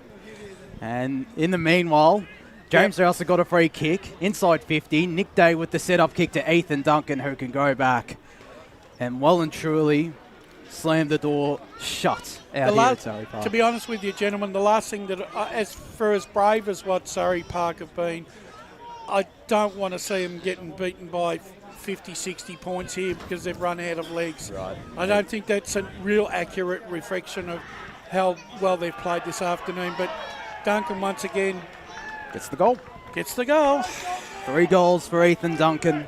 That's 50 for the year for him. 19 for Donvale on the day as well. It's 19-10, 124 the Vales. Surrey Park 12-8, 80, Ryan. Those Montrose scores 109 to 64 over South Belgrave, and Park Orchards 131 to Wanturna South 63. And Josh will still have his choice after this performance. Oh, really? I don't know what you actually cut out when you said that. Oh, not after this performance, Blake. If you're asking That's me if handy I'll have radio mic censoring right there. Whatever he said. Rouser tried to spin through a couple of tackles over to Bowden, upended. Another ball up. Oh, big result out the LSO. Lilydale have won by 2 points. Whoa. 59 Yeah, to 57. Upsets galore in Division 2. Croydon, I don't know what's happened to them. They haven't had an impressive game, in my opinion, since the one against Baronia. You're right, Jared. Yeah, that's fair. Goldsmith out to Giles. Giles having to fight for it, though. Back to ground level. Bowden met heavily. Now Rouser out the front of the contest. And a bouncing ball inside forward 50. Trying to break it up there for Surrey Park. That was Anderson. But Donvale will retain possession. Out to Murphy. Deserves a goal, doesn't he? But towards the goal square. Duncan! Four goals to Ethan Duncan. How are you going to do your votes? Oh, jeez. I think Haig has to be in consideration too. He's been fantastic. He's kicked that Definitely. set that up. Yeah. I've got him as best, Haig. I think he's got my Actually, vote. can I split my votes into 6? Just one vote for each. I want to for give 6 players. You should do the old school 5, 4, 3, 2, 1 brush maybe today. Maybe you might have to do that. Maybe from now on. Definitely. It's a 50-point lead when we were thinking Surrey Park might be back into this. We got Ryan, you got some more scores? Final score at Vermont Recreation Reserve. Vermont 20-point winners over Blackburn, 87 to 67. Ooh. Big win from them. They've come from 4 down, Vermont, this afternoon. All right, they might be 5th in the power rankings now. No, remember what I said, Jared? What was the South Croydon score, actually? Oh, that's this evening. Okay, we have to wait on that. Here's the score. A 22 to zip, South Croydon lead East Ringwood. Okay, never mind. That's a great start for South Croydon. As Surrey Park, they're going through the middle. Jake Summers taking the mark on True, centre half forward. Can go back here potentially, decides not to. Goes around the man on the mark. It might have the legs, it doesn't. Max on with the mark. I wonder if the timekeepers might apply the mercy rule and have us finish at 5:13. That'd be nice. That would be lovely. And we'll just give our quick best on fares and then wrap up the broadcast. As Mark Son took the intercept mark and goes. I'm with you though, Brash. Why not finish the game early? So, some of us booked plans thinking this game would be over by 5:15. Booked. Yes. It's a forward 50 stoppage now for Surrey Park. Maybe they can get another goal on the board here, but it's blown out to a 50-point margin. Donvale putting the foot to the pedal in this final quarter is Zach Haig. The rubber kick on the ground in the end. Sutherland with the tap, only in the direction of Harrison Giles as Duncan is limping. He's in a 2-on-1. It's Haynes who juked him. I reckon he's done a hammy there, Duncan. He might have done the string there, Brash. He doesn't look in all too great a shape there, Ethan Duncan, and that would be a bit of a loss there for Donvale as they get this ball back. The intercept mark taken there. I'd be taking him off now as a precaution. He's walking very slow, The boys. two of them are sitting by themselves at full forward if this ball goes over the top. Well, Surrey are trying hard not to. They give it up now as Jasper Mundy up against Nick Murphy. Murphy got the tap. And Peters, he nearly threw it for a minor score, but it's a 51-point lead, 131 plays 80, 11.5 minutes gone, final quarter. Bendigo Bank scoreboard. I think that's about as fast as Ethan Duncan can move right now, unfortunately. It's one of these games where if we had done this on Sunday and went through without watching it, we'd have no idea what to say. This has been such an odd game, hasn't it? It has. It's been one of the strange ones. Yeah, I think the negative aspect of it has been the attrition rate. We've seen so many injuries, especially to the Surrey Park side. But now Ethan Duncan, one of the best players for Donvale, you don't want to see him, ping a hammy or anything like that, especially when the game's done. They almost need the yellow footy, boys. It's pretty hard to see out here. It's getting dark, isn't it? So that's Kyle Heagney, tackled, managed to somehow get the handball away to Rouser, shares it with Luke Wignall. Rouser back to the top of the goal square now, one-on-one situation. Duncan still has power in the legs to kick it behind. Maybe he was faking that hamstring injury. I don't think so. No, well, I don't know. Players start to look a little bit more sprightly when the ball's in his area. Actually, he's not. Look at him right now. He's not in a good shape. This game will be a very interesting talking point for the weekend recovery tomorrow, because I think there's going to be quite a few different points of view here. It certainly will. You've got to break the game up in about 6 different sections. It's been several chapters of a game. Smith's kick is intercepted by Max Odden, racking up the Premier Division ranking points, and the disposals in this final quarter is Big Maxion. As in the meanwhile, Donvale go inside 50. There is Duncan, not paid the mark. He still gets a shot away, but it's out of bounds. The one thing we can say about Surrey Park, they haven't died wondering. They've thrown everything at it, being undermanned. Andrew, you wouldn't want to. You won't be giving up on them for the rest of the year just because of this loss this afternoon. They've really performed with distinction under great duress. As the ball tossed back into play, we'll cross down now to Blake Whispers-Tennant. Nick Can coming on the ground right now, of course, from that yellow card incident that appeared early on in the game. So not moved too far, but Luke Wignall might get a chance to kick a goal. No, it's Ethan Duncan. And he might get a goal with an injured leg. Yeah. Which is pretty decent effort from Ethan. How many is he on at the moment? 4. 2 in this final quarter as well. Yeah. And if it possibly weren't for the final, for the time he was spent. I reckon both sides might benefit from a walk in the beach tomorrow morning. Get rid of that lactic acid. Duncan kicks the goal in the meanwhile. 58 points the margin. 80 plays, 138 out here at Surrey Park Reserve. The Vales, well, they're going to have the second longest winning streak in AFNL history. And who have they got next week?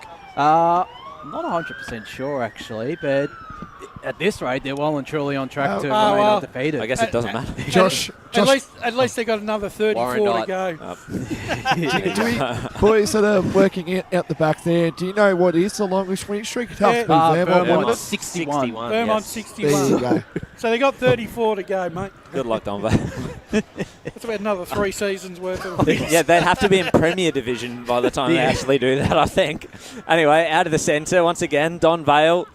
Just bouncing the ball, completely eluded everyone until it hit Murphy, but he was being worn like a glove. Worn like a glove. I think something like that. If you had to pick the best cheap suit, that's the one. If you had to pick the best forward of Donvale, I'd still go with Murphy. Yeah, yeah, definitely. Oh, out of the ruck and out of the clearance, it was Matt Day. They're just standing underneath it, though. Surrey Park, it was all them. Now over to Hayden Smith. Going to take it for a bit of a run. Kicks it to a contest. It's mostly Donvale. They win it out. James Powell over to Djordjevic. Gee, he hasn't done much wrong, pal. I got him my votes. Well, definitely I for can't me. do the votes. Djordjevic kicked it inside forward 50, and the mark's been taken. Looks to me it's like it's Luke Wignall. As you said, they got. You look at the Donvale squad. They're very, they're solid. They're very well, really good, mature, built footballers, right in their prime at the moment. Mm-hmm. Whereas you look at Surrey Park, and they're probably 2 seasons away in physical development, Jared. Definitely, yeah. It's an interesting comparison of profiles between these two teams. And Luke Wignall kicks his first for the day. Gee, they've had a lot of individual goal kickers today. That's 7 now for Donvale. Yep, that is excellent stuff there. He's been a prolific reserves player for Donvale recently.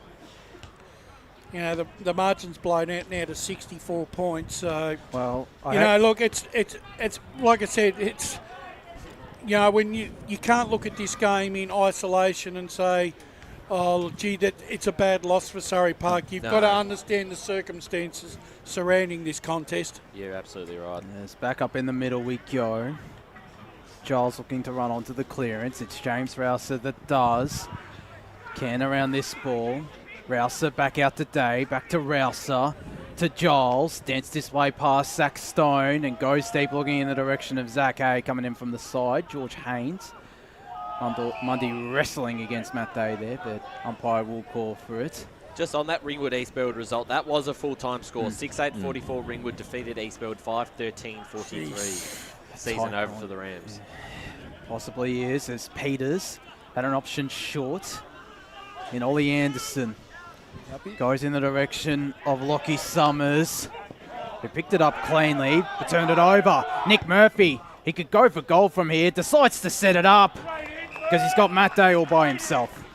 And this for a chance for goal number 6 on return for Matt Day. And once again, Nick Murphy could have easily turned around and thought, oh, I'm going to go for the big glory hunter type goal, but he played the percentages and kicked the ball to a player in a better position to kick the goal. So Matt Day, the former Blackburn man, can go back and kick 6, his second goal of the term, and he does.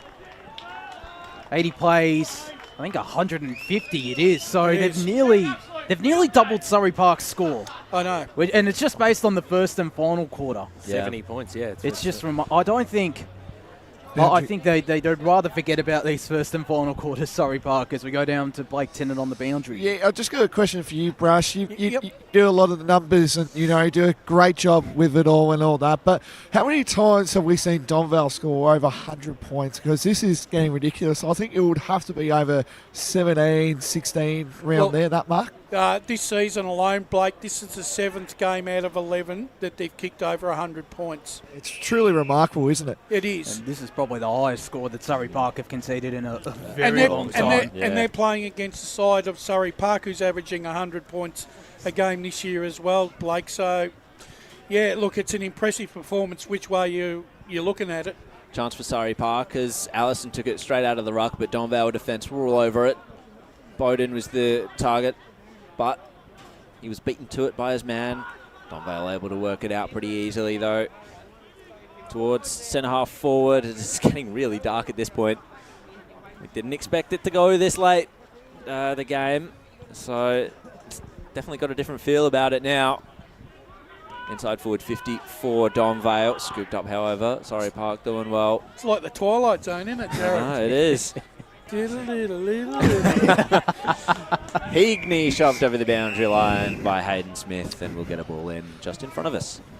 And another one as well, boys. Can we see this as the grand final preview? That's another question. I still think so. I still think this is. I definitely think so. Yep. You can't see Coldstream maybe climbing up. No. And it's probably going to be another result altogether as Donvale come inside 50 again. Heagney, the former Baldwin player, kicks it to a 2-on-2 situation. And Matt Day is scary, isn't he, boys? And then, look, he's laughing about it because the ball actually just fell into his lap there. He's kicked 8 goals for the reserves this year. He's only played 2 games in that. This is his first senior game for the year, and he's just about to kick his 7th. He's getting better service than what you guys got at Blake's 21st at the bar. Well played, Brash, well played. That day comes in, and we hear the same pun again. I thought it was pretty good service, Brash, as well. It was very good service, and it was a very good speech by you as well, Blake. Not from what I heard, Blake. Well, I actually can't repeat what he said on air, boys. Long wait for drinks there. Yeah, that's what I'm saying. Unless you got on the VIP line there, boys, down the back there. Well, fact check, false. We've lost our marbles out here at Surrey Park. 156 plays 80. If you want a score around the ground, South Croydon 34, East Ringwood zip. The only other game going on right Ray now. Baird's gone the early crow. We've got a new challenger here, Coldstream. On what I saw today of Leapfrog Surrey Park. There's no idea. Ray? Leapfrog? Yeah, leapfrogged. You said fog, not frog. Yeah, well, that's what I meant. Well, Ray's on tomorrow morning, isn't he? He is on tomorrow morning. He'll talk all about that result. Well, I tell you what, he better have some good points to justify that statement. So Robert Swan will have this headshot, a true centre half forward. This, remarkably, the first goal of this quarter for Surrey Park. From outside 50. And it's a there. goal. They get it though, and Surrey Park have a goal. 13-8-86. Donvale 24-12, 156. 22 and a half minutes gone in this final quarter on the Bendigo Bank scoreboard. Well, we're just about to run out of potentially run out of time. For those tuning in on 98.1 Radio Eastern FM, if you want to continue listening or tuning into this game, you can tune in on Facebook and YouTube. The Facebook and YouTube version won't have Ryan Long on it, however. Unfortunate. How unfortunate. I've got an important gala tonight. Just heard your comments, Brash. Surrey overrated. Oh, jeez. That's a big call, Raymond. Are you going to take that, Josh? I think in the left corner. I think we now know Ryan's actually gone to go bash him up. Are we still on the air? Yeah, we are. On the streams, There'll be some words with Ray tomorrow. We're not advocating violence either. It'll be a verbal exchange of words. Verbal exchange. Let me clarify that, though. It won't continuously be called the Ray Baird Memorial Studio. No. Angry Ray's back, boys.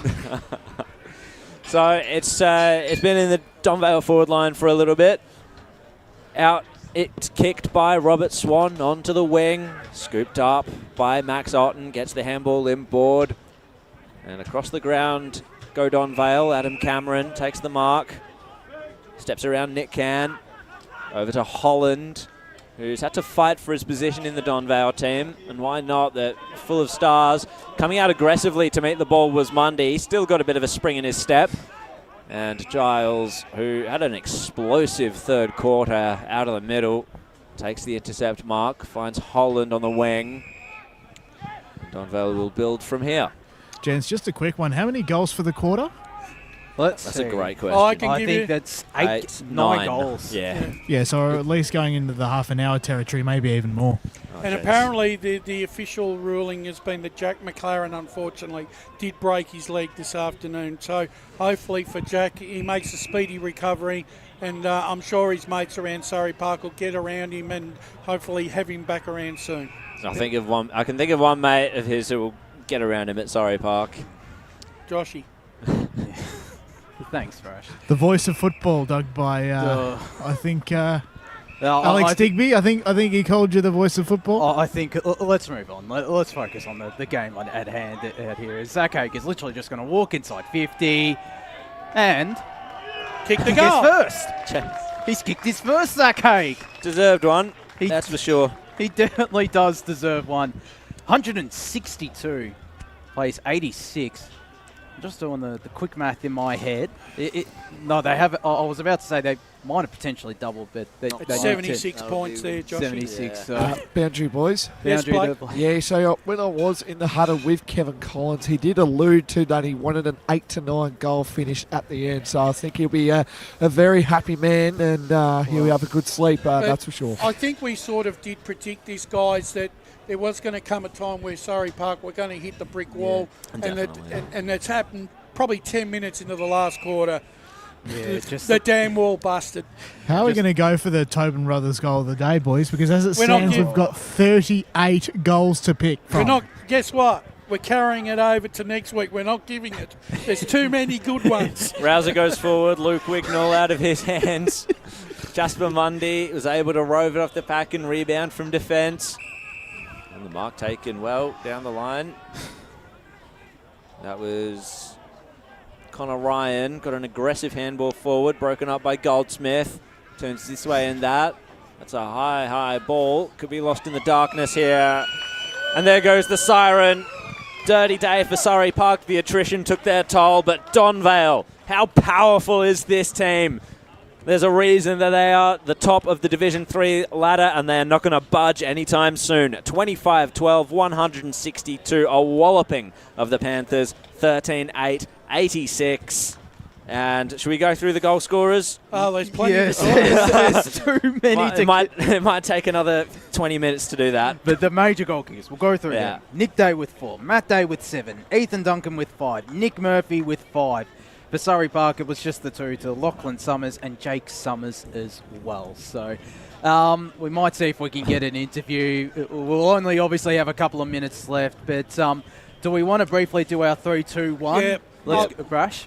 3 Haig, 2 Pell, 1 Giles. Took the words right out of my mouth, Brash. As much as there were so many players to choose from, that's genuinely how I would have put it. And apologies to the 2 days, Nick Murphy, Ethan Duncan, and probably the rest of the Donvale playing list this afternoon. I'll give 1 vote to Nick Murphy, but 2 votes to James Fowler and 3 votes to Zach Haig. So it's going to be Zach Haig with the Sports Go Eastland best on ground, as it looks like Blake Tennant and John O'Ben looking to trying to get a couple of interviews for us. Tobin Brothers goal of the day. I think we might actually have to move it on to next week. I'm trying to think of maybe Caleb Jordovic. There was a good goal on the run. Really good by Jordovic. Yeah. And that was his only goal. So Caleb Jordovic. We'll give him that. As we cross down boundaries, or we'll cross down boundary side now to Blake Tennant and John O'Ben, who have Matt Day and Nick Murphy alongside them. We do. We do have the 2 superstars today. I think if you add it all up together, Nick kicked 5 and I think Matt Day kicked 7. So 12 goals between these 2 superstars down here. Now, we heard it in our effects, Mike. It was a day out, that's for sure. You want to just talk about that? First game back in a while, so you must be feeling pretty confident about that display of the way you played. Yeah, no, it was good. It was, obviously a little bit of nerves coming back for the first time this year, but we knew it would be such a big contest and a great game, and really proud of the boys for having a really good hot crack and finishing off really strong. So it's really positive. Fantastic stuff today, Nick, and obviously the floodgates opened after the unfortunate incident. What was going through the team's head after that happened, and how did the mindset change? Yeah, it's not good to see. I really hope that the guy's all right. I guess we sort of said that, if it was one of our players, I can only imagine what we would have been saying around, making sure that we get up and do it for him and everything like that. So we knew they were going to come out pretty hard, and they had a fair crack in that second quarter. So I think we were lucky to kick a few cheapies probably in that second quarter to sort of halve the contest, and then we were able to kick away late. Just one more before we get into the song for you, Matt.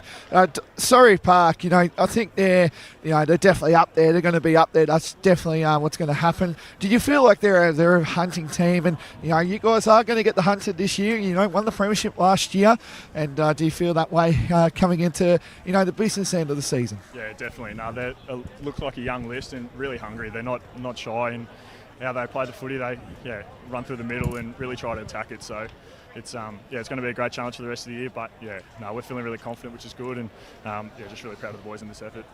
With a team like yours that obviously wins a lot of games and has done so along the journey, what do you take from a big game like this, and how do you go about it for the rest of the season?